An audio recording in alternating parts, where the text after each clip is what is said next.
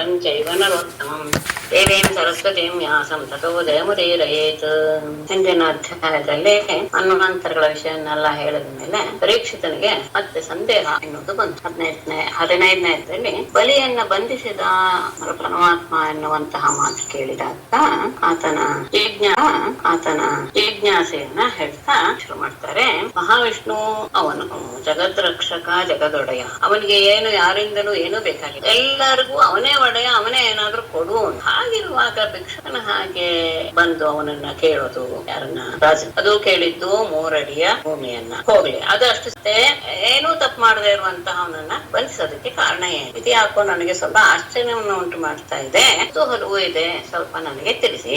ಆಗ ಶುಕಮುನಿಗಳಿದ್ದಾರೆ, ಹಿಂದೆ ದೇವಾಸುರಿಗೆ ದೊಡ್ಡ ಯುದ್ಧ ಆಯ್ತವಾದ ಅಮೃತವನ್ನ ಆದ ಮೇಲೆ, ಅಮೃತ ಪಡ್ಕೊಂಡ ಮೇಲೆ ಮತ್ತೆ ಆ ಕೋಪದಿಂದ ತಮಗೆ ಅಮೃತ ಸಿಗ್ಲಿಲ್ಲಲ್ಲ ಎನ್ನುವ ಕೋಪದಿಂದ ಅಸುರರೆಲ್ಲರೂ ಸಹ ದೇವತೆಗಳ ಮೇಲೆ ಆಕ್ರಮಣ ಮಾಡಿದ್ರು. ಆಗ ಇವರು ಅಮೃತವನ್ನು ಪಾನ ಮಾಡಿದ್ರಿಂದ ದೇವತೆಗಳು ಶತ್ರುಗಳಾದಂತಹ ರಾಕ್ಷಸರನ್ನ ಗೆದ್ದು ಬಿಟ್ಟು ಅವರ ಐಶ್ವರ್ಯವನ್ನು ತಗೊಂಡ್ರು. ಅಷ್ಟೇ ಎಲ್ಲ ಬಲಿ ಮರಣವನ್ನು ಸಹ ಹೊಂದುವಂತಹ ಸಂದರ್ಭ ಬಂತು. ಕೊನೆಗೆ ಶುಕ್ರಾಚಾರ್ಯರ ದಯೆಯಿಂದ ಅವನು ಮತ್ತೆ ಬದುಕಿ ಬಂದ. ಆಗ ಆತನಿಗೆ ಕೃತಜ್ಞತಾ ಭಾವ ಹೆಚ್ಚಾಗಿ ತೋರಕ್ಕೆ, ಯಾಕೆಂದ್ರೆ ತನ್ನ ಮರಣ ಹೊಂದಿದಂತಹ ತನ್ನನ್ನ ಬದುಕಿಸಿದರು ಶುಕ್ರಾಚಾರ್ಯರು. ಹಾಗಾಗಿ ಆ ವಂಶದ ಬ್ರಾಹ್ಮಣರೆಲ್ಲರೂ ಸಹ ತನಗೆ ಪೂಜ್ಯರು ಅಂತ ಭಾವಿಸಿ ಆತ ಎಲ್ಲ ರೀತಿಯ ಸೌಕರ್ಯವನ್ನು ಅವರುಗಳಿಗೆ ಮಾಡಿಕೊಟ್ಟು ಅವ್ರು ಏನೇನ್ ಕೇಳ್ತಾರೋ ಎಲ್ಲವನ್ನು ಕೊಟ್ಟು ಸಂತೋಷ ಪಡಿಸ. ಆಗ ಭೃಗು ವಂಶದಲ್ಲಿರುವಂತಹ ಎಲ್ಲರಿಗೂ ಬಹಳ ಸಂತೋಷವಾಗ್ಬಿಡ್ತು ಆತನ ವಿನಯವನ್ನ, ಆತನ ಕೊಡುಗೆ ವಿಧಾನವನ್ನ ನೋಡಿ. ಮತ್ತೆ ರಾಜನ ಮನೆಯಲ್ಲಿ ಸ್ವರ್ಗ ಆಧಿಪತ್ಯವನ್ನು ಪಡಿಬೇಕು ಎನ್ನುವಂತಹ ಆಸೆ ಇದೆ ಎನ್ನುವಂತಹ ಅಭಿಪ್ರಾಯವೂ ಗೊತ್ತಾಯ್ತು. ಆಗ ಅವರೆಲ್ಲರೂ ಸಹ ಅದಕ್ಕೋಸ್ಕರ ಸರಿಯಾದ ರೀತಿಯಲ್ಲಿ ಒಂದು ಯಜ್ಞ ಯಾಗಾದಿಗಳನ್ನ ಮಾಡಿ ಕೊನೆಯಲ್ಲಿ ವಿಶ್ವಜಿತ್ ಎನ್ನುವಂತಹ ಒಂದು ಯಾಗವನ್ನು ಸಹ ಮಾಡಿದ್ರು. ವಿಶ್ವಜಿತ್ ಯಾಗದ ಬಗ್ಗೆ ಹಿಂದೆ ನಾನು ಹೇಳಿದ್ದ ಭಾವಿಸ್ತೇನೆ. ರಘುವಿನ ವಿಷಯದಲ್ಲಿ ಪೋತ್ಸ ಅನ್ನುವಂತಹ ಬ್ರಾಹ್ಮಣರ ವಿಷಯದಲ್ಲಿ ಅದು ವಿಶೇಷ. ಎಲ್ಲವನ್ನೂ ಸಹ ದಾನ ಮಾಡುವುದು ವಿಶೇಷ. ಆ ಸಂದರ್ಭದಲ್ಲಿ ಯಜ್ಞದಲ್ಲಿ ಅವರು ಋತುಜರರು ಕೊಟ್ಟಂತಹ ಹವಿಸಿನಿಂದ ಬಹಳ ಸಂತೋಷವಾಗುವಾಗೆ ಅವನು ಬಲಿಚಕ್ರವರ್ತಿಗೆ ಚಿನ್ನದಿಂದ ಕೂಡಿದಂತಹ ಒಂದು ದಿವ್ಯ ರಥ, ಇಂದ್ರನ ಕುದುರೆಗೆ ಸಮಾನವಾದಂತಹ ಕುದುರೆಗಳು, ಸಿಂಹಧ್ವಜವಿರುವಂತಹ ಮತ್ತು ಚಿನ್ನದ ಕಟ್ಟಲ್ಪಟ್ಟಂತಹ ಒಂದು ಮಹಾಧನನ ಮತ್ತು ಅಕ್ಷಯ ಬತ್ತಳಿಕೆಯಿಂದ ಮತ್ತು ದಿವ್ಯವಾದ ಕವಚವನ್ನು ಸಹ ಸಂದರ್ಭದಲ್ಲಿಯೇ ಬಲಿಗೆ ಅವನ ಅಜ್ಜನಾದಂತಹ ಪ್ರಹ್ಲಾದನು ಯಾವಾಗ್ಲೂ ಬಾಡದೇ ಇರುವಂತಹ ಒಂದು ಪುಷ್ಪಮಾಲೆಯನ್ನು ಸಹ ಕೊಟ್ಟ.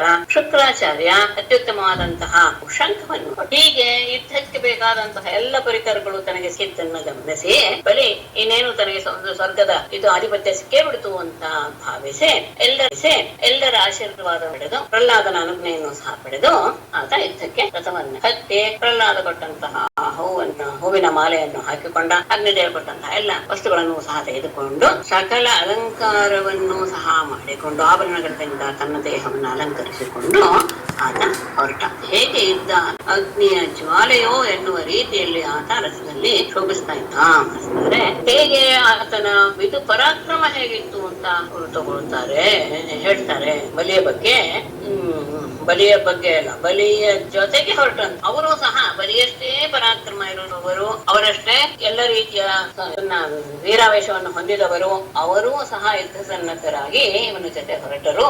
ಹೇಗೆ ಅವರೆಲ್ಲರ ಇದು ಏನು ಅವರ ಇರುವಿಕೆ ಹೇಗಿತ್ತು ಅಂತ ತಗೊಂಡ್ರೆ, ಭೂಮಿ ಆಕಾಶಗಳನ್ನೆಲ್ಲ ಒಂದು ಮಾಡ್ತಾ ಇದ್ದಾರೋ ಎನ್ನುವ ರೀತಿಯಲ್ಲಿ ಅವರು ಅಬ್ಬರದಿಂದ ಈ ತಮ್ಮ ದೃಷ್ಟಿಯಿಂದಲೇ ಆಕಾಶವನ್ನ ಬಿಡುತ್ತಾರೋ ಎನ್ನುವ ಹಾಗೆ ದಿಕ್ಕುಗಳನ್ನು ಕುಡಿದು ಬಿಡುವ ರೀತಿಯಲ್ಲಿ ರೌದ್ರಾವೇಶದಲ್ಲಿ ಆ ಎಲ್ಲ ಸೇನಾಧಿಪತಿಗಳು ಬಲಿಯ ಜೊತೆಗೆ ತಮ್ಮ ತಮ್ಮ ಸೈನ್ಯ ಸೇರಿಸಿಟ್ಟು ಹೊರಟು. ಹಾಗೆ ಆದಾಗ ಅಮರಾವತಿಯ ಹತ್ತಿರ ಬರ್ತಾ ಇದ್ದಾರೆ. ಅಮರಾವತಿಯ ಸೌಂದರ್ಯವನ್ನು ವರ್ಣಿಸ್ತಾ ಇದ್ದಾರೆ. ಅದರ ಸೊಬಗು ಎನ್ನುವುದು ಕಂಡು ಕೇಳರಿಯಾದಂತಹ ಸೊಬಗು. ಕಿವಿಗೆ ಇರುವಂತಹ ಪಕ್ಷಿಗಳ ಜೋಡಿಗಳು, ಎಲ್ಲಿ ನೋಡಿದರೂ ಸಹ ದುಂಬಿಯ ಜೇಂಕಾರಗಳು, ಹೂವಿನಲ್ಲಿರುವಂತಹ ಮಧುವನ್ನು ಪಾನ ಮಾಡಿ ಅವುಗಳು ಆನಂದವಾಗಿ ಕೂಗ್ತಾ ಇವೆ. ದುಂಬಿಗಳಲ್ಲೂ ಸಹ ಎಲ್ಲ ಕಡೆ ಫಲ ಪುಷ್ಪ ಚಿಗುರುಗಳಿಂದ ತುಂಬಿದಂತಹ ಅತ್ಯಂತ ಅನೇಕ ಪ್ರಕಾರವಾದ ಎಲ್ಲ ರೀತಿಯಲ್ಲಿಯೂ ಸಹ ಮನಸ್ಸನ್ನ ಸೆಳೆಯುವಂತಹ ನಂದನವನ ಎನ್ನುವಂತಹ ಒಂದು ಉದ್ಯಾನ. ಆ ಉದ್ಯಾನ ನೋಡಿದ್ರು ಸಹ ಸ್ವಚ್ಛವಾದ ಜಲದಲ್ಲಿ ಪದ್ಮದ ಸರೋವರಗಳು ಕೂಡಿದ ಸ್ವಚ್ಛವಾದ ಜಲದಿಂದ ಕೂಡಿರುವಂತಹ ಪದ್ಮದ ಸರೋವರಗಳು ಶೋಭಿಸ್ತಾ ಇವೆ. ಎಲ್ಲ ಕಡೆ ಆ ಕೊಳದಲ್ಲಿಯೂ ಸಹ ಒಳ್ಳೊಳ್ಳೆಯ ಉತ್ತಮವಾದಂತಹ ಪಕ್ಷಿಗಳು, ಹಂಸ, ಸಾರಸ, ಚಕ್ರವಾಕ ಮೊದಲಾದಂತಹ ಪಕ್ಷಿಗಳು ಮಧುರವಾಗಿ ಹೋಗ್ತಾ ಇವೆ. ದೇವತೆಗಳು, ದೇವತಾ ಸ್ತ್ರೀಯರು ಎಲ್ಲರೂ ಸಹ ಅಲ್ಲಿ ಜಲಕ್ರೀಡೆಯನ್ನ ಆಡ್ತಾ ಇದ್ದಾರೆ. ಆ ಪರಮಾತ್ಮನ ಇದರಿಂದ ಏನು ಅಂಗುಷ್ಟದಿಂದ ಹೊರಟಂತಹದ್ದು ಗಂಗಾ ನದಿ. ಆ ಅಲಕ ನದಿ ಆ ಇದನ್ನ ಸ್ವರ್ಗವನ್ನ ಸುತ್ತಲೂ ಕಂದಕದ ಹಾಗೆ ವ್ಯಾಪಿಸಿಕೊಂಡು ರಕ್ಷಣೆ ಮಾಡ್ತಾ ಇದೆ. ಆಮೇಲೆ ಆ ಕೋಟೆಯ ಮೇಲೆ ದೊಡ್ಡ ದೊಡ್ಡ ಆಯುಧಗಳು, ಶಸ್ತ್ರಾಸ್ತ್ರಗಳು ನೋಡಿದಾಗಲೇ ಎಲ್ಲರಿಗೂ ಸಹ ಹೆದರುತ್ತಾರೆ. ವಿಶ್ವಕರ್ಮ ತನ್ನ ಎಲ್ಲ ಚಾತುರ್ಯವನ್ನು ಬಳಸಿ ಅದನ್ನ ನಿರ್ಮಿಸಿಬಿಟ್ಟಿದ್ದಾನೆ ಅನ್ನೋದು ಗೊತ್ತಾಗುತ್ತೆ. ಆ ಪಟ್ಟಣದ ದ್ವಾರಗಳೆಲ್ಲೂ ಸಹ ಚಿನ್ನದ ಕವಾಟಗಳಿಂದ ಕೂಡಿದೆ. ಪಟೇದ ಗೋಪುರ ಅವುಗಳ ಕಾಂತಿಯಿಂದ ಜಗಾ ಅಂತ ಇದೆ. ಬೀದಿಗಳೆಲ್ಲ ಅತ್ಯಂತ ವಿಶಾಲವಾಗಿ ಮನಸ್ಸನ್ನ ಸೆಳೆಯುವಂತೆ ಸಭಾಭವನಗಳು, ಅಂಗಳಗಳು, ಸಣ್ಣ ಬೇಕಾದಷ್ಟು ಅಲ್ಲಿರುವಂತಹ ಚತುಷ್ಪಥಗಳೆಲ್ಲವೂ ಸಹ ವಜ್ರ, ಹವಳ ಮುಂತಾದ ಉತ್ತಮೋತ್ತಮವಾದಂತಹ ರತ್ನಗಳಿಂದ ಕೆತ್ತಲ್ಪಟ್ಟಂತಹ ವೇದಿಕೆಗಳಿಂದ ತುಂಬಿದೆ. ಎಲ್ಲಿ ನೋಡಿದ್ರು ಸಹ ವಿಮಾನಗಳು ಸಂಚಾರ ಮಾಡ್ತಾ ಇವೆ. ಅಲ್ಲಿರುವ ಸ್ತ್ರೀಯರು ಯಾವಾಗಲೂ ನಿತ್ಯ ಯೌವನರಾಗಿ ಅತ್ಯಂತ ರೂಪವತಿಯರಾಗಿ ಯಾವಾಗಲೂ ಶೋಭ್ತಾ ಇರ್ತಾರೆ. ಅವರು ಉತ್ತಮವಾದಂತಹ ರೇಷ್ಮೆಯ ಬಟ್ಟೆಯನ್ನು ಉಟ್ಟುಕೊಂಡು ಎಲ್ಲರೂ ಸಹ ಶ್ಯಾಮ ಎನ್ನುವ ಶಬ್ದ ವಿಶೇಷವಾಗಿ ಬಳಸಿದ್ದಾರೆ. ಷೋಡಶಿಯರು ಅಂತ ಅರ್ಥ. ಯಾವಾಗಲೂ ಅವರು ಅದೇ ವಯಸ್ಸಿನಲ್ಲಿಯೇ ಇರ್ತಾರೆ. ತಮ್ಮ ದೇಹ ಕಾಂತಿಯಿಂದ ಎಲ್ಲ ಕಡೆಗೂ ಸಹ ಅಗ್ನಿಯ ಜ್ವಾಲೆಗಳ ಹಾಗೆ ಆ ದೇವತಾ ಸ್ತ್ರೀಯರು ನಡೆಯುವಾಗ ಅವರ ಕೂದಲಿನಲ್ಲಿರುವಂತಹ ಹೂವುಗಳೆಲ್ಲೂದಾಗ ಆ ಕೆಳಗಿನ ಆ ಹೂವಿನ ಮೇಲೆ ಹರಿದು ಬಂದಂತಹ ವಾಯು ಆ ಸುಗಂಧವನ್ನ ಎಲ್ಲ ಕಡೆಗೆ ವ್ಯಾಪಿಸಿ ವಾತಾವರಣವನ್ನ ಅತ್ಯಂತ ಸುಂದರಗೊಳಿಸ್ತಾ ಇದ್ದಾನೆ. ಹೀಗೆ ಆ ಪಟ್ಟಣದ ಯಾವ ಭಾಗವನ್ನು ನೋಡಿದರೂ ಸಹ ಮುತ್ತಿನಿಂದ ಮಾಡಿದಂತಹ ತೋರಣಗಳು, ರತ್ನಖಚಿತವಾದಂತಹ ಚಿತ್ರವಾದ ಧ್ವಜಗಳು, ನವಿಲುಗಳ ಕೇಕ ಧ್ವನಿ, ಪಾರಿಟ ಭ್ರಮರಗಳ ಛೇಂಕಾರ, ದೇವತಾ ಸ್ತ್ರೀಯರು ಮಂಗಳಗಾನವನ್ನ ಹಾಡ್ತಾ ಇದ್ದಾರೆ. ಮತ್ತೆ ಎಲ್ಲ ರೀತಿಯ ದಿವ್ಯವಾದ ವಾದ್ಯಗಳು, ಮೃದಂಗ, ಶಂಖ, ದುಂದುಬಿ, ವೀಣೆ, ಕೊಳಲು ಎಲ್ಲ ಮಂಗಲ ವಾದ್ಯಗಳು ಸಹ ಕೇಳಿ ಬರ್ತಾ ಇವೆ. ಅಪ್ಸರಾಸ್ತ್ರೀಯರು ನಾಟ್ಯ ಹಾಡ್ತಿದ್ದಾರೆ. ಗಂಧರ್ವರು ತಾಳ ಲಯಗಳೊಡನೆ ಮಧುರವಾದ ಧ್ವನಿಯಿಂದ ಹಾಡ್ತಾ ಇದ್ದಾರೆ. ಎಲ್ಲವನ್ನೂ ನೋಡಿದಾಗ ಸಂಗೀತದ ದೇವತೆಯೇ ಅಲ್ಲಿ ಆವಿರ್ಭವಿಸಿಬಿಟ್ಟಿದಾಳೋ ಎನ್ನುವ ಹಾಗೆ ಇಂತಹ ಸ್ವರ್ಗ ಎಲ್ಲರಿಗೂ ಸಿಗುತ್ತೆ ಅಂದ್ರೆ ಇಲ್ಲ. ದುಷ್ಟರಿಗೆ, ಮೂರ್ಖರಿಗೆ, ಅಹಂಕಾರಿಗಳಿಗೆ, ವಂಚಕರಿಗೆ, ಅಧರ್ಮದಲ್ಲಿ ತೊಡಗಿದವರಿಗೆ ಮತ್ತು ಜೀವಿಗಳನ್ನ ದ್ವೇಷಿಸುವವರಿಗೆ, ಕಾಮಕರಿಗೆ ಈ ಪಟ್ಟಣವನ್ನ ನೋಡೋದಿಕ್ಕೂ ಸಹ ಇದಕ್ಕೆ ವಿರುದ್ಧವಾಗಿ ಅಂದ್ರೆ ಇಂದ್ರಿಯ ನಿಗ್ರಹ ಮಾಡಿ ಧರ್ಮಪರಾಯಣರಾಗಿರುವವರು ಮಾತ್ರ ಇಲ್ಲಿಗೆ ಬರುವಂತಹ ಸಾಧ್ಯತೆ ಇದೆ, ಅವರಿಗೆ ಮಾತ್ರ ಇದೆ. ಇಂತಹ ಆ ಪಟ್ಟಣದ ಬಾಗಿಲಿಗೆ ಬಂದು ನಿಂತು ತಕ್ಷಣ ಬಲಿ ಶುಕ್ರಾಚಾರ್ಯರು ಕೊಟ್ಟಂತಹ ಶಂಖವನ್ನು ದೊಡ್ಡದಾಗಿ ಊದಿದ. ಆ ಶಂಖದ ಧ್ವನಿ ಇಂದ್ರನ ಸ್ವರ್ಗದಲ್ಲಿರುವಂತಹ ಆ ಪತ್ನಿಯರಿಗೆಲ್ಲ ಹೆದರಿಕೆಯನ್ನು ಉಂಟು ಮಾಡುವ ರೀತಿಯಲ್ಲಿ ಇದು ಕೇಳಿ ಇಂದ್ರನಿಗೂ ಸಹ ಸ್ವಲ್ಪ ಮನಸ್ಸಿಗೆ ಹೆದರಿಕೆನೆ. ಆಗ ತನ್ನ ದೇವತಾ ಸಮೂಹಗಳೊಡನೆ ಬೃಹಸ್ಪತಿಯ ಹತ್ರ ಹೋಗಿ ನಮ್ಮಿಂದ ಸೋತ್ ಹೋದಂತಹ ಬಲಿ ಈಗ ಮತ್ತೆ ಇದ್ದಕ್ಕೆ ನಿಂತಿದ್ದಾನೆ ಅಂದ್ರೆ ಏನು ಇದಕ್ಕೆ ಕಾರಣ? ಯಾಕೆಂದ್ರೆ ಈಗ ಅವನು ಬರ್ತಾ ಇರೋದನ್ನ ನೋಡಿದ್ರೆ ಅವನನ್ನ ಎದುರಿಸೋದು ಅಷ್ಟು ಸುಲಭ ಅಲ್ಲ ಅಂತ ಅನ್ನಿಸ್ದೆ. ಅವನ ಬರುವಂತಹ ಆರ್ಭಟವೇ ಹೇಗಿದೆ ಅಂದ್ರೆ 3 ಲೋಕಗಳನ್ನು ಸಹ ನುಂಗೇ ಬಿಡ್ತಾನೋ, ತನ್ನ ದೃಷ್ಟಿಯಿಂದಲೇ ಎಲ್ಲವನ್ನು ಸುಟ್ಟಾಕಿ ಬಿಡ್ತಾನೋ ಎನ್ನುವ ಹಾಗೆ ಕಾಣಿಸ್ತಾ ಇದೆ. ಈ ರೀತಿಯ ಉತ್ಸಾಹ, ದೇಹ ಬಲ, ಇಂದ್ರಿಯ ಬಲ, ಪರಾಕ್ರಮ ಇದೆಲ್ಲವೂ ಸಹ ಹೇಗೆ ಇದಕ್ಕೆ ಏನ್ ಕಾರಣ ಅಂತ ಬೃಹಸ್ಪತಿಯನ್ನು ಕೇಳಿದಾಗ ಬೃಹಸ್ಪತಿಗಳು ಹೇಳ್ತಾರೆ, ಇದಕ್ಕೆ ಕಾರಣ ಹೇಳ್ತೇನೆ ಕೇಳು. ಬ್ರಹ್ಮಜ್ಞಾನಿಗಳಾದಂತಹ ಶುಕ್ರರು ತಮ್ಮ ಶಿಷ್ಯನಾದಂತಹ ಬಲಿಯ ಅಭ್ಯುದಯವನ್ನೇ ಬಯಸ್ಕರುಗಳ ಗುಣ ಅದು. ಅತ್ಯಂತ ಉತ್ತಮನಾದಂತಹ ಶಿಷ್ಯ ಸಿಕ್ಕಿದ್ರೆ ಅದು ಯಾವಾಗ್ಲೂ ಸಹ ಅದು ಆ ಶಿಷ್ಯನ ಏಳಿಗೆಗೆ ಕಾರಣವಾಗಿರುತ್ತೆ. ಹೀಗಾದ್ರು ತಮ್ಮ ತೇಜಸ್ಸನ್ನೆಲ್ಲ ಅವನಲ್ಲಿ ಧಾರೆ ಎರೆದು ಹೀಗಿರುವಂತಹ ಅವನನ್ನ ಸರ್ವೇಶ್ವರನಾದ ಪರಮಾತ್ಮ ಹರಿಯನ್ನು ಬಿಟ್ಟು ನಿನ್ನ ಹಾಗೆ ಇರುವಂತವರಾಗಲಿ ನೀನೇ ಆಗಲೇ ಅವನನ್ನ ಎದುರಿಸಕ್ಕೆ ಸಾಧ್ಯವಿಲ್ಲ. ಹಾಗಾಗಿ ನೀವೆಲ್ಲರೂ ಈ ಕ್ಷಣದಲ್ಲಿಯೇ ಎಲ್ಲ ದೇವತೆಗಳು ಸೇರ್ಕೊಂಡು ನೀವೆಲ್ಲರೂ ಈ ಸ್ಥಳವನ್ನು ಬಿಟ್ಟು ಇವರಿಗೆ ಆ ಪರಮಾತ್ಮನ ಅನುಗ್ರಹ ಅಥವಾ ಅವರ ಆ ಏಳಿಗೆ ಕಾಲ ಇರುತ್ತೋ ಅಲ್ಲಿವರೆಗೂ ನೀವು ಕಣ್ಣು ಮುಚ್ಚಿಕೊಂಡು ಬೇರೆ ಕಡೆ ಇರೇ. ಅಲ್ಲಿವರೆಗೂ ನೀವು ಸಮಯವನ್ನು ನಿರೀಕ್ಷೆ ಮಾಡ್ತಾನೆ ಇರ್ಬೋದು. ಯಾಕೆಂದ್ರೆ ಬ್ರಾಹ್ಮಣರ ಆಶೀರ್ವಾದದಿಂದ ಆತ ಇಂತಹ ಉತ್ತಮವಾದ ಸ್ಥಿತಿಯನ್ನು ಪಡೆದಾನೆ. ಅವನೇ ಒಮ್ಮೆ ಬ್ರಾಹ್ಮಣರಿಗೆ ಅವಮಾನ ಮಾಡುವಂತಹ ಆಗ ಅವನ ಪರಾಕ್ರಮ ಕುಗ್ಗಿ ಹೋಗುತ್ತೆ. ಆ ಸಮಯ ಬರುವವರೆಗೂ ಸಹ ನೀವು ತಾಳ್ಮೆಯನ್ನು ವಹಿಸ್ಬೇಕು. ಏನು ಮಾಡಿದರೆ ಹೇಗೆ ಎನ್ನುವಂಥದ್ದನ್ನ ಎಲ್ಲವನ್ನು ಅರಿತಂತಹ ಅವರು ಹೀಗೆ ಎಂತನಿಗೆ ಹೇಳ್ತಾರೆ. ಅವರ ಆ ಉಪದೇಶದ ಬಗ್ಗೆ ಬಹಳ ನಂಬಿಕೆ ಮತ್ತು ವಿಶ್ವಾಸ ಇಟ್ಟಂತಹ ದೇವತೆಗಳೆಲ್ಲರೂ ಸಹ ಆ ಕ್ಷಣದಲ್ಲಿಯೇ ಸ್ವರ್ಗ ಹೇಗೂ ಅವ್ರಿಗೆ ಇಚ್ಛೆ ಬರುವಂತಹ ರೂಪವನ್ನು ತರಿಸುವಂತಹ ಸಾಮರ್ಥ್ಯ ಇದೆ, ಬೇರೆ ಕಡೆಗೆ ಹೊರಟರು. ಹೀಗಾಗಿ ಯುದ್ಧ ಮಾಡುವಂತಹ ಪರಿಸ್ಥಿತಿಯೇ ಬರಲಿಲ್ಲ. ಅನಾಯಾಸವಾಗಿ ಸ್ವರ್ಗದ ಸಿಂಹಾಸನವನ್ನು ಬಲಿ ಪಡೆದುಕೊಂಡ. ಇಡೀ ಲೋಕತ್ರಯವನ್ನು ಸಹ ತನ್ನ ವಶ ಮಾಡಿಕೊಂಡ. ಆ ಇಂದ್ರನ ಪದವಿ ಸ್ಥಿರವಾಗಿ ನಿಲ್ಲಲಿ ಎನ್ನುವ ಉದ್ದೇಶದಿಂದ ಶುಕ್ರಾದಿಗಳು ಅಂದ್ರೆ ಶುಕ್ರರು ಭೃಗುವಂಶಿಯವರು ಎಲ್ಲರೂ ಸಹ ಅವನಿಗೆ 100 ಬಾರಿ ಅಶ್ವಮೇಧ ಯಾಗಗಳನ್ನು ಸಹ ಮಾಡಿಸಿದರು. ಈ ಮೇಧಗಳ ಪ್ರಭಾವದಿಂದ ತನ್ನ ಅತ್ಯಂತ ಪವಿತ್ರವಾದಂತಹ ಕೀರ್ತಿಯನ್ನು ಅಂದ್ರೆ ಅತ್ಯಂತ ಉತ್ತಮವಾಗಿ ಅವನು ರಾಜ್ಯಭಾರ ಮಾಡ್ತಾರೆ. ರಾಜ್ಯಭಾರದಲ್ಲಿ ಇರಲಿಲ್ಲ. ಬಲಿ ಅತ್ಯಂತ ಉತ್ತಮವಾಗಿ ಎಲ್ಲ ಕಡೆ ತನ್ನ ಕೀರ್ತಿಯನ್ನು ಹರಡಿಸಿ ಪೂರ್ಣಚಂದ್ರನ ಹಾಗೆ ಶೋಭಿಸ್ತಾ ಇದ್ದ. ಬಲಿಯ ಒಂದು ವೈಶಿಷ್ಟ್ಯ ಏನು ಅಂದ್ರೆ ತನ್ನ ಸಂಕಲ್ಪವನ್ನ ನೆರವೇರಿಸೋದಕ್ಕೆ ಅವನು ಬಹಳ ಉತ್ತಮ ರೀತಿಯಲ್ಲಿ ಪ್ರಯತ್ನ. ಹಾಗಾಗಿ ಅವನ ಪ್ರಯತ್ನ ಮತ್ತು ಬ್ರಾಹ್ಮಣರ ಅನುಗ್ರಹ ಇದೆರಡೂ ಸಿಕ್ಕಿ ಅವನು ಎಲ್ಲ ರೀತಿಯ ಐಶ್ವರ್ಯವನ್ನು ಅನುಭವಿಸ್ತಾ ತಾನು ನಿಜವಾಗಿಯೂ ಸಹ ಹುಟ್ಟಿದ್ದಕ್ಕೆ ಸಾರ್ಥಕವಾಯಿತು ಕೃತಜ್ಞತೆಯ ಭಾವವನ್ನು ಅವನು ಹೇಳಿ 15ನೇ ಅಧ್ಯಾಯವನ್ನ ಮುಗಿಸಿದರು. 14ನೇ ಅಧ್ಯಾಯ. ಓಂ ನಮೋ ಭಗವತೆ ಶ್ರೀ ಶುಕವಾಚ ಏವಂ ಪುತ್ರೇಷು ನಷ್ಟೇಷು ದೇವಮಾತಾ ಅದಿತಿಸ್ತಥಾ ತೇ ತ್ರಿವಿಷ್ಟಪೇ ದೈತ್ಯೈಃ ಪರ್ಯತಪ್ಯ ಅನಾಥವತ್ ಗುರು ಹೇಳೋದಕ್ಕೆ ಶುರು ಮಾಡ್ತಾರೆ. ಮುಂದೆ ಏನಾಯ್ತು ಅನ್ನೋದನ್ನ ಏವಂ ಪುತ್ರೇಷು ನಷ್ಟೇಷು ದೈತ್ಯೈಃ ತ್ರಿವಿಷ್ಟಪೇ ಕೃತೆ ತದಾ ದೇವಮಾತಾ ಅದಿತಿಃ ಅನಾಥವತ್ ಪರ್ಯತ್ಯ. ಏವಂ ಈ ರೀತಿಯಾಗಿ ಪುತ್ರೇಷು ನಷ್ಟೇಷು ಮಕ್ಕಳೆಲ್ಲರೂ ಸಹ ಯಾವ್ದಾವುದೋ ರೂಪದಲ್ಲಿ ಎಲ್ಲೆಲ್ಲೋ ಅಡಗಿಕೊಂಡಿರುವಂತಹ ಸಂದರ್ಭ ಬಂದಿರುವಾಗ ಮತ್ತೆ ದೈತ್ಯೈಹಿ ತ್ರಿವಿಷ್ಟಪೇ ಹತೆ ದೈತ್ಯರೆಲ್ಲರೂ ಸಹ ಸ್ವರ್ಗವನ್ನು ಆಕ್ರಮಿಸಿರುವಾಗ ದೇವಮಾತಾ ತದಾ ಆಗ ದೇವಮಾತಾ ಅದಿತಿ ದೇವತೆಗಳ ತಾಯಿಯಾದ ಅದಿತಿಯು ಅನಾಥವತ್ ಯಾರೋ ದಿಕ್ಕೇ ಇಲ್ಲ ಎನ್ನುವ ರೀತಿಯಲ್ಲಿ ಅವಳು ಅತ್ಯಂತ ಸಂಕಟ ಪಟ್ಟು ಅವಳು ಸಹ ಸ್ವರ್ಗದಿಂದ ಹೊರಗೆ ಹೋಗುವಂತ ಪರಿಸ್ಥಿತಿ. ಅವಳು ಬೇರೆ ಕಡೆ ಇದ್ದಾಳೆ. ಮಕ್ಕಳೆಲ್ಲರೂ ಸಹ ಹೇಗಿದ್ದಾರೋ ಯಾವ ರೂಪದಲ್ಲಿದ್ದಾರೋ ಅದು ಸಹ ಗೊತ್ತಿಲ್ಲ. ಸ್ವರ್ಗದ ರಾಜ್ಯದಲ್ಲೂ ಸಹ ದೈತ್ಯರ ಅಧೀನವಾಗಿ ಹೋಯ್ತು. ಇಂತಹ ಸಂದರ್ಭದಲ್ಲಿ ಅವಳಿಗೆ ಬಹಳ ದುಃಖವಾಗೋಯ್ತು, ತುಂಬಾ ಸಂಕಟ ಪಟ್ಬಿಟ್ಟು. ಆಗ ಕಶ್ಯಪರು ಏಕದಾ ಕಶ್ಯಪಸ್ತಸ್ಯಾಹ ಆಶ್ರಮಂ ಭಗವಾನ್ ಅಗಾತ್ ತಿರುತ್ಸವಂ ನಿರಾನಂದಂ ಸಮಾಧೇಃ ವಿರತಶ್ಚಿರಾತ್.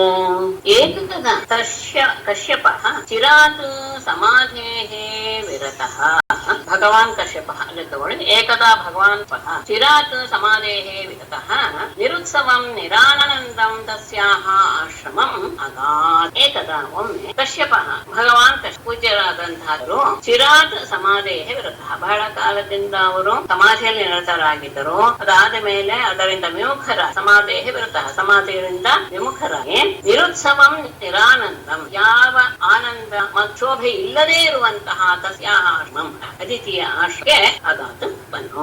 ಬಹಳ ಕಾಲದವರು ಸಮಾಧಿ ಸ್ಥಿತಿಯಲ್ಲಿದ್ದರು ಪೂಜ್ಯರಾದ ಕಶ್ಯಪರು. ಅವರು ಒಮ್ಮೆ ಸಮಾಧಿಯಿಂದ ಹೊರಬಂದು ಅದಿತಿಯನ್ನು ನೋಡ್ಬೇಕು ಎನ್ನುವ ಉದ್ದೇಶದಿಂದ ಅವಳ ಆಶ್ರಮಕ್ಕೆ ಬಂದ್ರು.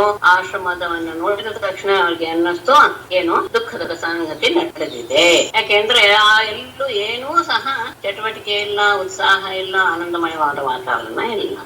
ಸಪತ್ನೀಂ ದೀನವದನ ದಾಸನ ಪರಿಗ್ರಹ ಭಾಜಿತಃ ಯಥಾನ್ಯಾಯಂ ಜಮಾಹ ಕುರುದ್ವಃ ಯಥಾನ್ಯಾಯಂ ಸಭಾಜಿತಃ ದಾಸನ ಪರಿಗ್ರಹ ದೀನವದನಾಂ ಪತ್ನೀಂ ಇದಮಾಹ ಕುರುದ್ವಃ. ಪರೀಕ್ಷಿತನೇ ಯಥಾನ್ಯಾಯಂ ಮನೆಗೆ ಬಂದಂತಹ ಪತಿಯನ್ನ ಯೋಗ್ಯ ರೀತಿ ಶಾಸ್ತ್ರೋಕ್ತವಾಗಿ ಸಭಾಜಿತಃ ಪೂಜಿಸದ ಕೃತಾಸನ ಪರಿಗ್ರಹ ಆಮೇಲೆ ಆಸನದಲ್ಲಿ ಕುಳಿತುಕೊಂಡಂತಹ ಸಹ ಹಾಗೂ ದೀನವದನಾಂ ಪತಿ ಅತ್ಯಂತ ದುಃಖದಿಂದ ಕೂಡಿರುವಂತಹ ಪತಿಯನ್ನ ನೋಡಿ ಪತ್ನಿಯನ್ನು ಕುರಿತು ಇದಮಾಹ ಮುಂದೆ ಹೇಳುವ ಮಾತನ್ನ ಅವರು ಹೋದಾಗ ಎಷ್ಟೇ ದುಃಖವಿದ್ರೂ ಸಹ ಬಂದಂತಹ ಪತಿಯನ್ನ ಸರಿಯಾದ ರೀತಿಯಲ್ಲಿ ಸತ್ಕರಿಸಿದಳು. ಆಮೇಲೆ ಅವರು ಆಸನದ ಮೇಲೆ ಕುಳಿತ ಮೇಲೆ ಬಹಳ ದುಃಖಳಾಗಿದ್ದಾಳೆ ಪತ್ನಿ ಅನ್ನೋದನ್ನ ಅರಿತು ಅವಳನ್ನ ಈ ರೀತಿಯಾಗಿ ಪ್ರಶ್ನೆ ಮಾಡ್ತಾರೆ. ಏನದು ಏನು ಮನೆಯಲ್ಲಿ ಈ ತರದ ವಾತಾವರಣ ಇರೋದಕ್ಕೆ ಏನಾಗಿರ್ಬೋದು ಕಾರಣ ಅಂತ ಅವರೇ ಒಂದಷ್ಟು ಕಾರಣಗಳನ್ನು ಹುಡುಕಿ ಹೀಗಾಯ್ತಾ ಹೀಗಾಗಿ ಪ್ರಶ್ನೆ ಮಾಡಿ ಅಪ್ಯಭದ್ರಂ ನ ವಿಪ್ರಾಣಾಂ ಭದ್ರೇ ಲೋಕೆ ಅಧುನಾಗತಂ ಧರ್ಮಸ್ಯ ನ ಲೋಕಸ್ಯ ಮೃತ್ಯೋಶ್ಚಂದಾನುವರ್ತಿನಃ. ಭದ್ರೇ ಲೋಕೆ ಅಧುನಾ ಪ್ರಾಣ ವಿಪ್ರಾಣ ಅಭದ್ರಂ ಆಗತಂ ಅಪಿ ಅಪಿ ಅಂದ್ರೆ ಕೆಮ್ಮ ಅಂತ ಪ್ರಶ್ನಾರ್ಥ ತಗೋಬೇಕು ಇಲ್ಲಿ. ಧರ್ಮಸ್ಯ ನ ಲೋಕಸ್ಯ ಅಭದ್ರಂ ಇತ್ಯರ್ಥ.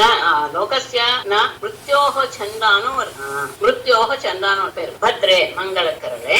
ಅಧುನ ಈಗ ವಿಪ್ರಾಣ ಬ್ರಾಹ್ಮಣರಿಗೆಲ್ಲ ಏನಾದ್ರೂ ಅಭದ್ರಂ ಆಗತಂ ಕಿಂಗಿ ಏನಾದ್ರೂ ತೊಂದರೆ ಬಂದಿದೆ. ಬ್ರಾಹ್ಮಣರಿಗೆ ಏನಾದ್ರು ತೊಂದರೆ ಬಂದ ತಕ್ಷಣ ಆಶ್ರಮದಲ್ಲಿ ಈ ರೀತಿಯಾದಂತಹ ಮಂಗಲಕರವಾದಂತಹ ವಾತಾವರಣ ಇರುತ್ತೆ. ಏನಾದ್ರೂ ತೊಂದರೆ ಅಥವಾ ಆಚರಣೆ ಸರಿಯಾಗಿ ನಡೀತಾ ಇದೆ. ಅಷ್ಟೇ ಅಲ್ಲ, ಲೋಕಸ್ಯ ಉಳಿದ ಲೋಕಗಳು ಎಲ್ಲವೂ ಸಹ ಯೋಹ ಚಂದಾನುವರ್ತಿನ ಮೃತ್ಯುವಿಗೆ ಅಧೀನವಾಗಿರುವಂತಹ ಯಾರು ಅಂದ್ರೆ ಜನರು. ಲೋಕ ಅಂದ್ರೆ ಇಲ್ಲಿ ಜನರಿಗೆ ಏನಾದ್ರೂ ತೊಂದರೆ ಆಗಿಲ್ಲ. ಮೃತ್ಯುವಿಗೆ ಅಧೀನವಾಗಿರುವಂತಹ ಜನರಿಗೆ ಏನಾದ್ರು ಧರ್ಮಲೋಪ ಏನಾದ್ರು ಅಥವಾ ಬ್ರಾಹ್ಮಣರಿಗೆ ಏನಾದ್ರೂ ಆಪತ್ತುಗಳು ಬಂದಿದೆಯಾ ಏನು. ಅಪಿವಾ ಕುಶಲಂ ಕಿಂಚಿತ್ ಗೃಹೇಶು ಗೃಹಮೇಧಿನಿ ಧರ್ಮಸ್ಯಾರ್ಥಸ್ಯ ಕಾಮಸ್ಯ ಯತ್ರ ಯೋಗೋ ಹ್ಯಯೋಗಿನಾಂ. ಗೃಹಸ್ಥ ಧರ್ಮ ಅನ್ನೋದು ಎಂಥದ್ದು ಅಂತ ಹೇಳ್ತಾರೆ. ಗೃಹಮೇಧಿನಿ ಗೃಹೇಶು ಕಿಂಚಿತ್ ಅಕುಶಲಂ ಅಪಿ ವಾ ಯತ್ರ ಧರ್ಮಸ್ಯ ಅರ್ಥಸ್ಯ ಕಾಮಸ್ಯ ಅಯೋಗಿನಾಂ.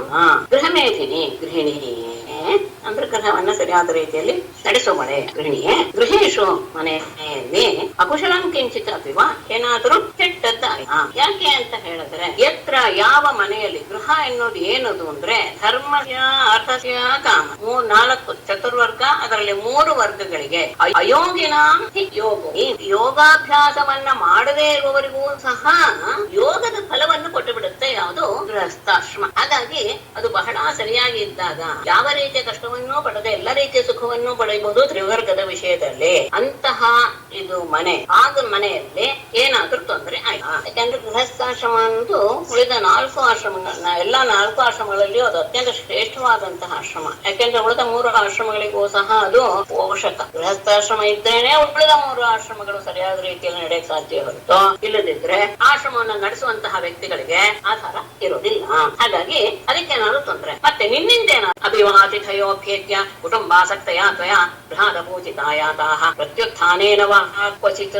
ಕುಟುಂಬಾಸಕ್ತಯ ಅತಿಥಯಃ ಅಭ್ಯೇತ್ಯ ಗೃಹಾತ್ ಪ್ರತ್ಯುತ್ಥಾನೇನ ವಾ ಕ್ವಚಿತ್ ಅಪೂಜಿತಾಃ ಯಾತಾಃ ಅಪಿ ವಾ. ಮನೆಗೆ ಯಾರಾದ್ರೂ ಅತಿಥಿಗಳು ಬಂದಿದ್ದಾರೆ ಅಂದ್ರೆ ಆ ಅತಿಥಿಗಳನ್ನ ನೀನು ಸರಿಯಾಗಿ ಸೇರಿಸಲಿಲ್ವೇ. ಯಾತಕ್ಕೆ? ಕುಟುಂಬಾಸಕ್ತಿಯ ಮನೆಯ ಕೆಲಸದಲ್ಲಿ ನಿರತರಾಗಿರುವಂತಹ ನಿನ್ನಿಂದ ನೀನಿದ್ದಾಗ ಮನೆಯಲ್ಲಿ ಆ ರೀತಿಯ ನಿನ್ನನ್ನ ನೀನು ತೊಡಗಿಸಿಕೊಂಡಾಗ ಅತಿಥಯ ಅಭ್ಯೇತ್ಯ ಅತಿಥಿಗಳು ಮನೆಗೆ ಬಂದು ಗೃಹಾತ್ ಆ ಮನೆಯಿಂದ ಪ್ರತ್ಯುತ್ಥಾನೇನ ವಾ ಕ್ವಚಿತ್. ಪ್ರತ್ಯುತ್ಥಾನ ಅಂದ್ರೆ ಬಂದವರನ್ನ ಎದುರುಗೊಳ್ಳುವುದರಿಂದಲ್ಲ ಆಗಲಿ. ಅಪೂಜಿತಾಹ ಯಾತಾಹ ಅಪಿ ವಾ ಅವರಿಗೆ ಗೌರವ ಸಿಗದವರೇನಾದ್ರೂ ಹಿಂದೆ ಹೊರಟು ಬಿಟ್ರೆ ಬಂದವ್ರನ್ನ ಇನ್ನೇನೋ ಆಗದಿತ್ತು ಸಹ ಬಂದವ್ರನ್ನ ಎದುರ್ಕೊಳ್ಳೋದಕ್ಕಾದ್ರೂ ಆಗ್ಬೇಕು ನೀನು ಮಾಡಿರ್ಬೇಕಾಗಿತ್ತು. ಅಕಸ್ಮಾತ್ ಹಾಗೇನಾದ್ರೂ ಆಯ್ತಾ ನೀನ್ ನಿನ್ನ ಮನೆಯನ್ನು ಕೆಲಸದಲ್ಲಿ ತೊಡಗಿದುಕೊಂಡು ಬಂದವ್ರನ್ನ ನೋಡ್ದೇನೆ ಅವರು ಹಾಗೆ ಬಂದು ಹಿಂತಿರುಗಿ ಹೋಗುವಂತಹ ಸಂದರ್ಭ ಬಂತೆ ಆದ್ರೆ ಅದು ಬಹಳ ಅವಮಾನದ ವಿಷಯ, ಅದು ಅಕೀರ್ತಿಕರವಾದದ್ದು. ಹಾಗಾಗಿ ಮನೆ ಕೆಲಸದಲ್ಲಿ ತೊಡಗಿದಾಗ ಬಂದಂತಹ ಅತಿಥಿಗಳು ನಿನ್ನಿಂದ ಸತ್ತರಿಸದೆ ಹೊರಟು ಹೋದ್ರ ಅಥವಾ ಅವರನ್ನ ನೀನು ಎದುರುಗೊಳ್ಳೋದು ಸಹ ಮಾಡ್ಲಿಲ್ವೇ, ಏನಾಯ್ತು ಅಂತ ಪ್ರಶ್ನೆ ಮಾಡ್ತಾರೆ. ಮತ್ತೆ ಅಷ್ಟೇ ಅಲ್ಲ, ಇನ್ನೊಂದು ಹೇಳ್ತೇನೆ. ಯಾಕೆಂದ್ರೆ ಅತಿಥಿಗಳು ಅನ್ನೋರು ತುಂಬಾ ಮುಖ್ಯ. ಗೃಹೇಶು ಅತಿಥಯ ನಾರ್ತಿತಾ ಸಲಿಲೈರಪಿ ಯದಿ ನಿರ್ಯಾಂತಿತೇನೋ ನಮ್ ಪೇರು ರಾಜಗೃಹೋಪಮಾಹ. ಯೇಷು ಗೃಹೇಶು ಅತಿಥಯ ಸಲಿಲೈಃ ಅಪಿ ನಾರ್ಚಿತಾಃ ತೇ ಯದಿ ನಿರ್ಯಾಂತಿ ನೂನಂ ಪೇರು ರಾಜಗೃಹೋಪಮಾಹ. ಯೇಷು ಗೃಹೇಶು ಯಾವ ಮನೆಗಳಲ್ಲಿ ಅತಿಥಯ ಬಂದಂತಹ ಸಲಿಲೈರಪಿ ನಾರ್ಚಿತಾಃ ನೀರನ್ನು ಕೊಟ್ಟು ಸಹ ಅವರನ್ನ ಪೂಜಿಸಲ್ಪಡದಿದ್ದರೆ ಮಾಡಿದೆ ತೇ ಯದಿ ನಿರ್ಯಾಂತಿ ಒಂದು ವೇಳೆ ಅವರು ಹಾಗೆ ಹಿಂದಿರುಗಿ ಹೋಗಿಬಿಟ್ರೆ ನೂನಂ ಪೇರು ರಾಜ. ಅಂತಹ ಮನೆ ಹೇಗೆ ಅಂದ್ರೆ ಈ ಕಾಡಿನಲ್ಲಿರುವಂತಹ ನರಿಗಳ ವಾಸಸ್ಥಾನವಾದ ಗುಹೆಗಳ ಹಾಗೆ. ಬಂದಂತಹ ಅತಿಥಿಗಳು ಸ್ವಲ್ಪ ನೀರನ್ನು ಕುಡಿದೆ ಒಂದ್ ಏನಾದ್ರೂ ಹಿಂತಿರುಗಿ ಹೋಗ್ಬಿಟ್ರೆ ಆ ಮನೆ ಕಾಡಿನ ನರಿನಲ್ಲಿ ನರಿಗಳು ವಾಸ ಮಾಡುವಂತಹ ಗುಹೆ ರೀತಿಯಲ್ಲಿ ಶೋಭಾಕರವಲ್ಲ. ಮತ್ತೆ ಇನ್ನೇನಾದ್ರೂ ಅಪ್ಯಜ್ಞೇಸ್ತು ವೇಲಾಯಾಂ ನಹುತಾ ಹವಿಷಾ ಸತಿ ವಯೋದ್ವಿಗ್ನ ಧಿಯಾ ಭದ್ರೇ ಪ್ರೋಷಿತೆ ಮಯಿ ತರ್ಹಿ ಚಿತ್.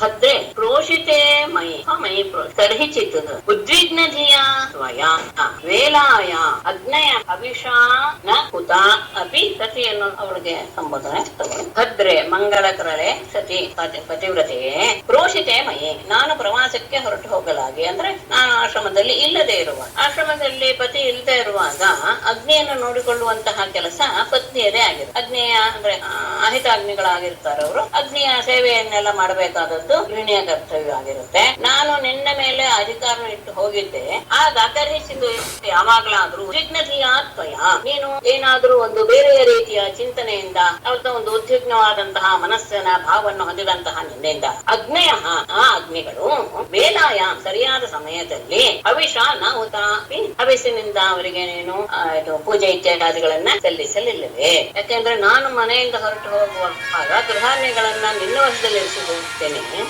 ಆವಾಗ ನಾನು ಹೊರಟೋದ್ನಲ್ಲ ಎನ್ನುವಂತಹ ದುಃಖದಿಂದ ನೀನು ಕಾಲಕಾಲಕ್ಕೆ ಸರಿಯಾಗಿ ಅಗ್ನಿಗಳಿಗೆ ಹವಿಸ್ಸಿನ ಭಾಗವನ್ನ ಕೊಡೋದೇನಾದ್ರೂ ಮರೆತು ಬಿಡ.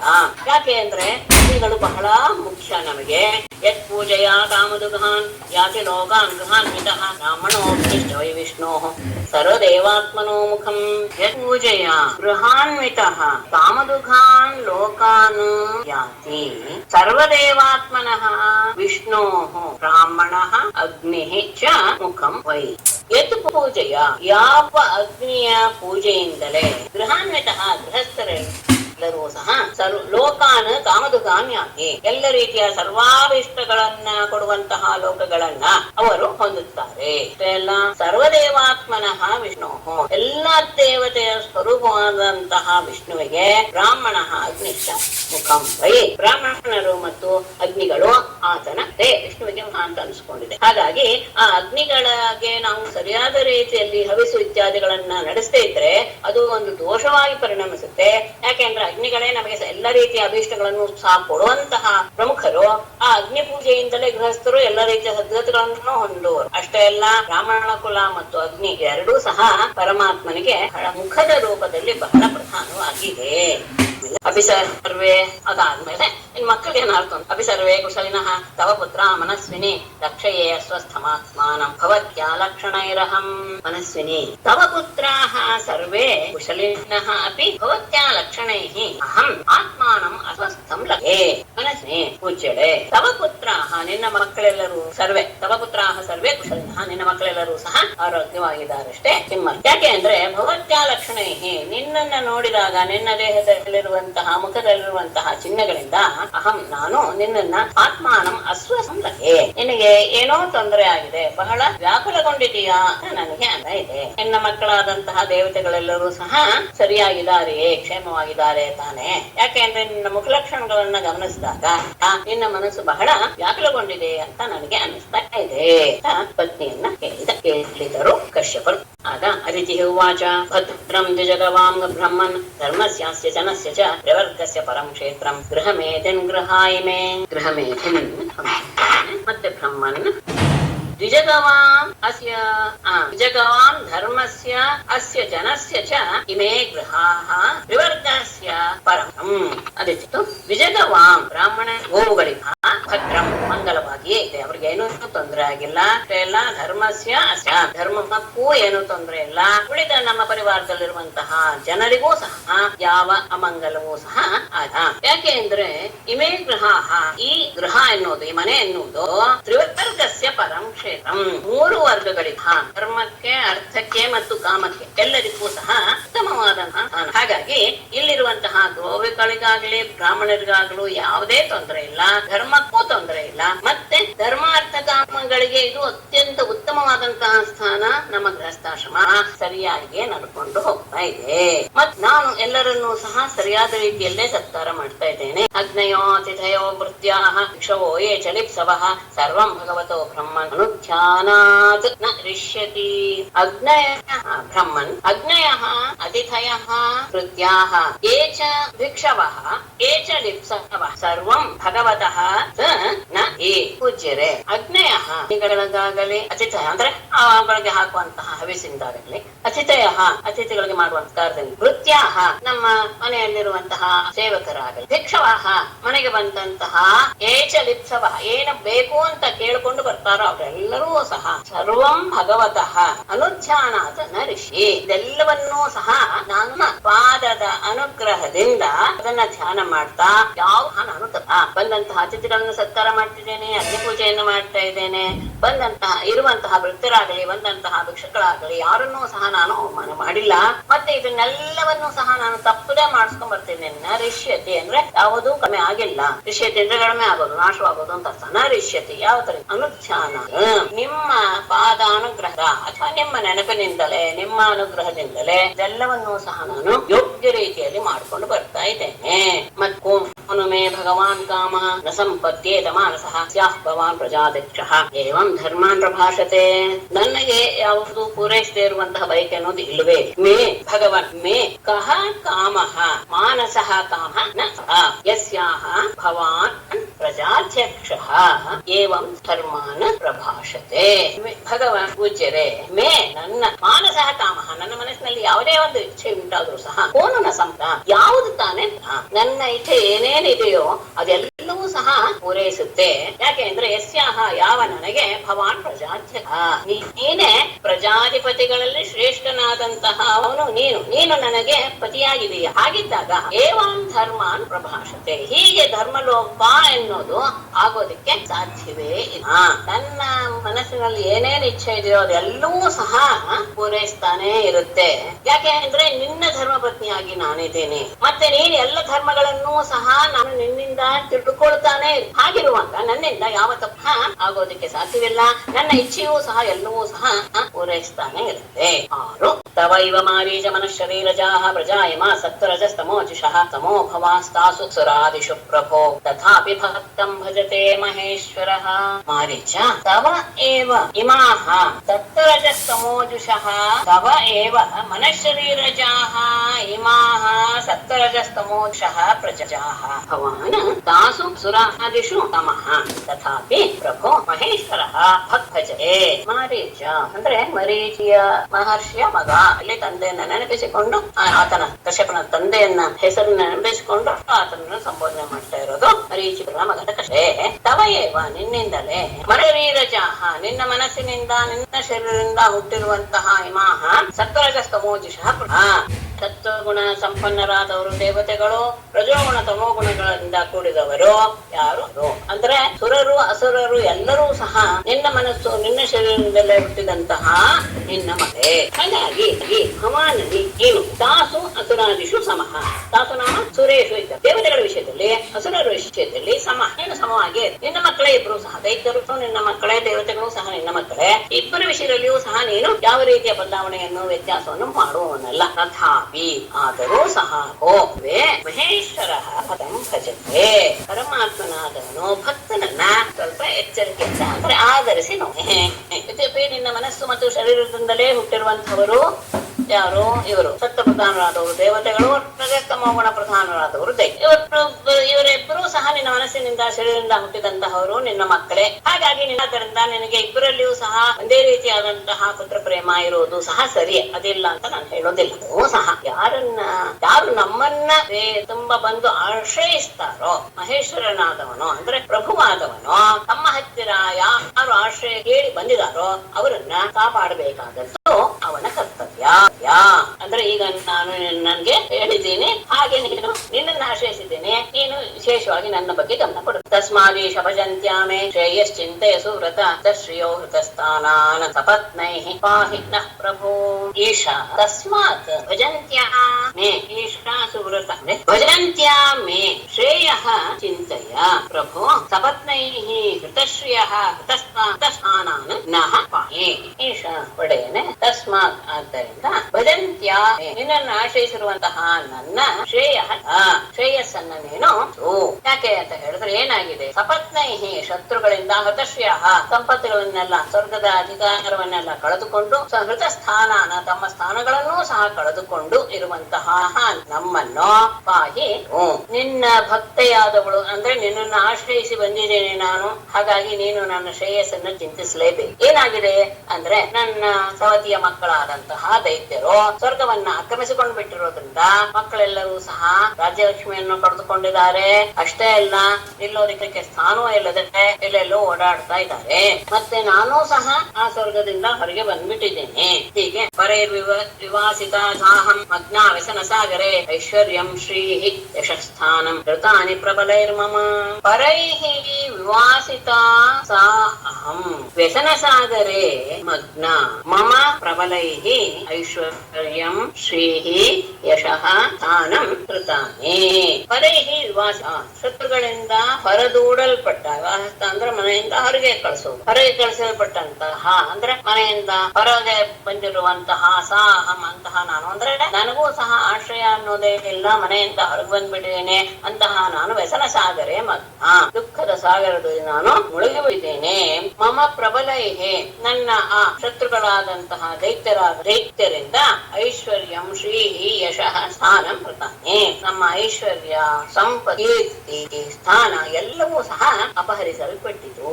ಹಾಗಾಗಿ ಮಕ್ಕಳೆಲ್ಲರೂ ಸಹ ರಾಜ್ಯ ಕಳೆದುಕೊಂಡು ಅವರು ನಿಲ್ಲೋದಕ್ಕೆ ಜಾಗ ಇಲ್ಲದೆ ಅವರು ದೇಶ ಸುತ್ತಾ ಇದ್ದಾರೆ. ನನ್ನನ್ನೂ ಸಹ ಮನೆಯಿಂದ ಹೊರಡಿಸಿಬಿಟ್ಟಿದ್ದಾರೆ. ನಾನು ಸಹ ದುಃಖ ಸಾಗರದಲ್ಲಿ ಮುಳುಗಿದ್ದೇನೆ. ನಮ್ಮ ಎಲ್ಲ ಸಂಪತ್ತುಗಳು ಸಹ ಶತ್ರುಗಳ ಅಧೀನವಾಗಿ ಬಿಟ್ಟಿದೆ. ಹಾಗಾಗಿ ಅವುಗಳೆಲ್ಲವೂ ಸಹ ನಮಗೆ ಬರಬೇಕು. ತಾನಿ ಪುನಃ ಸಾಧೋ ಪ್ರಪದ್ಯೇರನ್ಮಮಾತ್ಮಜಾಃ ಯಥಾ ವಿಧೇಹಿ ಕಲ್ಯಾಣಂ ಧಿಯಾ ಕಲ್ಯಾಣಕೃತ್ ಯಥಾ ತಾನಿ ಪುನಃ ಸಾಧೋ ಪ್ರಪದ್ಯೇರನ್ಮಮಾತ್ಮಜಾಃ ಯಥಾ ವಿಧೇಹಿ ಕಲ್ಯಾಣಂ ಧಿಯಾ ಕಲ್ಯಾಣಕೃತ್ತಮ ಸಾಧೋ ತಾನಿ ಪುನಃ ಯಥಾ ಮಮ ಆತ್ಮಜಾಃ ಪ್ರಪದ್ಯೇರನ್ ಕಲ್ಯಾಣಕೃತ್ತಮ ಧಿಯಾ ಕಲ್ಯಾಣಂ ವಿಧೇಹಿ. ಸಾಧೋ ಪೂಜ್ಯವೇ, ತಾನೇ ಕಳೆದುಕೊಂಡಂತಹ ಎಲ್ಲ ಐಶ್ವರ್ಯವನ್ನು ಸಹ ಅಂದ್ರೆ ಇದೆಲ್ಲ ನನ್ನದಾಗಿತ್ತು, ಅದೆಲ್ಲರೂ ಸಹ ಶತ್ರುಗಳಿಗೆ ಅಧೀನವಾಗಿಬಿಟ್ಟಿದೆ. ಅದೆಲ್ಲವೂ ಸಹ ಹೇಗೆ ಪುನಃ ಮತ್ತೆ ಮಮಾತ್ಮಜಾಹ ಯಥಾ ಪ್ರಪದ್ಯೇರನ್ ನನ್ನ ಮಕ್ಕಳು ಅದನ್ನೆಲ್ಲ ಮತ್ತೆ ಹಿಂತಿರುಗಿ ಪಡೆಯಬೇಕು. ತಥಾ ಹಾಗೆ ಕಲ್ಯಾಣ ಕೃತ್ತಮ ಮಂಗಲವನ್ನು ಉಂಟು ಮಾಡುವುದರಲ್ಲಿ ಅಗ್ರಗಣ್ಯನೇ ಸಹ ಕಲ್ಧಿಯಾ ಕಲ್ಯಾಣಂ ವಿಧೇಹೆ. ನೀನು ಈಗ ಬುದ್ಧಿಯನ್ನು ಉಪಯೋಗಿಸಿ ಹೇಗೆ ಅವುಗಳನ್ನೂ ಸಹ ನಾವು ಪಡಿಬಹುದು ಹಾಗೆ ನಮಗೂ ಸಹ ಮಂಗಳವನ್ನು ನೀನು ಮಾಡು. ನಮ್ಮ ಐಶ್ವರ್ಯ ಯಶಸ್ಸು ಸಂಪತ್ತು ಎಲ್ಲವೂ ಸಹ ಆ ಪ್ರಬಲರ ಕೈಗೆ ಸೇರ್ಕೊಂಡ್ಬಿಟ್ಟಿದೆ. ನನ್ನ ಮಕ್ಕಳು ಅವೆಲ್ಲವನ್ನು ಮತ್ತೆ ಸಂಪಾದಿಸಬೇಕು. ಅದಕ್ಕೆ ತಕ್ಕ ದಾರಿಯನ್ನ ನೀನು ನಿನ್ನ ಬುದ್ಧಿಯಿಂದ ಆಲೋಚಿಸಿ ನಮ್ಮನ್ನ ನೀನು ರಚಬೇಕು. ಶ್ರೀಸುಖವಾಚ ಏವಂ ಅಭ್ಯರ್ಥಿತೋ ನಿತ್ಯ ಕಸ್ತಾಮಾಹ ಸ್ಮಯನ್ನಿವ ಹೋ ಮಾಯಾ ಬಲಂ ವಿಷ್ಣೋ ಸ್ನೇಹ ಬದ್ಧಮಿದಂ ಜಗತ್.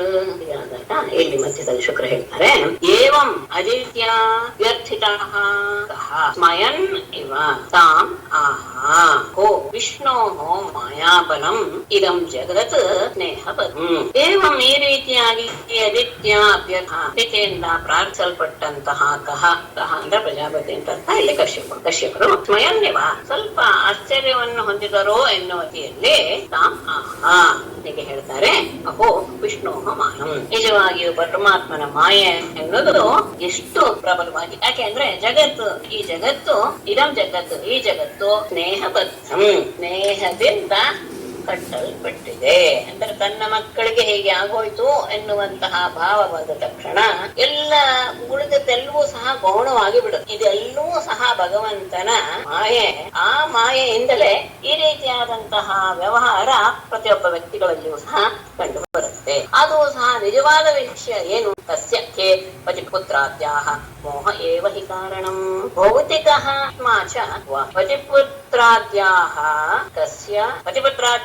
ತಸ್ಯ ಕೇ ಮೋಹ ಏವ ಹಿ. ಭೌತಿಕಃ ದೇಹ ಇದು ಪಂಚಭೂತಗಳಿಂದ ನಿರ್ಮಿತವಾದಂತಹ ದೇಹ. ನಿಜವಾಗಿ ಏನಿದು ಅನಾತ್ಮ, ಇದೇ ಆತ್ಮವಲ್ಲ. ಅದು ಎಲ್ಲಿ ಪ್ರಕೃತಿ ಪರಹ ಆತ್ಮ ಚಕ್ವ, ಪ್ರಕೃತಿಗಿಂತ ಆಚೆಗೆ ಇರುವಂತಹ ಇದು ಅನಾತ್ಮವಾದದ್ದು ಮತ್ತು ಈ ಶರೀರ ಪಂಚಭೂತಗಳಿಂದ ನಿರ್ಮಿತವುದು. ಇದು ಆತ್ಮ ಅಲ್ಲ. ಆತ್ಮ ನಿಜವಾದ ಆತ್ಮ ಏನದು? ಪ್ರಕೃತಿಗಿಂತ ಆ ಕಡೆ ಇರುವುದು, ಅಂದ್ರೆ ಎಲ್ಲವನ್ನು ಮೀರಿರುವಂತ. ಹಾಗಿರುವಾಗ ದಸ್ಯ ಪತಿಪುತ್ರಾದ್ಯಾಹ ದಸ್ಯ ಇವನ ಗಂಡ ಮಕ್ಕಳು ಇತ್ಯಾದಿ ಎಲ್ಲವೂ ಸಹ ಯಾರಿಗೆ? ಯಾರು? ಆತ್ಮ ಬರೀ ದೇಹವನ್ನ ಇಟ್ಕೊಂಡು ಮಾತಾಡ್ಬೇಕೇ ಹೊರತು ದೇಹ ಎನ್ನುವುದು ಪಂಚಭೂತಗಳಿಂದ ನಿರ್ಮಿತವಾದದ್ದು, ಅದು ಆತ್ಮನಲ್ಲ. ಆತ್ಮ ಏನು?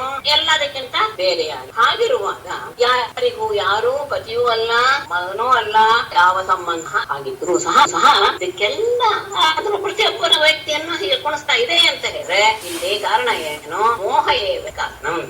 ಇಲ್ಲಿ ಪರಮಾತ್ಮನ ಆ ಮಾಯೆಗೆ ಅಧೀನವಾದ ನಮ್ಮ ಅಜ್ಞಾನವೆಂಬ ಮೋಹವೇ ಇದಕ್ಕೆ ಕಾರಣವೇ. ಈಗ ನೀನು ಇದೆಲ್ಲವನ್ನೂ ಸಹ ಪಡ್ಕೊಳ್ಳೇಬೇಕು ಅಂತದ ನಿಜವಾಗಿ ಅಲ್ಲ. ಆದರೂ ಸಹ ಈ ತಾಯಿ ಮಕ್ಕಳು ಗಂಡ ಇತ್ಯಾದಿ ಯಾವ ಸಂಬಂಧವೂ ಸಹ ಏನೂ ಅಲ್ಲ. ಯಾಕೆ ಅಂದರೆ ಒಂದು ಸತಿ ಯೋಚನೆ ಮಾಡಿದ ಸಂಬಂಧ ಆದ್ರೆ ದೇಹ ಹೋದ ತಕ್ಷಣ ಹೋಯ್ತು. ಆತ್ಮನಿಗೂ ಈ ರೀತಿಯಾದಂತಹ ಸಂಬಂಧಕ್ಕೂ ಏನು ಇದಿಲ್ಲ, ಏನು ಸಂಪರ್ಕವೇ ಇಲ್ಲ. ಹಾಗಿದ್ರೂ ಸಹ ಹೀಗೆ ಆಗಿದೆ ಅಂತ ಆದರೆ ನಿನ್ನ ಮನಸ್ಸಿನಲ್ಲಿ ಆ ರೀತಿಯಾದಂತಹ ಭಾವವೇ ಇದೆ ಅಂತ ವತಿಷ್ಠ ಸ್ವಪುರುಷಂ ಭಗವಂತಂ ಜನಾರ್ದನಂ ಸರ್ವಭೂತ ಗುಹಾವಾಸಂ ವಾಸುದೇವಂ ಜಗದ್ಗುರುಂ ಸರ್ವಭೂತ ಗುಹಾವಾಸಂ ಜಗದ್ಗುರುಂ ವಾಸುದೇವಂ ಜನಾರ್ದನಂ ಪುರುಷಂ ಭಗವಂತಂ ಮೋಹ ಅನ್ನೋದು ಇರೋದ್ರಿಂದ ಅದಕ್ಕೆ ಸರಿಯಾಗಿ ವ್ಯವಹಾರ ನಡಿಲೇಬೇಕು. ಅಂತ ಸಂದರ್ಭದಲ್ಲಿ ಈಗ ನೀನು ಆರಾಧಿಸಬೇಕಾದ ಸಾಧಕ ಯಾರನ್ನ? ಪರಮಾತ್ಮನನ್ನ. ಸರ್ವಭೂತ ಗುಹಾವಾಸಂ ಎಲ್ಲ ಜೀವಿಗಳ ಹೃದಯದಲ್ಲಿ ವಾಸ ಮಾಡ್ತಾ ಇರುವಂತಹ ಜಗದ್ಗುರು, ಜಗತ್ತಿಗೆ ಒಡೆಯನಾದಂತಹ ವಾಸುದೇವಂ, ಎಲ್ಲರನ್ನೂ ಸಹ ಒಂದೇ ರೀತಿಯಾಗಿ ನೋಡುವಂತಹ, ಎಲ್ಲರಲ್ಲಿಯೂ ಸಹ ಪ್ರಕಾಶಮಾನನಾಗಿರುವಂತಹ ಜನಾರ್ದನಂ, ಜನರನ್ನೆಲ್ಲ ಸರಿಯಾದ ರೀತಿಯಲ್ಲೇ ಪ್ರೀತಿ ಪಾತ್ರನಾಗಿ ನೋಡ್ತಾ ಇರುವಂತಹ ಭಗವಂತಂ ಪುರುಷಂ, ಪರಮಾತ್ಮನಾದಂತಹ ಮಹಾಪುರುಷಂ ಭಗವಂತಂ ಪ್ರತಿಷ್ಠಸ್ವ, ಆರಾಧನೆ ಮಾಡು. ಎಲ್ಲರ ಹೃದಯದಲ್ಲಿಯೂ ಸಹ ಅವನು ಇದ್ದಾನೆ. ಮತ್ತೆ ಭಕ್ತರನ್ನೆಲ್ಲ ರಕ್ಷಣೆ ಮಾಡುವಂತಹ ಭಾರವು ಅವನದೇ. ಜಗತ್ತಿಗೆಲ್ಲ ಒಡೆಯ, ಎಲ್ಲರಲ್ಲಿಯೂ ಇದ್ದು ಪ್ರಕಾಶಮಾನನಾಗಿರುವಂತವನು ಅವನೇ. ವಸತಿ ದಿವ್ಯತೀತಿ ವಾಸುದೇವ ಅಂತ ಅವನಲ್ಲಿ ಆ ಶರೀರದಲ್ಲಿ ಇದ್ದುಕೊಂಡು ಆ ಪ್ರಕಾಶಮಾನನಾಗಿದ್ದಾನೆ ಎನ್ನುವ ಅರ್ಥದಲ್ಲಿಯೇ ವಾಸುದೇವ ಶಬ್ದ ಇದೆ. ಆ ರೀತಿಯಾದಂತಹ ಮಹಾಪುರುಷನಾದಂತಹ ಭಗವಂತನನ್ನ ನೀನು ಆರಾಧಿಸು. ಯಾಕೆ ಅಂದ್ರೆ ಅವನವನೇ ಎಲ್ಲ ರೀತಿಯ ದುಃಖವನ್ನು ಹೋಗಲಾಡಲಿಕ್ಕೆ ಸಮರ್ಥ. ಸವಿಧಾಸ್ಯತೆ ಕಾಮಾನ್ ಹರಿರ್ದೀನಾನುಕಂಪನಃ ಅಮೋಘ ಭಗವದ್ಭಕ್ತಿ ನೇತರೇತಿ ಮತಿರ್ಮಮ. ದೀನಾನುಕಂಪನಃ ಸಹ ಹರಿಃ ತೇ ಕಾಮಾನ್ ವಿಧಾತಿ ಭಗವದ್ಭಕ್ತಿ ಅಮೋಘ ಇತರ ನ ಇತಿ ಮಮ ಮತಿ. ದೀನಾನುಕಂಪನ, ದೈನ್ಯರಾಗಿ ನಾವು ಯಾಚಿಸಿದರೆ ಅವರ ಬಗ್ಗೆ ಅತ್ಯಂತ ಅನುಕಂಪೆಯನ್ನ ತೋರಿಸುವಂತಹ ಸಹ ಹರಿಹೇ, ಆ ಪರಮಾತ್ಮನು ತೇ ಕಾಮೇ, ನಿನ್ನ ಇಚ್ಛೆಗಳನ್ನೆಲ್ಲ ಅವನು ಪೂರಿತಾನೆ. ಯಾಕೆ? ಹೇಗೆ? ಭಗವದ್ಭಕ್ತಿ ಅಮೋಘ, ಭಗವಂತನಲ್ಲಿ ಭಕ್ತಿಯನ್ನು ನಾವು ನೆಲೆಗೊಳಿಸಿದರೆ ಅದು ವ್ಯರ್ಥವಾಗೋದಿಲ್ಲ. ಅಮೋಘ ಅಂತ ಇತರ ನ ಐತೆ, ಅದನ್ನು ಬಿಟ್ಟು ಬೇರೆ ಯಾವುದೂ ಸಹ ಉಪಾಯ ಇಲ್ಲ. ಮಮ ಮನೆ, ನನ್ನ ದೃಢವಾದ ವಿಶ್ವಾಸ. ಭಗವಂತನನ್ನ ಆರಾಧಿಸಬೇಕು. ಅವನೇ ತನ್ನನ್ನು ಆಶ್ರಯಿಸಿದವರ ಎಲ್ಲಾ ಸುಖವನ್ನ ಮಾಡ್ತಾನೆ. ಮತ್ತೆ ದೀನ ದಯಾಳುವು ಸಹ ಅವನೊಬ್ಬನೇ. ಹಾಗಾಗಿ ಅವನನ್ನ ನೀರು ಆರಾಧಿಸಿದರೆ ಇಷ್ಟಾರ್ಥಗಳೆಲ್ಲವೂ ಸಹ ಪೂರೈಸುತ್ತೆ. ಮತ್ತೆ ಬೇರೆ ಯಾವ ದೇವತೆಗಳನ್ನು ಆರಾಧಿಸಿದರೂ ಸಹ ಅದು ವ್ಯರ್ಥವಾಗುವ ಸಾಧ್ಯತೆ ಇದೆ. ಈವನನ್ನ ಆರಾಧಿಸಿದಾಗ ಪರಮಾತ್ಮನಲ್ಲಿ ಇಟ್ಟಂತಹ ಭಕ್ತಿ ಅವತ್ತು ಸಹ ವ್ಯರ್ಥವಾಗೋದಿಲ್ಲ. ಹಾಗೆ ಅವನನ್ನು ನೀನು ಆರಬೇಕು. ಅದೇ ತಿರುವಾಚ ಕೇನಾಹಂ ಮಿಥುನಾ ಬ್ರಹ್ಮನ್ ಉಪಸ್ಥಾಸ್ಯ ಜಗತ್ಪತಿಂ ಯಥಾ ಮೇ ಸತ್ಯ ಸಂಕಲ್ಪ ವಿದಧ್ಯಾತ್ ಮನೋರಥಂ. ಬ್ರಹ್ಮನ್ ಅಹಂ ಕೇನ ವಿಧಿನಾ ಜಗತ್ಪತಿಂ ಉಪಸ್ಥಾಯೇ ಸಹ ಸತ್ಯ ಸಂಕಲ್ಪ ಮೇ ಮನೋರಥಂ.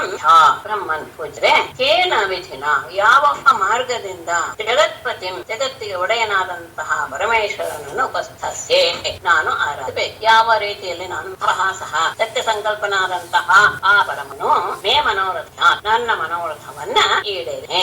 ನಾನು ಯಾವ ರೀತಿಯಲ್ಲಿ ಅದನ್ನ ಪೂಜೆ ಮಾಡ್ಬೇಕು ಹೇಳಿ, ನನ್ನ ಮನೋರಥಗಳೆಲ್ಲವೂ ಸಹ ಅವನ್ನು ಪೂರೈಸಬೇಕು. ಅದು ಯಾವ ರೀತಿಯ ಅನುಷ್ಠಾನದಿಂದ ಸಾಧ್ಯ ಅದನ್ನ ತಿಳಿಸಿ. ಆರ್ಪಿಷತ್ವಂ ಶ್ರೇಷ್ಠ ಇದಿಂ ತದುಪಧಾವನಂ ಆಶು ದೃಶ್ಯತೆ ಮೇ ದೇವಃ ಸೇದಂತ್ಯಾಹ ಸಹ ಪುತ್ರಕೈಃ.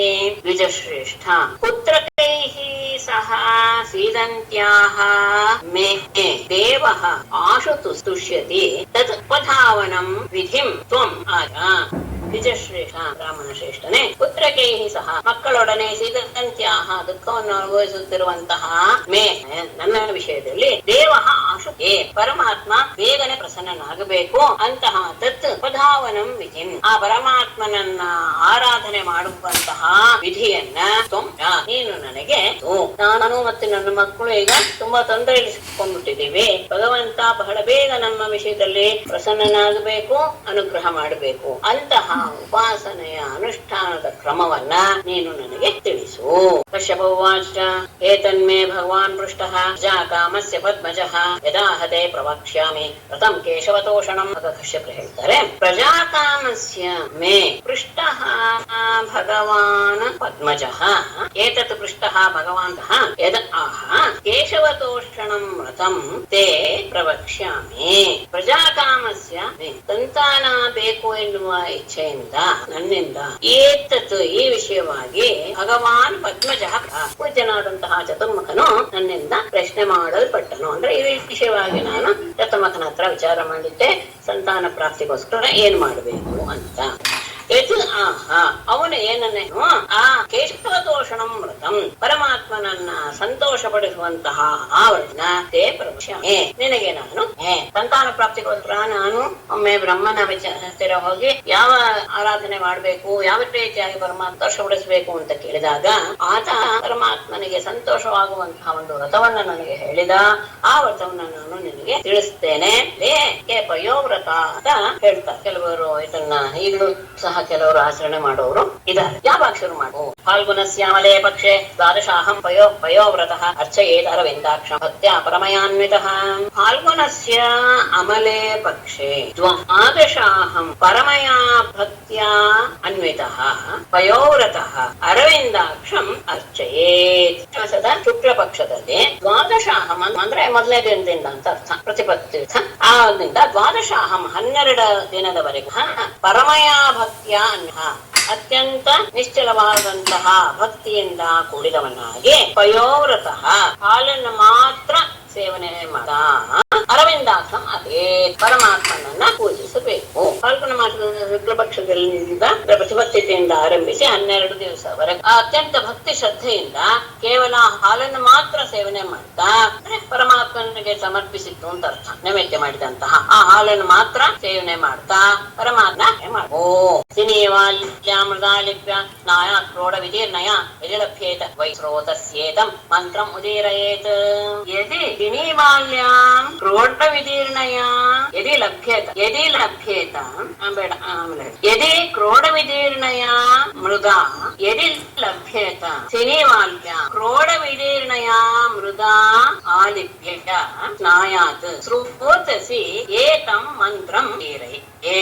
ಅಮಾವಾಸ್ಯೆಯಲ್ಲಿ 2 ವಿಧ, ಸಿನಿಮಾಲಿ ಮತ್ತು ಅಂತ 2 ವಿಧ. ಅಮಾವಾಸ್ಯೆಯಲ್ಲಿ ಒಂದು ಕಲೆ ಕಂಡ್ರೆ ಅದು ಸಿನಿವಾಲಿ ಅಂತ ಅನಿಸ್ಕೊಡುದು. ಒಂದು ಕಲೆಯು ಕಾಣದೇ ಇದ್ರೆ ಹೂಹು ಅಂತ ಅನಿಸ್. ಅದಕ್ಕೆ ಅವ್ರು ಹೇಳ್ತಾರೆ ಸಿನಿವಾಲ್ಯಾಂ ಯದಿ ಒಂದು ವೇಳೆ ಯದಿ ಲಭ್ಯತ ಸಿಕ್ಕಿದ್ರೆ, ಯಾವಾಗ ಸಿನಿವಾಲ್ಯಾಂ ಒಂದು ಕಲೆ ಇರುವಂತಹ ಅಮಾವಾಸ್ಯೆಯಲ್ಲಿ ಕ್ರೋಢ ವಿದೀರ್ಣಯ, ಕ್ರೋಢ ಅಂದ್ರೆ ಕಾಡು ಹಂದಿಯಿಂದ ಕೆದರಲ್ಪಟ್ಟಂತಹ ಮೃದ ಆ ಮಣ್ಣಿನಿಂದ ಆಲಭ್ಯ ಮೈಗೆಲ್ಲ ಮಣ್ಣನ್ನು ಹಂದು ಸ್ನಾನ ಮಾಡಬೇಕು.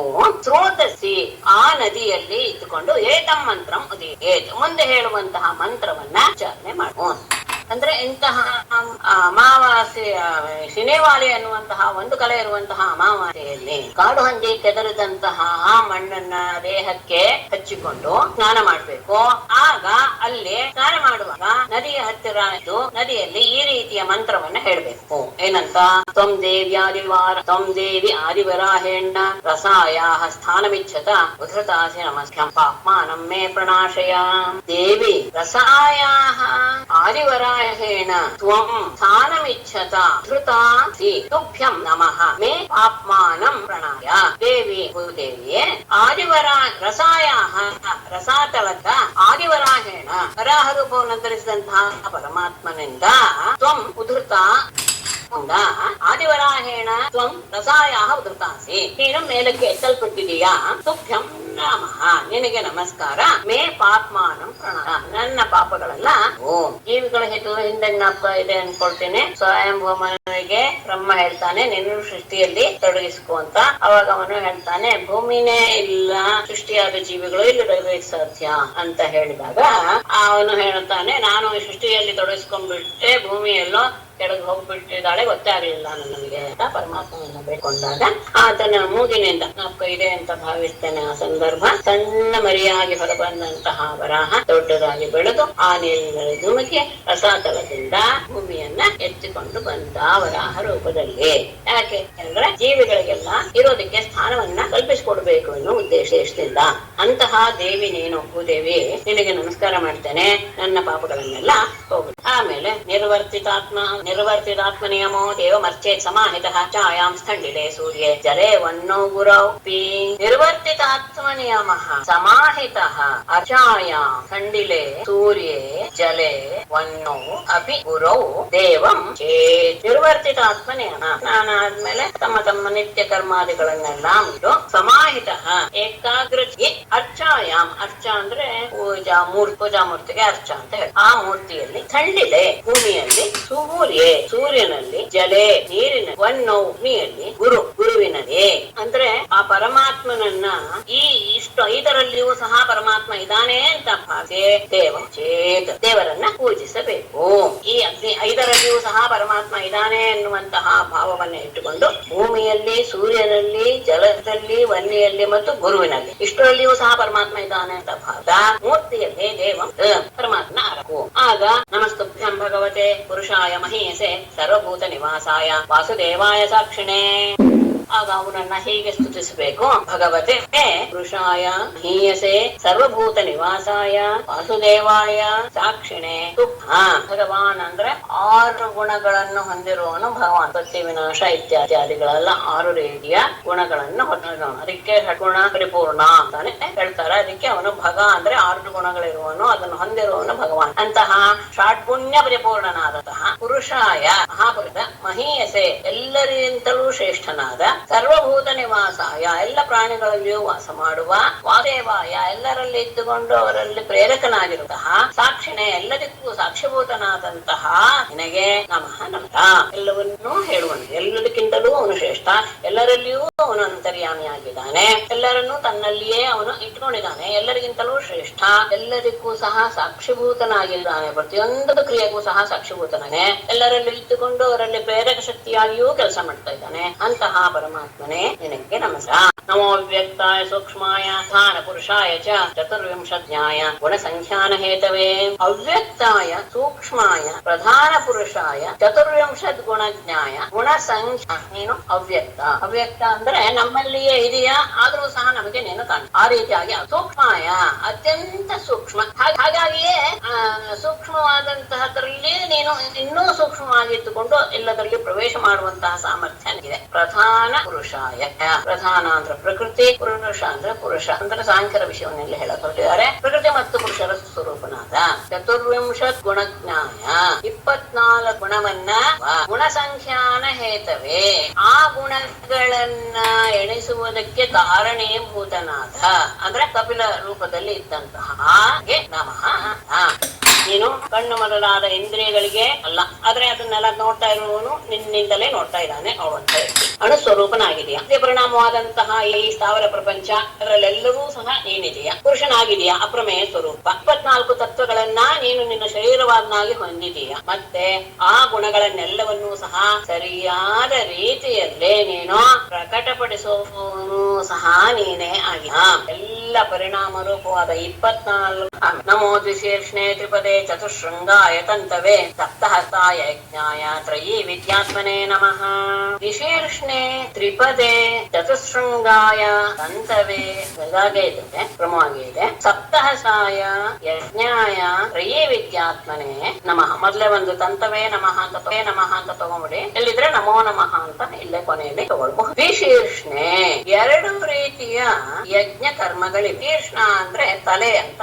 ಎರಡು ರೀತಿಯ ಯಜ್ಞ ಕರ್ಮಗಳೇ ನಿನ್ನ ತಲೆ. ಪ್ರಾಪಣೀಯ ಉದಯನೀಯ ಎನ್ನುವಂತ ಎರಡು ಯಜ್ಞ ಕರ್ಮಗಳು ಅದೇ ನಿನ್ನ ಶಿರಸ್ಸು. ತ್ರಿಪದೇ ಮೂರು ಪಾದ ಅಂದ್ರೆ ಸಂಧ್ಯಾ ವಂದನವನ್ನು ಮಾಡುವಂತಹ ಆ ಸ್ಥಾನವೇ. ಪ್ರಾತಃ ಕಾಲ ಮತ್ತು ಮಧ್ಯಾಹ್ನ ಕಾಲ ಮತ್ತು ಸಾಯಂಕಾಲದ ಆ ಮೂರು ಪೂಜೆಗಳೇ ನಿನ್ನ ಪಾದಗಳು.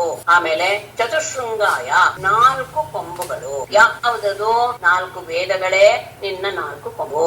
ಆಮೇಲೆ ಅಂತಹವುಗಳೇ ನಿನ್ನ ಅವುಗಳ ಮೂಲಕ ಅಂತ ಅರ್ಥ. ತಂತು ಅಂದ್ರೆ ಅದನ್ನೆಲ್ಲ ಜೋಡಿಸುವಂಥದ್ದು. ಇವುಗಳೇ ನಿನ್ನ ಅಂತಹ ತಂತವೇ ನಮಃ.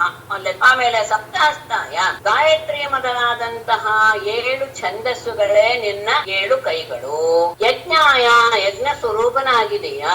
ಮತ್ತೆ ತ್ರಯೀ ವಿದ್ಯಾತ್ಮೆ ವೇದ ಸ್ವರೂಪನಾದಂತಹ ನಿನಗೆ ಯಜ್ಞವನ್ನ ತಿಳಿಸುವಂತಹದ್ದು ಯಜ್ಞ ಕರ್ಮಗಳು 2, ಪ್ರಾಪಣೀಯ ಮತ್ತು ಉದಯನೀಯ. ಆ ಯಜ್ಞದ ಸ್ವರೂಪ ನೀನೆ. ಆಮೇಲೆ ಅದೇ ನಿನ್ನ ಶರೀರ. ಅದು 2 ತಲೆ ಅಂದ್ರೆ ಇದೆಲ್ಲವೂ ಸಹ ನಿನ್ನ ಶರೀರ. ಹೇಳಿದ್ದೆಲ್ಲವೂ ಸಹ ನಿನ್ನ ಶರೀರ. ಅರಿಯೋ ಮೇಡಮ್, ಈ ಪ್ರಾಯಣೀಯ ಮತ್ತೆ ಉದಾಯನೀಯ ಅಂದ್ರೆ ಯಜ್ಞ ಸ್ವರೂಪ. ಯಜ್ಞದ ಕರ್ಮ ಅದು. ಪ್ರಾಪಣೀಯ ಉದಯನೀಯ. ಪ್ರಾಪಣೀಯ ಅಂದ್ರೆ ಹೊಂದುವಂಥದ್ದು ಅಂತ ಅರ್ಥ. ಉದಯನೀಯ ಅಂದ್ರೆ ಮೇಲೆ ಹೋಗುವುದು ಅಂತ ಅರ್ಥ. ಅಂದ್ರೆ ಶಬ್ದಕ್ಕೆ, ಸಂಸ್ಕೃತ ಶಬ್ದಕ್ಕೆ ಅಂದ್ರೆ ಆ ರೀತಿಯಾಗಿ ದಿನಾಗ್ಲೂ ಸಹ ಮಾಡುವಂತಹ 2 ಯಜ್ಞ ಕರ್ಮಗಳು. ಅದು ಮೀಮಾಂಸಕರನ್ನ ಕೇಳಿದ್ರೆ ಗೊತ್ತಾಗ. ಇದು ಮೀಮಾಂಸಾ ಶಾಸ್ತ್ರಕ್ಕೆ ಸಂಬಂಧಪಟ್ಟ ವಿಷಯ. ಮೇಡಮ್, ಶ್ರೌತ ಮತ್ತೆ ಸ್ಮಾರ್ತ ಕರ್ಮ ಅಂದ್ರೆ ಇದೇನಾ? ಹೌದೇ, ಶ್ರೌತ ಕರ್ಮ ಮತ್ತು ಸ್ಮಾರ್ತ ಅಲ್ಲ. ಶ್ರೌತ ಕರ್ಮದಲ್ಲಿ ಇದೆಲ್ಲ ಬರುತ್ತೆ. ಯಾರು ಮೀಮಾಂಸವನ್ನ ಅಧ್ಯಯನ ಮಾಡಿದಾರೋ ಅಥವಾ ಇದನ್ನ ಯಜ್ಞಯಾಗಾದಿಗಳನ್ನ ಯಾರು ಉಂಟಾರೋ ಅವರಿಗೆ ಇದರ ವಿಷಯ ಅರಿವಿದೆ. ಮೇಡಮ್, ಇದು ಚತ್ವಾರಿ ಶೃಂಗ ತ್ರಯೋಸ್ಯ ಪಾದ ಅದೇ ಅಲ್ಲ ಮೇಡಮ್ ಇವ್ರು ಹೇಳ್ತಾ ಇರೋದು?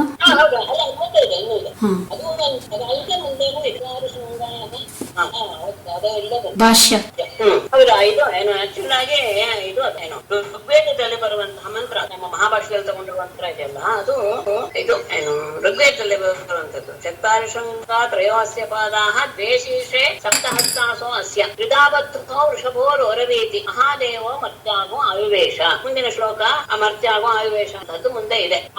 ಅಂತಹ ಪರಮಾತ್ಮನಿಗೆ, ಶಿವನಿಗೆ ನಮಸ್ಕಾರ ಅಂತ ಹೇಳುವಂತ ಅದೆರಡು ಸೇರಿ ಒಟ್ಟಿಗೆ ಬಂದೆ. 31 ಮತ್ತು 32ನೇ ಶ್ಲೋಕ 2 ಸೇರಿ ಆತನಿಗೆ ನಮಸ್ಕಾರ ಮಾಡುವುದು. ಅದರಲ್ಲಿ 2 ತಲೆಗಳು. ಇಲ್ಲಿ ನಮ್ಮ ವ್ಯಾಕರಣದ ಪ್ರಕಾರ ತಗೊಂಡ್ರೆ ನೋಡೋಣ. ಈಗ ಇದ್ರ ಪ್ರಕಾರ ಹೇಳ್ಬಿಡ್ತೀನಿ, ಆಮೇಲೆ ವ್ಯಾಕರಣ ಪ್ರಕಾರ ತಗೊಳಕ್ಕೆ ನೋಡೋಣ. ತ್ರಯೀ ವಿದ್ಯಾತ್ಮನೇ ನಮಃ ಅಂತ ಕೊನೆಯಲ್ಲಿ ಇದೆ. ಅಂದ್ರೆ ವೇದ ವಿದ್ಯಾ ಸ್ವರೂಪ ಅಂತ ಅರ್ಥ. ವೇದ ಸ್ವರೂಪ ಅಂದ್ರೆ ಏನು? ವೇದಗಳೆಲ್ಲವೂ ಸಹ ಶಬ್ದ ಸ್ವರೂಪ. ಅವನು ವೇದ ಸ್ವರೂಪನೇ ಅವನು ಅಂದ್ರೆ ಶಬ್ದ ಬ್ರಹ್ಮ ಅಂತ.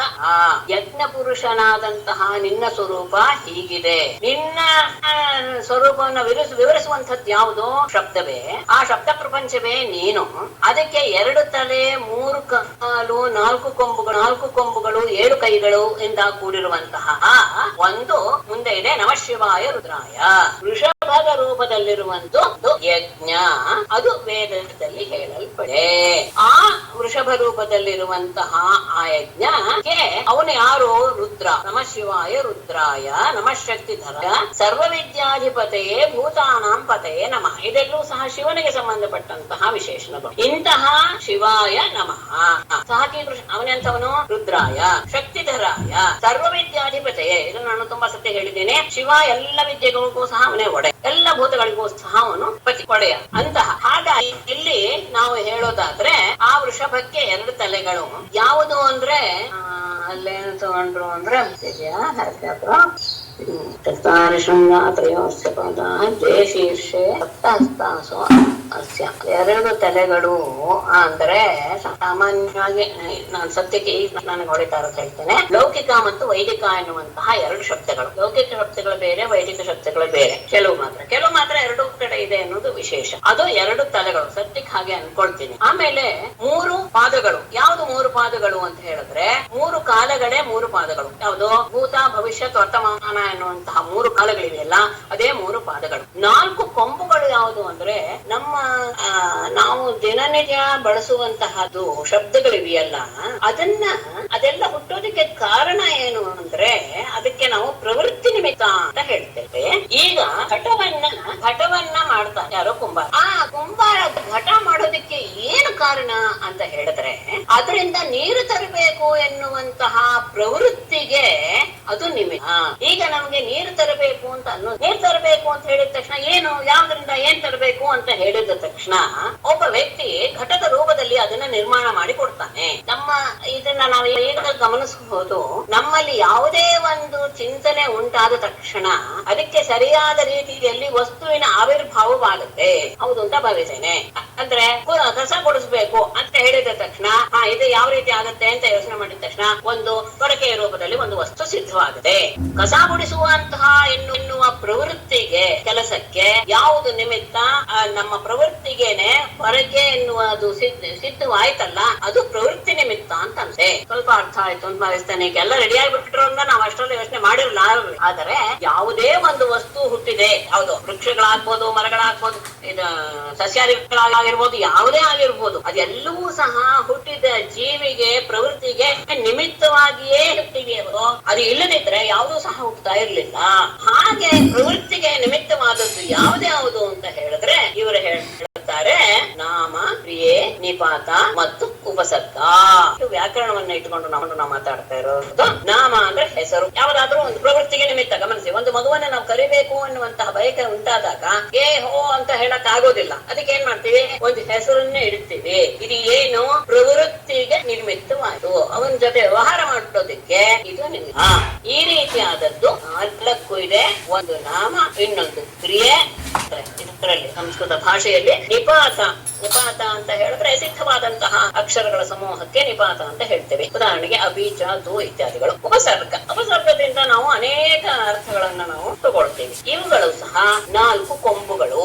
ಆಮೇಲೆ ಸಪ್ತಹಸ್ತ, 7 ವಿಭಕ್ತಿಗಳೇ ಸಪ್ತಹಸ್ತ. ವ್ಯಾಕರಣಕ್ಕೆ ಸಂಬಂಧಪಟ್ಟ ಹಾಗೆ ಇಂತಹ ಯಜ್ಞಾಯ, ಅವನ ಯಜ್ಞ ಸ್ವರೂಪ. ತ್ರೈವಿದ್ಯಾತ್ಮ, ಅವನು ತ್ರೈವಿದ್ಯಾತ್ಮನ ಅಂದ್ರೆ ಏನ್ ಅರ್ಥ ಅಂದ್ರೆ ಶಬ್ದ ಬ್ರಹ್ಮ ಸ್ವರೂಪ.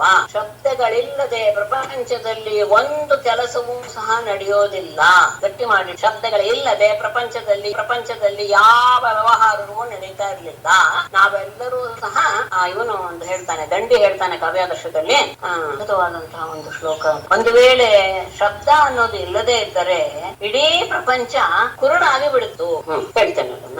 ಅದ್ಭುತವಾದ ದಂಡಿಯ ಮಾತು ಅದ್ಭುತ. ಶಬ್ದಗಳು ಇಲ್ಲದಿದ್ರೆ ಆಗ್ಬಿಡಿದ್ರು ವ್ಯವಹಾರ ಅನ್ನೋದು ಆಗ್ತಾನೆ.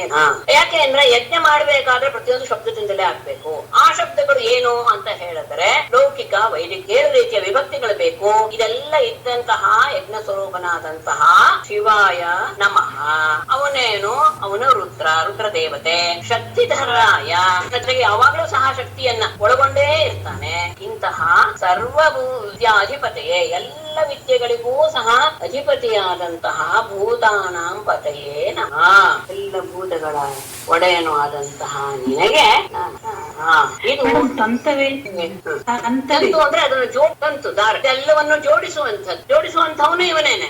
ಅಂತಹ ಎಲ್ಲದಕ್ಕೂ ಮೂಲ ಸ್ವರೂಪ, ಮೂಲ ಕಾರಣ ಅಂತ ಅಂತಹ ವೃಷಭ ರೂಪವಾದಂತಹ ಶಬ್ದ ಬ್ರಹ್ಮನನ್ನ ಇಲ್ಲಿ ಆರಾಧ ಇದ್ದಾರೆ.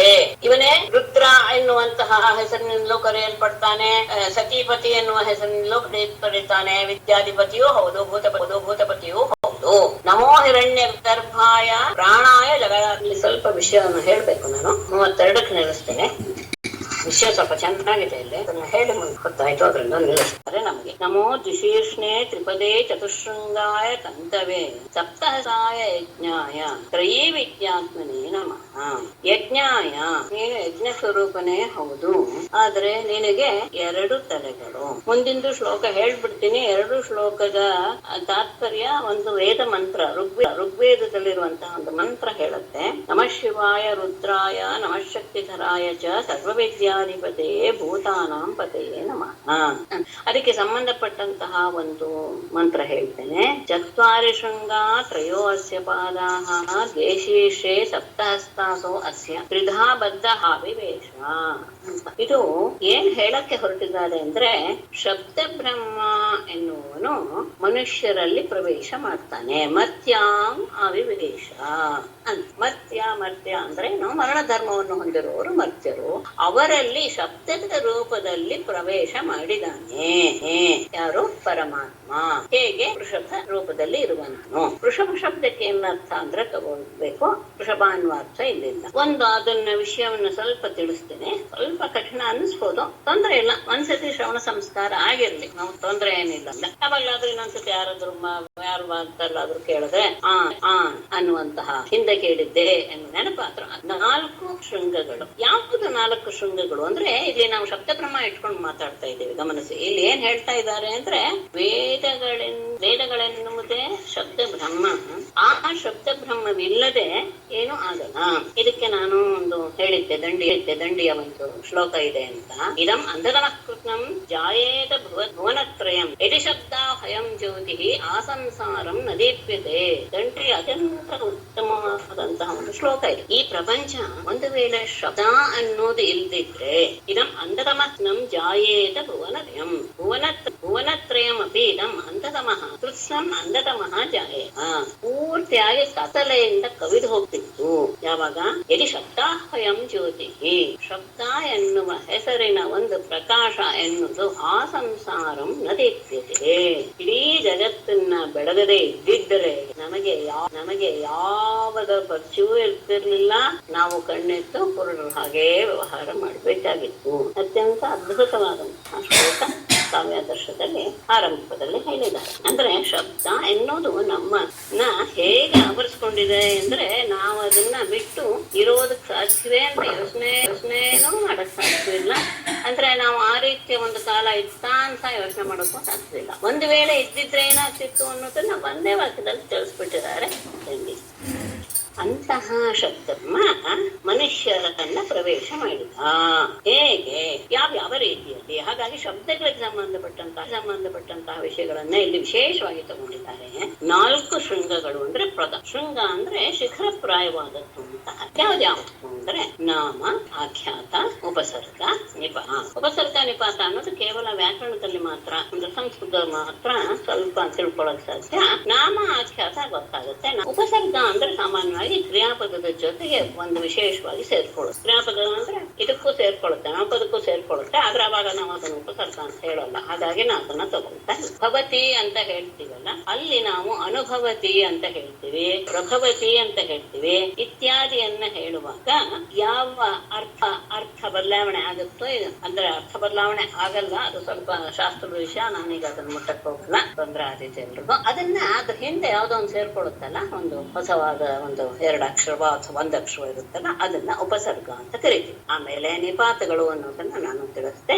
ಒಂದು ಪುಟ್ಟ ಪದಗಳು ಅಪಿ, ತು, ವೈ, ಹಿ ಅಂತವೆಲ್ಲ ನಾವು ಶ್ಲೋಕಗಳಲ್ಲಿ ನಾವು ತುಂಬಾ ಗಮನಿಸಿದ್ವಿ. ಅದಕ್ಕೆಲ್ಲ ವಿಶೇಷವಾದ ಅರ್ಥ ಇದೆ. ಕೆಲವು ಕಡೆ ಅಂತೂ ಆ ಒಂದೇ ಶಬ್ದ, ಒಂದೇ ಅಕ್ಷರ ಇರುವಂತಹ ಶಬ್ದವೂ ಸಹ ನಮ್ಮಲ್ಲಿ ಅನೇಕ ಅರ್ಥಗಳನ್ನು ಹೊರಹೊಮ್ಮಿಸೋದಕ್ಕೆ ಕಾರಣೀಭೂತವಾಗ್ಬಿಡುತ್ತೆ. ಇವುಗಳು 4 ಪ್ರಧಾನವಾದಂತಹ ಶಬ್ದಗಳು. ಒಂದು ನಾಮಪದ, ಇನ್ನೊಂದು ಕ್ರಿಯಾಪದ, ಇನ್ನೊಂದು ಕ್ರಿಯಾಪದ ಜೊತೆಗೆ ಬರುವಂತಹ ಉಪಸರ್ಗ, ಇನ್ನೊಂದು ಸ್ವತಂತ್ರವಾಗಿ ಯಾವ ಲಿಂಗ ವಿಭಕ್ತಿ ವಚನ ಇಲ್ಲದೆ ಸ್ವತಂತ್ರವಾಗಿ ಎಲ್ಲದರ ಜೊತೆಗೂ ಸೇರುವಂತಹ ಅವ್ಯಯಗಳು ಅಥವಾ ನಿಪಾತಗಳು. ಆಮೇಲೆ ತ್ರಯಃ ಅಸ್ಯ ಪಾದಾಹ ಅಂತ ಹೇಳ್ತೆ. 3 ಅದಕ್ಕೆ ಪಾದಗಳು ಯಾವುದು ಅಂದ್ರೆ ಕಾಲವನ್ನೇ ತಗೊಳ್ತಾರೆ. ಭೂತ, ಭವಿಷ್ಯ, ವರ್ತಮಾನ ಅಂತ. ದ್ವೇಷೀರ್ಷೆ 2 ತಲೆಗಳು. ನಾನು ಮೊನ್ನೆ ದ್ವೇಷೀರ್ಷೆ ಎನ್ನುವಾಗ ನಾನು ಲೌಕಿಕ ಶಬ್ದ, ವೈದಿಕ ಶಬ್ದ ಅಂತ ಹೇಳಿದೆ. ಅದು ಹೇಗೆ ನನ್ನ ಇದ್ರಲ್ಲಿ ಬಂತು ಜ್ಞಾಪಕ ಇಲ್ಲ. ಅಂದ್ರೆ ತಟ್ ಅಂತ ಹಾಕೊಳ್ಳಿತ್ತು. ಆದ್ರೆ ಹಾಗಲ್ಲ, ಇಲ್ಲಿ ತಗೊಳ್ತಾ ಇರೋದು 2 ರೀತಿ ಶಬ್ದಗಳು. ಯಾವುದು ಅಂದ್ರೆ ನಿತ್ಯ ಮತ್ತು ಕಾರ್ಯ. ಇದ್ರ ಬಗ್ಗೆ ವಿವರಣೆ ಕೊಡೋದಕ್ಕೆ ತುಂಬಾ ಸಮಯ ಹಿಡಿಸಿ. ನಿತ್ಯ ಕಾರ್ಯ ಅನ್ನೋದಕ್ಕೆ ಒಂದು ಸಣ್ಣ ಉದಾಹರಣೆ ಲೋಕದಲ್ಲಿ ಕೊಡೋದಾದ್ರೆ, ಮಣ್ಣು ಎನ್ನುವುದು ನಿತ್ಯ, ಘಟ ಎನ್ನುವುದು ಕಾರ್ಯ. ಸ್ವಲ್ಪ ಅಂದ್ರೆ ಸ್ವಲ್ಪ ಹತ್ತಿರಕ್ಕೆ ಹೋಗ್ಬೋದು ಅಂತ ನಾನು ಭಾವಿಸ್ತೀನಿ. ಮಣ್ಣು ಯಾವಾಗ್ಲೂ ಇರುತ್ತೆ, ಅದು ನಿತ್ಯವಾಗಿರುತ್ತೆ. ಅಂದ್ರೆ ನಿತ್ಯ ಅಂದ್ರೆ ಆ ರೀತಿಯ ನಿತ್ಯ ಅಲ್ಲ, ನಾನು ಪರಬ್ರಹ್ಮನ ನಿತ್ಯ ಹೇಳ್ತಾ ಇಲ್ಲ. ಸಾಮಾನ್ಯ ಉಳಿದ ಎಲ್ಲದಕ್ಕಿಂತ ನಾವು ತಗೊಂಡಾಗ ಮಣ್ಣು ಅನ್ನೋದು ಯಾವಾಗ್ಲೂ ಇರುವಂತದ್ದು ನಿತ್ಯ. ಅದರಿಂದ ಇದಾಗುತ್ತಲ್ಲ, ಪರಿಣಾಮ ರೂಪವನ್ನು ಹೊಂದುತ್ತಲ್ಲ, ಅದನ್ನ ನಾವು ಕಾರ್ಯ ಅಂತ ಹೇಳ್ತೀವಿ. ಕಾರ್ಯ ಯಾವಾಗ್ಲೂ ಸಹ ಅದು ಅನಿತ್ಯನೇ, ಅದಕ್ಕೆ ಯಾವಾಗ್ಲೂ ನಾಶ ಇದ್ದೇ ಇದೆ. ಆ ರೀತಿಯಾಗಿ ನಿತ್ಯ ಮತ್ತು ಕಾರ್ಯ ಶಬ್ದದ ವಿಷಯದಲ್ಲಿ ಹೇಗೆ ಹೇಳ್ತೀರಾ ಅಂತ ನಿಮ್ಗೆ ಅನ್ನಿಸ್ಬೋದು. ಆದ್ರೆ ಅದಕ್ಕೆ ನಾನು ತುಂಬಾ ವಿವರಣೆ ಕೊಡ್ಬೇಕಾಗತ್ತೆ. ಅದು ಸ್ವಲ್ಪ ಎಲ್ಲರಿಗೂ ತಿಳ್ಕೊಳ್ಳೋದು ಸ್ವಲ್ಪ ಕಠಿಣವಾಗಬಹುದು. ಹಾಗಾಗಿ ನಾನು ಸದ್ಯಕ್ಕೆ ಬಿಡುತ್ತೇನೆ. ಆಮೇಲೆ ಸಪ್ತಹಸ್ತ 7 ಕೈಗಳು ಅಂದ್ರೆ ಇವ್ರು ಏನ್ ತಗೊಳ್ತಾರೆ, 7 ವಿಭಕ್ತಿಗಳು. ಅವುಗಳಿಂದಲೇ ನಾವು ವ್ಯವಹಾರ ಮಾಡುದು. ಮೇಲೆ ಹೇಳಿದಂತಹ ಅದು 4 ಶೃಂಗ ಇದೆಯಲ್ಲ, ನಾಮಪದ, ಕ್ರಿಯಾಪದ, ಅಪಸರ್ಗ, ನಿಪಾತ, ಇವುಗಳಿಂದಲೇ ನಾವು ಅದು ಪ್ರಧಾನವಾಗಿ ಅದಿದ್ರೇನೆ ಉಳಿದುತ್ತಲ್ಲ, ಕಾಲ್ವಾಗ್ಲಿ ಶಬ್ದದ ನಿತ್ಯ ಕಾರ್ಯವಾಗ್ಲಿ ಆಗುವಂತ. ಹಾಗಾಗಿ ಅಂತಹ ವಿಭಕ್ತಿಗಳಿಂದ ಸೇರಿರೋದು ಆ ಶಬ್ದ. ಆಮೇಲೆ ಇನ್ನೊಂದು ಗಮನಿಸ್ಬೇಕು, ತ್ರಿಧಾಬದ್ಧ ಅಂತ ಅಲ್ಲಿ ತಗೊಂಡಿದ್ದಾರೆ. ತ್ರಿಧಾ ಅಂತ ಹೇಳಿದ್ರೆ ಯಾವಾಗ್ಲೂ ವೈಖರಿ ಶಬ್ದಗಳು. ವೈಖರಿ ಅಂತ ಹೇಳಿದ್ರೆ ಈಗ ನನ್ನ ಬಾಯಲ್ಲಿ ಬರ್ತಾ ಇರುವಂತಹ ಅಕ್ಷರಿ ಅಂತ ಕರಿತೀವಿ. ನಾನು ಹಿಂದೆ ಒಂದು ವಿಷಯ ಹೇಳಿದ್ದೆ, ಪರಾಪಶ್ಯಂತಿ ಮಧ್ಯಮ ವೈಖರಿ ಅಂತ. ಆ ವೈಖರಿಯನ್ನು ತಗೊಂಡ್ರೆ ಅದು ಮೊದಲು ಎಲ್ಲಿಂದ ಬರುತ್ತೆ ಅಂತ ಹೇಳಿದ್ರೆ ಎದೆಯಿಂದ ಬರಬೇಕು. ಹಾಗಾಗಿ ತ್ರಿಧಾಬದ್ಧ ಅಂದ್ರೆ ಮೊದಲು ಎದೆ, ಆಮೇಲೆ ಕಂಠದಿಂದ ಬಾಯಿಗೆ, ಶಿರಸ್ಸಿಗೆ ಹೋಗಿ ಬಾಯಿಗೆ ಬರುತ್ತೆ. ಹಾಗಾಗಿ 3 ಸ್ಥಾನಗಳಲ್ಲಿ ಅದು ಕಟ್ಟಲ್ಪಟ್ಟಿದೆ ಯಾವುದು ಆ ಶಬ್ದ ಎನ್ನುವುದು, ಎದೆಯಲ್ಲಿ, ಕಂಠದಲ್ಲಿ ಮತ್ತು ತಲೆಯಲ್ಲಿ. ಆಮೇಲೆ ವೃಷಭ ಅಂತ ಶಬ್ದ ಹೇಳ್ತಾರೆ. ವೃಷಭ ಅಂದ್ರೆ ಏನಂದ್ರೆ ಅದು ಸತತವಾಗಿ ಸುರಿಸ್ತಾನೆ ಇರುತ್ತೆ. ಏನನ್ನ ಸುರಿಸುತ್ತೆ? ನಮ್ಮಲ್ಲಿ ಪ್ರವೇಶ ಮಾಡಿದ ಶಬ್ದ ಜ್ಞಾನವೆಂಬ ಮಳೆಯನ್ನ ಸುರಿಸುತ್ತೆ. ಅಂತಹದ್ದು ಶಬ್ದಂ ರೋರವೀತಿ ಅಂತ ಇದೆ. ಶಬ್ದಂ ಕರೋತಿ ಯಾವುದು? ಮಹೋದೇವ ಅಂದ್ರೆ ಶಬ್ದ ಬ್ರಹ್ಮ ಎನ್ನುವುದು ನಮ್ಮಲ್ಲಿ ಪ್ರವೇಶ ಮಾಡಿ ಅದು ನಮ್ಮನ್ನ ಎಲ್ಲ ಕ್ರಿಯೆಯಲ್ಲೂ ತೊಡಗಿಸಿಕೊಳ್ಳುವ ಹಾಗೆ ಮಾಡುತ್ತೆ. ಪ್ರಪಂಚದಲ್ಲಿ ಎಲ್ಲ ಜ್ಞಾನವನ್ನು ಪಡೆದುಕೊಳ್ಳುವಂತಹ ಸಾಮರ್ಥ್ಯವನ್ನು ಉಂಟು ಮಾಡಿದೆ.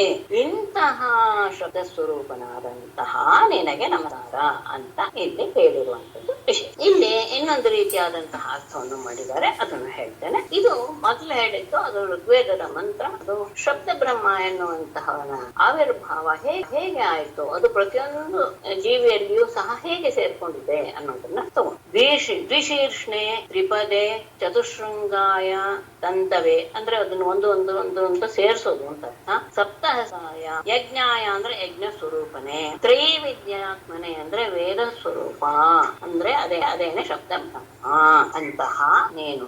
ಇಲ್ಲಿ 2 ಅನ್ನುವಂತಹ ಶಿರಸ್ಸಿಗೆ ಏನ್ ತಗೊಂಡ್ವಿ? ಪ್ರಾಪಣೀಯ ಮತ್ತು ಉದಯನೀಯ ಎನ್ನುವಂತಹ 2 ಯಜ್ಞ ಕರ್ಮಗಳು ಅಂತ ತಗೊಂಡ್ರು.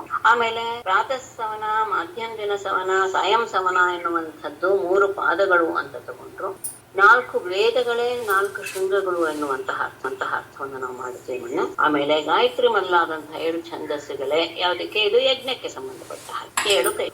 ಗಮನಿಸ್ಬೇಕು, ಇದೆಲ್ಲವೂ ಸಹ ಅಕ್ಷರ ರೂಪದಲ್ಲಿಯೇ ಇರುವುದು. ಪ್ರಾಪಣೀಯ ಉದಯನೀಯ ಅನ್ನುವಂಥ ಯಜ್ಞಕರ್ಮ ಅನ್ನೋದು ತಿಳಿಸೋದು ಶಬ್ದದ ಮೂಲಕವೇ. ಪ್ರಾತಃ ಕಾಲ, ಮಧ್ಯಾಹ್ನ ದಿನ, ಸಾಯಂಕಾಲದ ಸಂಧ್ಯಾವಂತದಲ್ಲಿಯೇ ಇರುವುದು, ಅದನ್ನು ಮರಿಬಾರ್ದು. ಇಂತಹ ಆ ಯಜ್ಞ ವೇದಗಳಿಂದ ಹೇಳಲ್ಪಟ್ಟಿದೆ. ಇದಕ್ಕೆಲ್ಲ ಆತ್ಮಸ್ವರೂಪನಾದವನು ಯಾರು? ನೀನೇನೆ. ಅಂತಹ ಯಜ್ಞಾಯ ನಮಃ. ಆಮೇಲೆ ನಮಃ ಶಿವಾಯ ರುದ್ರಾಯ, ನೀನು ಶಿವನು ಆಗಿದೆಯಾ ಅಷ್ಟೇ ಅಲ್ಲ, ಲಯವನ್ನು ಉಂಟು ಮಾಡುವಂತಹ ಶಿವ ಅಂದ್ರೇನು? ಮಂಗಲವನ್ನು ಉಂಟು ಮಾಡುವಂತಹ ಶಿವನೂ ನೀನೆ. ಆಮೇಲೆ ಸಂಹಾರ ಮಾಡುವಂತಹ ರುದ್ರನೂ ನೀನೆ. ನಮಃ ಶಕ್ತಿಧರಾಯ ಚ, ಎಲ್ಲ ರೀತಿಯ ಶಕ್ತಿಗಳನ್ನು ಧರಿಸಿರುವವನು ಸಹ ನೀನೆ. ಮತ್ತೆ ಎಲ್ಲ ವಿದ್ಯೆಗಳ ಅಧಿಪತಿಯೂ ನೀನೆ. ಇದನ್ನ ನಾನು ಸುಮಾರು ಸತಿ ಹೇಳಿದ್ದೇನೆ. ಎಲ್ಲ ಜೀವಿಗಳ ಒಡೆಯನು ಸಹ ನೀನೆ. ಹಾಗಾಗಿ ನಿನ್ನೆ ಸೃಷ್ಟಿಗೂ ನೀನೆ, ಲಯ ಮಾಡುವನು ಸಹ ನೀನೆ. ಅಂದ್ರೆ ಇಲ್ಲಿ ಚತುರ್ಮುಖನಾಗಿ ಬ್ರಹ್ಮನಾಗಿ ಇದ್ದುಕೊಂಡು ನೀ ಜಗತ್ತನ್ನು ಸೃಷ್ಟಿ ಮಾಡ್ತೀಯ. ಎಲ್ಲ ಜೀವಿಗಳು ನಿನ್ನಿಂದಲೇ ಬದುಕಿರುವಂತದ್ದು. ಅಂತಹ ನಿನಗೆ ನಮ ಅಂತ ಆದ್ಮೇಲೆ ಇದು ಹಸ್ತಾಯ ಅನ್ನೋದಕ್ಕೆ ಅದು 7 ವಿಭಕ್ತಿನ ಅಥವಾ 7 ಛಂದಸ್ಸ? ಅದೇನೆ ಯಜ್ಞದಲ್ಲಿ ನೀವು ತಗೊಂಡ್ರೆ ಅದು 7 ಛಂದಸ್. ಶಬ್ದಗಳ ಬಗ್ಗೆನೆ ತಗೊಂಡಾಗ ಅದು 7. ಈಗ 2ನೇ ಸತಿ ಎರಡು ಸರಿಯಾದ್ದೇನೆ. ಎರಡು ವಿಭಕ್ತಿ ಅಂತನಾದ್ರೂ ಹೇಳ್ಬಾರ್ದು ಈ ಶ್ಲೋಕಕ್ಕೆ. ಯಜ್ಞ ಸ್ವರೂಪಕ್ಕೆ ಅಂತ ನೀವು ಅರ್ಥ ಮಾಡಿದ್ರೆ, ಯಜ್ಞ ಸ್ವರೂಪ ಅವನು ಅಂತ ಅರ್ಥ ಮಾಡಿದರೆ ಆವಾಗ 7 ಛಂದಸ್ಸು ಎನ್ನುವಂಥದ್ದೇ ಸರಿ. ನೀವು ಅವನು ಶಬ್ದ ಬ್ರಹ್ಮ ಅಂತ ಇಟ್ಟುಕೊಂಡು ಆತನನ್ನ ನೀವು ನಮಸ್ಕಾರ ಮಾಡಿದ್ರೆ 7 ವಿಭಕ್ತಿಗಳು ಎನ್ನುವುದು ಸರಿ. ನೀವು ಅವನನ್ನ ಹೇಗೆ ಆರಾಧಿಸ್ತೀರಾ ಅನ್ನೋದ್ರ ಮೇಲೆ ಡಿಪೆಂಡು. ಅವನ ಯಜ್ಞ ಸ್ವರೂಪನೇ ಅಂತ ನಿಮ್ಮ ಮನಸ್ಸಲ್ಲಿ ಭಾವ ಇದ್ರೆ ಯಜ್ಞ ಸ್ವರೂಪದಲ್ಲಿ ಛಂದಸ್ಸೆಲ್ಲವೂ ಸಹ ತುಂಬಾ ಪ್ರಧಾನವಾಗೋದ್ರಿಂದ ಆವಾಗ ನೀವು ಯಜ್ಞ ಸ್ವರೂಪ ಅಂತ ಅರ್ಥ ಮಾಡ್ಬೇಕು. ಅಷ್ಟೇ ಅಲ್ಲ, ಆವಾಗ ನೀವು ಎಲ್ಲವನ್ನೂ ಸಹ ಏನ್ ಅರ್ಥ ಮಾಡ್ಬೇಕು, ಈಗ ಮೊದಲು ಹೇಳಿದಂತಹ ಏನು 2 ಇದೆಯಲ್ಲ ಮಧ್ಯಂತಿನ ಆ ರೀತಿಯಾದಂತಹ ಅರ್ಥವನ್ನೇ ತ್ರಿಪಾದ ಇದೆಲ್ಲ ಹೇಳಿದ್ನಲ್ಲ ಅದೇ ನೀವು ಅರ್ಥ ಮಾಡ್ಬೇಕು. 4 ವೇದಗಳು ಅನ್ನೋದನ್ನೇ ಶೃಂಗ ಅಂತ ಅರ್ಥ ಮಾಡ್ಬೇಕು. ಅದೆಲ್ಲ ನಾನು ಹೇಳಿದ್ದು ಮೊದಲನೇದು ಕೇವಲ ಶಬ್ದವನ್ನ ಇಟ್ಕೊಂಡು ಪ್ರಧಾನವಾಗಿ ಇಟ್ಕೊಂಡಾಗ ಶಬ್ದ ಬ್ರಹ್ಮ ಸ್ವರೂಪದಲ್ಲಿ ಅವನ ಎಲ್ಲಾ ಜೀವಿಗಳಲ್ಲೂ ನೆಲೆಸಿದ್ದಾನೆ. ಹೇಗೆ ಅಂದ್ರೆ ಹೊರಗಡೆ ಕಾಣುವಂತಹ ಈ ರೀತಿಯಾಗಿ ನಾಮಪದ, ಕ್ರಿಯಾಪದ, ಆ 3 ಕಾಲಗಳು ಇತ್ಯಾದಿ ರೂಪದಲ್ಲಿ ಕಾಣ್ತಾ ಇದ್ದಾನೆ. ಮತ್ತೆ ಅದು ನಮ್ಮಲ್ಲಿ ಉಚ್ಚಾರವಾಗೋದು ಹೇಗೆ, ಎದೆಯಿಂದ ಕಂಠಕ್ಕೆ ಬಂದು ಕಂಠಕ್ಕೆ ಆಮೇಲೆ ಬಾಯಿಯಿಂದ ಹೊರಗೆ ಬರುತ್ತೆ ಅಕ್ಷರು. ಆ ರೀತಿಯಾಗಿ ನಾವು ಅರ್ಥ ಮಾಡೋದು ಶಬ್ದ ಬ್ರಹ್ಮನನ್ನ ಇಟ್ಕೊಂಡು. ಯಜ್ಞ ಸ್ವರೂಪನೇ ಪರಮಾತ್ಮ ಅಂತ ಇದ್ದ ಈಗ ನಾನು ಹೇಳಿದಂತಹ ಅರ್ಥವನ್ನ ಇಟ್ಕೊಳ್ಬೇಕು. 4 ವೇದಗಳ ಕೊಂಬು, ಗಾಯತ್ರಿ ಎನ್ನುವಂತಹ 7 ಛಂದಸ್ಸುಗಳೇ 7 ಕೈಗಳು. ಯಜ್ಞ ಎನ್ನುವುದು ವೇದದಿಂದಲೇ ಪ್ರತಿಪಾದಿತವಾಗಿದೆ. ಆ ರೀತಿಯಾಗಿ ಶಬ್ದ ಬ್ರಹ್ಮ ಎನ್ನುವುದು ಬಹಳ ಮುಖ್ಯ ಅನ್ನೋದನ್ನ ತಿಳಿಸ್ಕೊಡೋದಕ್ಕೋಸ್ಕರ ನಾನು ಅಷ್ಟು ಮೊದಲನೇ ವರ್ಣೆ ಅಷ್ಟು. ಹರಿ ಓಂ ಮೇಡಮ್, ಈ ಸಂಗೀತದಲ್ಲಿ ನಾಭಿ ಹೃತ್ಕಂಠ ರಸನೆ ಅಂತ ಹೇಳ್ತಾರಲ್ಲ, ನಾಭಿಯಿಂದನೂ ಬರುತ್ತೆ ಅಂತ. ಸೊ ಈ ಶಬ್ದದೆಲ್ಲ ಸೇರಲ್ವಾ ಅದು? ಹೌದು. ಯಾವಾಗ್ಲೂ ನಮ್ಮಲ್ಲಿ ಪರಾಪಶ್ಯಂತಿ ಮಧ್ಯಮ ವೈಖರಿ ಅಂತ 4 ಇದೆಯಲ್ಲ ಶಬ್ದಗಳ ಉಗಮ ಎನ್ನುವುದು ನಾವ್ ಹೇಳ್ತೇವೆ. ಪರ ಎನ್ನುವುದು ಮೂಲಾಧಾರದಿಂದ ಬರುವ, ಅದು ನಿಮ್ಗೆ ವಾತಾಪಿ ಗಣಪತಿ ಬಜೆ ಎನ್ನುವಲ್ಲಿ ಅದು ಚೆನ್ನಾಗಿ ತಗೊಂಡಿದ್ದಾರೆ. ಪರಾದಿ ಚತ್ವಾರಿ ವಾಗಾತ್ಮಕಂ ಅಂತ, ಪರಾದಿ ಚತ್ವಾರಿ ವಾಗ್ ಆತ್ಮ ಗಣೇಶನ ತಗೊಂಡಿದ್ದಾರೆ. ಪರ ಮೊದಲಾದಂತಹ 4 ಶಬ್ದಗಳ ಸ್ವರೂಪ ನೀನೆ. ಅಲ್ಲಿ ಮೊದಲು ಹುಟ್ಟುವುದು ಮೂಲಾಧಾರಕ್ಕೆ ಅಧಿದೇವತೆ ಗಣೇಶ. ಹಾಗಾಗಿ ಅಲ್ಲಿಂದ ಆರಂಭವಾಗುವಂಥದ್ದು ಪರ. ಆ ಪರ ಎನ್ನುವುದು ಎಲ್ಲರಿಗೂ ಸಹ ಗಮ್ಯವಲ್ಲ, ಯೋಗಿ ಗಮ್ಯ. ಅಲ್ಲಿಂದಲೇ ಶುರುವಾಗೋದು ಏನು, ಶಬ್ದದ ಆವಿರ್ಭಾವ ಆಗೋದೇ ಅಲ್ಲಿಂದ ಆವಿರ್ಭಾವ ಆಗ್ತಾ ಇದೆ ಅನ್ನೋದು ಗೊತ್ತಾಗೋದಕ್ಕೆ ಅದು ಪರಮಯೋಗಿಗಳಿಗೆ ಮಾತ್ರ ಸಾಧ್ಯ ಹೊರತು ಉಳಿದವ್ರಿಗೆ ಆಗಲ್ಲ. ಆದ್ರೆ ಅಲ್ಲಿಂದ ಬಂದಾಗ ಪಶ್ಯಂತಿಗೆ ಬಂದಾಗ ಆ ಪರ ಎನ್ನುವುದು ಮೇಲೆ ಬರುತ್ತೆ, ನಾಭಿಗೆ ಬರುತ್ತೆ. ಆ ನಾಭಿಗೆ ಬಂದಾಗ ಅದು ಪಶ್ಯಂತಿ ಅನ್ನಿಸ್ಕೊಡುತ್ತೆ. ಆ ಪಶ್ಯಂತಿ ಅನ್ನೋದನ್ನ ಸಾಮಾನ್ಯವಾದಂತಹ ಧ್ಯಾನದಲ್ಲಿರುವವರು ಗಮನಿಸಬಹುದು. ಅದಕ್ಕೇನೆ ನಾಭಿ ಹೃತ್ ಕಂಠ ರಸನ ಅಂತ ಅಲ್ಲಿಂದ ತಗೊಂಡಿದೆ. ಅದು ಜೀವಿಗಳಿಗೆ ಗೊತ್ತಾಗುವಂತಹದ್ದು ನಾಭಿಯಿಂದ ಬರೋದು ಮಾತ್ರ. ಅದಕ್ಕೆ ಸಾಮಾನ್ಯವಾಗಿ ಯೋಗಶಾಸ್ತ್ರದಲ್ಲಿ ಓಂಕಾರವನ್ನ ಹೇಳಿಸ್ಬೇಕಾದ್ರೆ ಹೊಕ್ಕಳಿಂದ ಬರ್ಲಿ ಅಂತ ಹೇಳೋದು ಉಂಟು. ಓಂಕಾರ ಅಲ್ಲಿಂದ ಆ ಅಕ್ಷರದ ಆರಂಭವಾಗ್ಬೇಕು. ಆಕ್ಚುಲ್ ಆಗಿ ಮೂಲಾಧಾರದಿಂದ ಆಗಬೇಕು.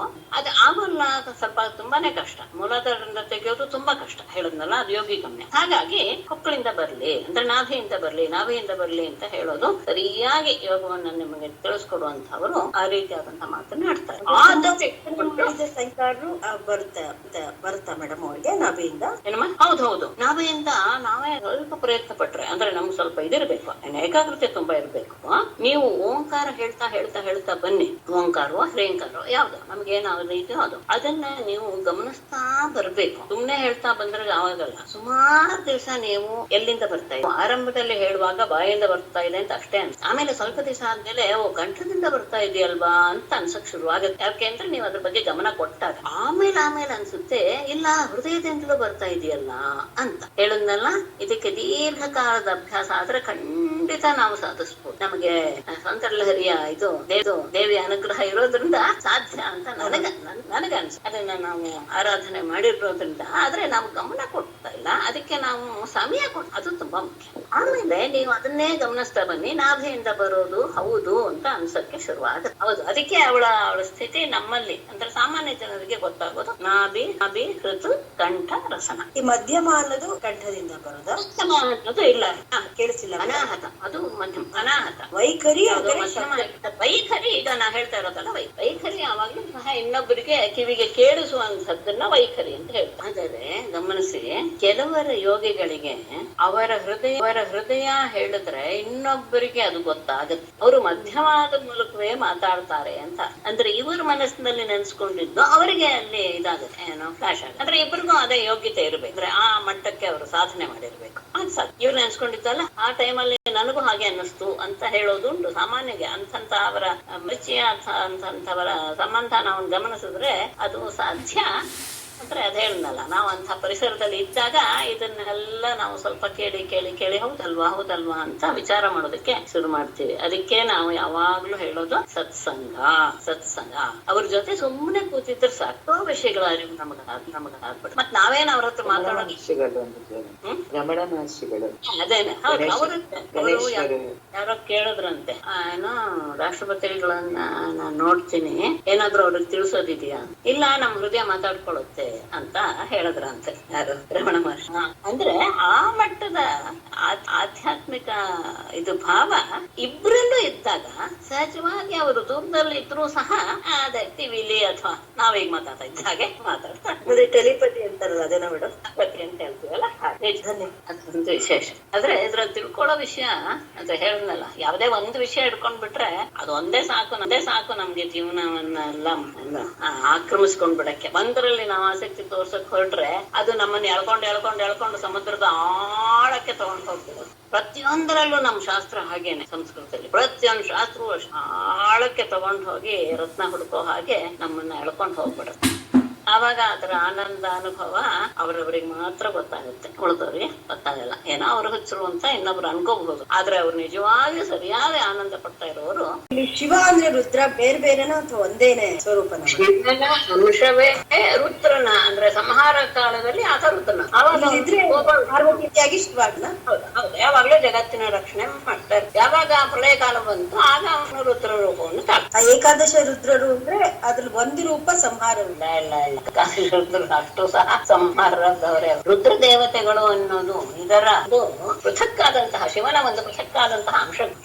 ಇದು ನೀವು ಅವಾಗ ಬಂದಿದ್ರೆ ಗೊತ್ತಿಲ್ಲ, ಸೃಷ್ಟಿ ಆಗುವಾಗ ಬ್ರಹ್ಮ ಮೊದಲು ಇವನನ್ನೇ ಸೃಷ್ಟಿಸೋದು. ಇವನು ಅತ್ಯಂತ ರುದ್ರ ರೂಪದಲ್ಲಿ, ಅಂದ್ರೆ ಭಯಂಕರ ರೂಪದಲ್ಲಿಯೇ ಇರ್ತಾನೆ. ಬರುವಾಗಲೇ ಹತ್ಕೊಂಡೇ ಬರ್ತಾನೆ. ಆಗ ಅವನು ಹೇಳ್ತಾನೆ, ಯಾವಾಗಲೂ ನೀನು ಹೀಗೆ ಹತ್ಕೊಂಡ್ ಬಂದಿದ್ರಿಂದಲೇ ನಿನ್ನ ರುದ್ರ ಅಂತ ಆಗ್ಬಿಡು ಅಂತ, ನಂಗೊಂದ್ ಹೆಸರು ಕೊಡು, ನಂಗೊಂದು ಸ್ಥಾನವನ್ನು ಕಲ್ಪಿಸ್ಕೊಡು ಅಂತ ಅವನು ಹುಟ್ಟಿದ ತಕ್ಷಣ ಅಳೋದಕ್ಕೆ ಶುರು ಮಾಡ್ಬಿಡ್ತಾನೆ ಬ್ರಹ್ಮನ ಹತ್ರ ಬಂದು. ಆಗ ಅವನನ್ನು ಸಮಾಧಾನ ನೀನು ರುದ್ರನಾಗಿರು, ಯಾಕೆಂದ್ರೆ ರುದತೆ ನೀನು ಹತ್ಕೊಂಡೇ ಬಂದಿದ್ರಿಂದ ನೀನು ರುದ್ರ ಅನ್ನುವ ಹೆಸರಿನಲ್ಲೇ ಪ್ರಸಿದ್ಧ ಆಗು ಅಂತ ಅವನಿಗೆ ಸಮಾಧಾನ ಮಾಡಿ ಅವನಿಗೆ ಒಂದು ಸ್ಥಾನವನ್ನು ಸಹ ಕಲ್ಪಿಸಿ ಕೊಡ್ತಾನೆ. ನೀನು ಇನ್ನು ಸಂತತಿಯನ್ನು ಶುರು ಮಾಡು ಅಂತ ಹೇಳಿದಾಗ ಅವನು ತನ್ನ ಹಾಗೆ ಇರುವಂತಹ ಜನರನ್ನ ಸೃಷ್ಟಿ ಮಾಡಕ್ ಶುರು ಮಾಡ್ಬಿಡ್ತಾನೆ. ಆವಾಗ ಬ್ರಹ್ಮನಿಗೆ ಹೆದರಿಕೆ ಆಗ್ಬಿಡುತ್ತೆ, ಸೃಷ್ಟಿ ಆಗ್ಬಿಡುತ್ತೆ ಅಲ್ಲಪ್ಪ ಅಂತ ಹೇಳಿ ಅವನನ್ನ ಸಮಾಧಾನ ಪಡಿಸಿ ನೀನು ಪರಮಾತ್ಮನನ್ನು ಆರಾಧಿಸಿ ಆಮೇಲೆ ನೀನು ಸೃಷ್ಟಿ ಕಾರ್ಯದಲ್ಲಿ ನಿನ್ನನ್ನು ತೊಡಗಿಸ್ಕೋ ಅಂತ ಹೇಳಿ ಅವನನ್ನು ಕಳಿಸ್ಕೊಟ್ಟು ಮತ್ತೆ ತನ್ನ ಸೃಷ್ಟಿ ಕಾರ್ಯವನ್ನು ಶುರು ಮಾಡ್ತಾನೆ. 3ನೇ ಸ್ಕಂದದಲ್ಲಿ ಧನ್ಯವಾದಗಳು ಮೇಡಮ್. ಆಮೇಲೆ ನಮೋ ಹಿರಣ್ಯಗರ್ಭಾಯ ಪ್ರಾಣಾಯ ಜಗದಾತ್ಮನೆ ಯೋಗೇಶ್ವರ್ಯ ಶರೀರಾಯ ನಮಸ್ತೆ ಯೋಗ ಹೇತವೇ. ಹಿರಣ್ಯಗರ್ಭಾಯ ಪ್ರಾಣಾಯ ಜಗದಾತ್ಮನೆ ಯೋಗೇಶ್ವರ್ಯ ಶರೀರಾಯ, ಹಾಗೆ ಇದೆ. ಯೋಗ ಹೇತವೇ ತೇ ನಮಃ. ಮೊದಲನೇದು ನಮಃ ಅಂತ ತಗೊಂಡ್ಬಿಡಿ. ಹಿರಣ್ಯಗರ್ಭಾಯ ಪ್ರಾಣಾಯ ಜಗದಾತ್ಮೇ ನಮಃ ಒಂದು, ಯೋಗೇಶ್ವರ್ಯ ಶರೀರಾಯ ಯೋಗ ಹೇತವೇ ತೇ ನಮಃ ಅಂತ. ಹಿರಣ್ಯಗರ್ಭಾಯ, ಹಿರಣ್ಯಗರ್ಭ ಅಂದ್ರೆ ಎಲ್ಲದಕ್ಕೂ ಮೂಲ ಅವನೇ. ಯಾರು? ಸೃಷ್ಟಿಕರ್ತ ಬ್ರಹ್ಮನಿಗೆ ಹಿರಣ್ಯಗರ್ಭ ಅಂತ ಹೇಳ್ತಾರೆ.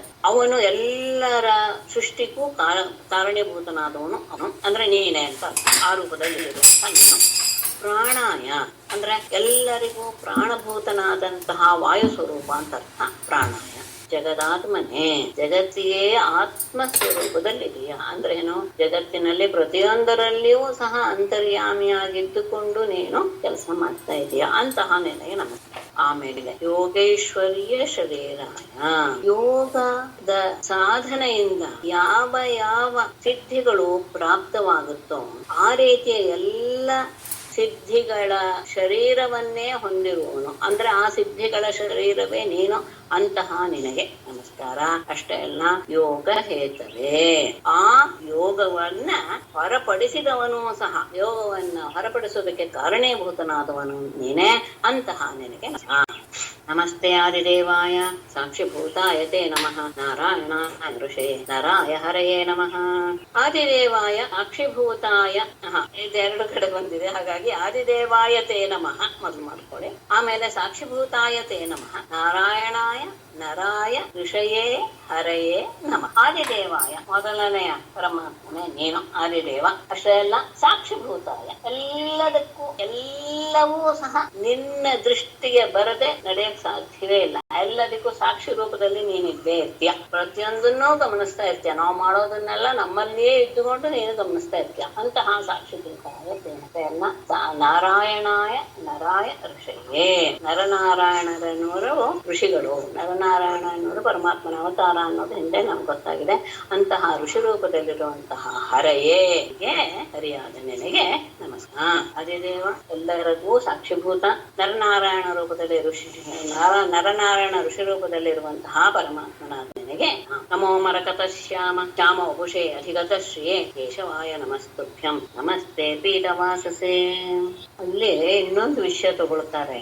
ನರನಾರಾಯಣರು ಬದರಿಕಾಶ್ರಮದಲ್ಲಿ ಈಗಲೂ ಸಹ ತಪಸ್ ಮಾಡ್ತಾ ಇದ್ದಾರೆ ಎನ್ನುವಂತಹ ಒಂದು ಐತಿಹ್ಯವಿದೆ. ಯಾಕೆ ಮಾಡ್ತಾ ಇದ್ದಾರೆ ಅಂತ ಹೇಳಿದ್ರೆ, ಇಡೀ ಜಗತ್ತಿಗೂ ಸಹ ತನ್ನನ್ನ ಆಶ್ರಯಿಸಿದವರ ದುಃಖ ಹೋಗಲಿ ಎನ್ನುವ ಭಾವದಿಂದ ಅವರಿಬ್ಬರು ಅಲ್ಲಿ ತಪಸ್ ಮಾಡ್ತಾ ಇದ್ದಾರೆ ಎನ್ನುವಂತಹ ಒಂದು ಐತಿಹ್ಯವೂ ಇದೆ ಅನ್ನೋದು ಗಮನಿಸಬೇಕು. ಆಮೇಲೆ ಮರಕತ ಶ್ಯಾಮ ವಪುಷೇ ಅಧಿಗತ ಶ್ರೀಯೇ ನಮಃ. ಕೇಶವಾಯ ತ್ವಂ ನಮಃ. ಪೀಠವಾಸಸೇ ತೇ ನಮಃ. ಮರಕತ ಶ್ಯಾಮ, ಮರಕತ ಮಣಿ ಅಂದ್ರೆ ಬಾಟ್ಲ್ ಗ್ರೇನ್ ಅಂತ ಹೇಳ್ತೀವಲ್ಲ, ಅದು ಮರಕತ ಮಣಿಯ ಬಣ್ಣ. ಅದಕ್ಕೇನೆ ಮರಕತ ಶ್ಯಾಮ ವಪುಷೇ. ಆ ರೀತಿಯಾದಂತಹ ಹಸಿರು ಅಂದ್ರೆ ಕಪ್ಪು ಮಿಶ್ರವಾದಂತಹ ಹಸಿರು ಅಂತ ಇಟ್ಕೊಳ್ಳಿ. ಆ ರೀತಿಯಾದಂತಹ ಶರೀರವನ್ನು ಧರಿಸಿರುವಂತಹ ನಿನಗೆ ನಮಸ್ಕಾರ. ಅಧಿಗತ ಶ್ರೀಯೇ, ಎಲ್ಲ ಸಂಪತ್ತುಗಳಿಗೂ ಅಧಿದೇವತೆಯಾದಂತಹ ಅವಳು ಶ್ರೀ ಲಕ್ಷ್ಮಿ, ಅವಳನ್ನ ಪಡೆದಂಥವನು ನೀನು, ಅಂತಹ ನಿನಗೆ ಅಂದ್ರೆ ಲಕ್ಷ್ಮೀ ಸಹಿತನಾದಂತಹ ಪರಮಾತ್ಮನಾದ ನಿನಗೆ ನಮಸ್ಕಾರ. ಕೇಶವಾಯ ತುಭ್ಯಂ ನಮಃ. ಕೇಶವಾಯ ಅಂದ್ರೆ ಇಲ್ಲಿ ಅಲ್ಲಿ ತಗೊಳ್ಬೇಕಾಗುತ್ತೇನೋ, ಎರಡು ನಮಸ್ಕಾರ ಇದೆ, ಹಾಗಾಗಿ ಸಪರೇಟ್ ಆಗಿ ನಾನು ಹೇಳ್ಬೇಕಾಗತ್ತೆ. ಕೇಶವನಾದಂತಹ ನಿನಗೆ ನಮಸ್ಕಾರ. ಪೀಠವಾಸಸೆ ತೇ ನಮಃ. ಪೀತಾಂಬರಧಾರಿಯಾದಂತಹ ಕೇಶವಾಯ ನಮಃ ಅಂತ ಬೇಕಾದ್ರೆ ನೀವು ಅರ್ಥವನ್ನ ಮಾಡಿಕೊಳ್ಳಬಹುದು. ಅಥವಾ ಲಕ್ಷ್ಮೀ ವಿಶಿಷ್ಟನಾದಂತಹ ಅಧಿಗತ ಶ್ರೀಯೇ ಕೇಶವಾಯ ತುಭ್ಯಂ ನಮಃ ಅಂತ ಬೇಕಾದ್ರೂ ಅರ್ಥ ಮಾಡ್ಕೊಳ್ಳಿ, ತೊಂದರೆ ಇಲ್ಲ. ಒಂದನ್ನ ಮರಕತ ಶ್ಯಾಮ ಪುಷೇ ನಮಃ ಒಂದು ಮಾಡ್ಕೊಂಡ್ಬಿಡಿ. ಆಮೇಲೆ ಅಧಿಗತ ಶ್ರೀಯೇ ಕೇಶವಾಯ ತುಭ್ಯಂ ನಮಃ, ಲಕ್ಷ್ಮೀ ಸಹಿತನಾದಂತಹ ಪರಮಾತ್ಮ ಅದ ನಿನಗೆ ನಮಸ್ಕಾರ ಅಂತ ಎರಡನೇದು ಮಾಡ್ಕೊಳ್ಬಹುದು. ಪೀತಾಂಬರಧಾರಿಯಾದಂತಹ ನಿನಗೆ ನಮಸ್ಕಾರ ಅಂತ ಮೂರನೇ ಮಾಡ್ಕೊಳ್ಳಿ. ಹೇಗಾದ್ರೂ ಕೇಶವಾಯ ಅನ್ನೋದನ್ನ ನೀವು ಪೀಠವಾಸ ಅನ್ನೋದಕ್ಕಾದ್ರೂ ಅರ್ಥ ಮಾಡ್ಕೊಳ್ಳಿ, ಅಥವಾ ಅಧಿಗತ ಲಕ್ಷ್ಮೀ ಸಹಿತನಾದಂತಹ ಕೇಶವ ಅಂತ ಬೇಕಾದ್ರೂ ಅರ್ಥ ಮಾಡ್ಕೊಳ್ಳಿ, ಏನು ತೊಂದರೆ ಇಲ್ಲ. ಎಲ್ಲದಕ್ಕೂ ಒಂದೇ ಅರ್ಥ ನಮಗೆ ಸಿಗುತ್ತೆ. ಇಂತಹ ರೂಪದಲ್ಲಿ ಎಲ್ಲರ ಮನವನ್ನ ನೀನು ಸೆಳೀತಿದೀಯಾ ಅನ್ನೋದು ತುಂಬಾ ಮುಖ್ಯ. ಸುಂದರವಾದಂತಹ ಶರೀರ, ಸಂಪತ್ತುಗಳಿಗೆ ಅಧಿದೇವತೆ ಆದವಳು ಲಕ್ಷ್ಮಿ, ಅವಳ ಜೊತೆಗೆ ಯಾವಾಗ್ಲೂ ಇರ್ತೀಯ. ಮತ್ತೆ ಪೀತಾಂಬರಧಾರಿಯಾಗಿ ಎಲ್ಲರನ್ನೂ ಸಹ ಆಕರ್ಷಿಸಿಯ. ತ್ವಂ ಸರ್ವವರದ ಪುಂಸಾಂ ವರೆಣ್ಯ ವರದರ್ಷಭ ಅತಸ್ತೇಷೇ ಯಸೇ ಧೀರಾಃ ಪಾದರೇಣುಂ ಉಪಾಸತೆ. ವರೆಣ್ಯ ವರದರ್ಷಭ ಪುಂಸಾಂ ತ್ವಂ ಸರ್ವವರದಃ ಧೀರಾಃ ಶ್ರೇಯಸೇ ತೇ ಪಾದರೇಣುಂ ಉಪಾಸತೆ. ವರೆಣ್ಯ ಎನ್ನುವ ಶಬ್ದಕ್ಕೆ ಶ್ರೇಷ್ಠ, ಅತ್ಯಂತ ಶ್ರೇಷ್ಠನಾದ. ಇಷ್ಟ ಎಲ್ಲ ವರದರ್ಷಭ, ಎಲ್ಲ ರೀತಿಯ ವರವನ್ನು ಕೊಡುವುದರಲ್ಲಿಯೂ ಸಹ ನೀನು ಅತ್ಯಂತ ಉತ್ತಮನಾದವನು, ಶ್ರೇಷ್ಠನಾದ. ಅಂತಹ ಅಂದ್ರೆ ಆ ಸಂಬೋಧನೆ ಹೇಳಿದ್ಮೇಲೆ ಗೊತ್ತಾಗುತ್ತೆ ಏನಂತ ಪುಂಸಾಂ ತ್ವಂ ಸರ್ವವರದಃ, ಜೀವಿಗಳಿಗೆ ನೀನು ಎಲ್ಲ ರೀತಿಯ ವರಗಳನ್ನು ಸಹ ಕೊಡುವನು. ಈ ಎರಡು ಸಂಬೋಧನೆಯ ಸಾಕು ಎಲ್ಲರಿಗೂ ನೀನು ಎಲ್ಲ ರೀತಿಯ ವರವನ್ನು ಕೊಡುವನು. ಶ್ರೇಷ್ಠನಾಗಿದೆಯಾ, ವರವನ್ನು ಕೊಡುವುದರಲ್ಲಿಯೂ ಸಹ ಅತ್ಯಂತ ಉತ್ತಮನಾಗಿದೆಯಾ. ಹಾಗಾಗಿ ಜೀವಿಗಳಿಗೆ ಎಲ್ಲ ರೀತಿಯ ವರವನ್ನು ಕೊಡುವಂತಹವನು ನೀನು. ಇದು ತಿಳ್ಕೊಂಡೇನೆ. ಆದ್ದರಿಂದಲೇ ಅಂದ್ರೆ ಈ ವಿಷಯವನ್ನು ಚೆನ್ನಾಗಿ ಅರಿತಂತಹ ಧೀರಾಹ ಅಂದ್ರೆ ವಿವೇಕಿಗಳು ಅಂತ ಅರ್ಥ. ಧೈರ್ಯಶಾಲಿಗಳು ಅಂತ ಅಲ್ಲ ಅರ್ಥ. ಸಾಮಾನ್ಯವಾಗಿ ಭಾಗವತದಲ್ಲಿ ಬರುವಂತಹ ಧೀರ ಶಬ್ದಕ್ಕೆ ಜ್ಞಾನಿಗಳು ವಿವೇಕಿಗಳು ಅಂತಲೇ ಅರ್ಥ ಮಾಡ್ಬೇಕೆ ಹೊರತು ಸಾಮಾನ್ಯ ಕ್ವಚಿತ್ ಬರ್ಬೋದು ಪರಾಕ್ರಮಶಾಲಿ ಅಂತ. ಆದರೆ ಇಲ್ಲಿ ಸಾಮಾನ್ಯವಾಗಿ 90 ಭಾಗ ಈ ಅರ್ಥದಲ್ಲಿಯೇ ಬರ್ತಾ ಇದೆ. ವಿವೇಕಿಗಳಾದವರು ಅಥವಾ ಜ್ಞಾನಿಗಳಾದವರು ಶ್ರೇಯಸ್ಸೇ, ತಮ್ಮ ಶ್ರೇಯಸ್ಸಿಗೋಸ್ಕರ ತೇ ಪಾದರೇಣು, ನಿನ್ನ ಪಾದದ ರಜಸ್ಸು ಅಂದ್ರೆ ಪಾದದ ಧೂಳನ್ನು ಉಪಾಸತೆ. ನೀನು ಎಲ್ಲ ರೀತಿಯ ವರಗಳನ್ನು ಕೊಡುವಂತವನು, ಎಲ್ಲರಲ್ಲಿಯೂ ಸಹ ಶ್ರೇಷ್ಠ. ಅಂದ್ರೆ ನಿನ್ನನ್ನೊಬ್ಬನನ್ನ ಆಶ್ರಯಿಸಿಬಿಟ್ರೆ ಅವರಿಗೆ ಎಲ್ಲ ರೀತಿಯ ಇಷ್ಟಾರ್ಥಗಳು ಸಹ ಸಿದ್ಧಿಸಿಬಿಡುತ್ತದೆ. ಇದು ಸರಿಯಾಗಿ ತಿಳಿದುಕೊಂಡಂತಹ ಜ್ಞಾನಿಗಳಾದವರು ವಿವೇಕಿಗಳಾದವರು ನಿನ್ನ ಪಾದದ ಧೂಳಿಯನ್ನೇ ಅವರು ಪರಪುರುಷಾರ್ಥಕ್ಕೋಸ್ಕರ ಆರಾಧಾರೆ. ಮತ್ತೆ ಅನ್ವರ್ತಂತಯಂ ದೇವಾಹ ಶ್ರೀಶ್ಚ ತತ್ಪಾದ ಪದ್ಮಯೋ ಪ್ರಥಯಂತ ಇವ ಮೋದಂ ಭಗವಾನ್ ಮೇ ಪ್ರಸೀದತ. ಯಂ ದೇವಾಹ ಶ್ರೀಶ್ಚ ಅನ್ವವರ್ತಂತ, ಸ್ವಲ್ಪ ಬದಲಾಯಿಸ್ತೇನೆ ಅನ್ವಯನ ಗಮನಿಸ್ಕೊಳ್ಳಿ. ದೇವಾಹ ಶ್ರೀಶ್ಚ ತತ್ಪಾದ ಪದ್ಮಯೋಃ ಆಮೋದಂ ಸ್ಮೃಹಯಂತಹ ಇವ ಯಂ ಅನ್ವವರ್ತ ಭಗವಾನ್ ಮೇ ಪ್ರಸೀದಾಂ. ದೇವಾಹ ದೇವತೆಗಳು, ಶ್ರೀಶ್ಚ ಸಂಪತ್ತಿಗೆ ಅಧಿದೇವತೆಯಾದ ಲಕ್ಷ್ಮಿಯೂ ಸಹ, ತತ್ ಪಾದ ಪದ್ಮಯೋ ಅಂತಹ ಪರಮಾತ್ಮನ ಪಾದ ಪದ್ಮಗಳ ಆಮೋದಂ ಸ್ಮೃಹಯಂತಹ ಇವ ಸುಗಂಧವನ್ನ ಬಯಸ್ತಾ ಇದ್ದಾರೋ ಎನ್ನುವ ರೀತಿಯಲ್ಲಿ ಯಂ ಯಾವ ಪರಮಾತ್ಮನನ್ನು ಅನ್ವವರ್ತ ಯಾವಾಗಲೂ ಹಿಂಬಾಲಿಸ್ತಾನೆ ಇರ್ತಾರೋ ಅಂತಹ ಭಗವಾನ್ ಪರಮಾತ್ಮನು ಮೇ ನನ್ನ ವಿಷಯದಲ್ಲಿ ಪ್ರಸೀದತ ಅನ್ನುವೇ.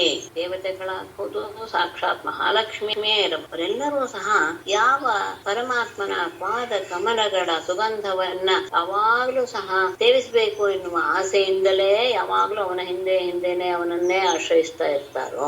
ಯಾಕೆ ಇವರೆಲ್ಲ ಪರಮಾತ್ಮನ ಪಾದ ಕಮಲನ್ನ ಆಶ್ರಯಿಸ್ತಾರೆ ಅಂದ್ರೆ ಆ ಪಾದ ಕಮಲಗಳ ಸುಗಂಧವನ್ನ ಸೇವಿಸಬೇಕು ಎನ್ನುವ ಇಚ್ಛೆಯಿಂದ ಯಾವಾಗ್ಲೂ ಅವನನ್ನೇ ಆಶ್ರಯಿಸ್ತಾರೆ. ಹಾಗಾಗಿ ಅಂತಹ ಪರಮಾತ್ಮ ಇದರಲ್ಲಿ ಮಾಡಲಿ. ಇಷ್ಟು ಹೇಳಿ ಇದಿಷ್ಟು ಅವನನ್ನ ಸ್ತುತಿಸುವಂತಹ ಸ್ತೋತ್ರ. ಏತೈರ್ಮಂತ್ರೈಃ ಋಷಿಕೇಶಂ ಆವಾಹನ ಪುರಸ್ಕೃತಂ ಅರ್ಚಯೇತ್ ಶ್ರದ್ಧಯಾ ಯುಕ್ತಃ ಪಾದ್ಯ ಉಪಸ್ಪರ್ಶನಾದಿಭಿಃ. ಏತೈಃ ಮಂತ್ರೈಃ ಆವಾಹನ ಪುರಸ್ಕೃತಂ ಪಾದ್ಯೋಪಸ್ಪರ್ಶನಾದಿಭಿಃ ಯುಕ್ತಃ ಶ್ರದ್ಧಯಾ ಋಷಿಕೇಶಂ ಅರ್ಚಯೇತ್. ಏತೈಃ ಮಂತ್ರೈಃ ಈ ರೀತಿಯಾದಂತಹ ಮಂತ್ರಗಳಿಂದ ಮತ್ತೆ ಆವಾಹನ ಪುರಸ್ಕೃತಂ ಅಂದ್ರೆ ಆತನನ್ನ ಸ್ವಾಗತ ಮಾಡೋದು, ಅವನ ಬಂದು ಆ ಮೂರ್ತಿಯಲ್ಲಿ ನೆಲೆಗೊಳ್ಳಲಿ ಎನ್ನುವ ಎಲ್ಲ ರೀತಿಯ ವ್ಯವಹಾರಗಳಿಂದ ಮತ್ತು ಪಾದ್ಯ ಉಪಸ್ಪರ್ಶನಾದಿಭಿಃ ಬಂದಂತಹ ವ್ಯಕ್ತಿಗೆ ಹೇಗೆ ಅರ್ಘ್ಯಪಾದ್ಯಾದಿಗಳನ್ನೆಲ್ಲ ಕೊಡ್ತೀವೋ ಆ ಎಲ್ಲದರಿಂದಲೂ ಸರಿಯಾದ ರೀತಿಯಲ್ಲಿ ಶ್ರದ್ಧೆಯಿಂದ ಮಾಡಲ್ಪಟ್ಟ ಕರ್ಮವುಳ್ಳವನಾಗಿ ಋಷಿಕೇಶಂ ಪರಮಾತ್ಮನನ್ನು ಶ್ರದ್ಧೆಯಿಂದ ಅವನನ್ನ ಆರಾಧಿಸಬೇಕು. ಅಂದ್ರೆ ಮೇಲೆ ಹೇಳಿದಂತಹ ವಾಕ್ಯಗಳಿಂದ ಭಗವಂತನನ್ನ ಆವಾಹನೆ ಮಾಡಿ ಯೋಗ್ಯ ರೀತಿಯಲ್ಲಿ ಅರ್ಘ್ಯಪಾದ್ಯಾಸನ ಮೊದಲಾದವುಗಳನ್ನೆಲ್ಲ ಕೊಟ್ಟು ಅವನಿಗೆ ಶ್ರದ್ಧೆಯಿಂದ ಪೂಜೆ ಮಾಡಬೇಕು. ಅದಾದ್ಮೇಲೆ ಅರ್ಚಿತ್ವಾ ಗಂಧಮಾಲ್ಯಾದ್ಯೈಃ ವಯಸಾ ಸ್ನಪಯೇದ್ ವಿಭುಂ ವಸ್ತ್ರೋಪವೀತಾಭರಣಪಾದ್ಯೋಪಸ್ಪರ್ಶನೈಸ್ತತಃ ಗಂಧಧೂಪಾದಿಭಿಶ್ಚಾರ್ಚೇತ್ ದ್ವಾದಶಾಕ್ಷರ ವಿದ್ಯೆಯಾ.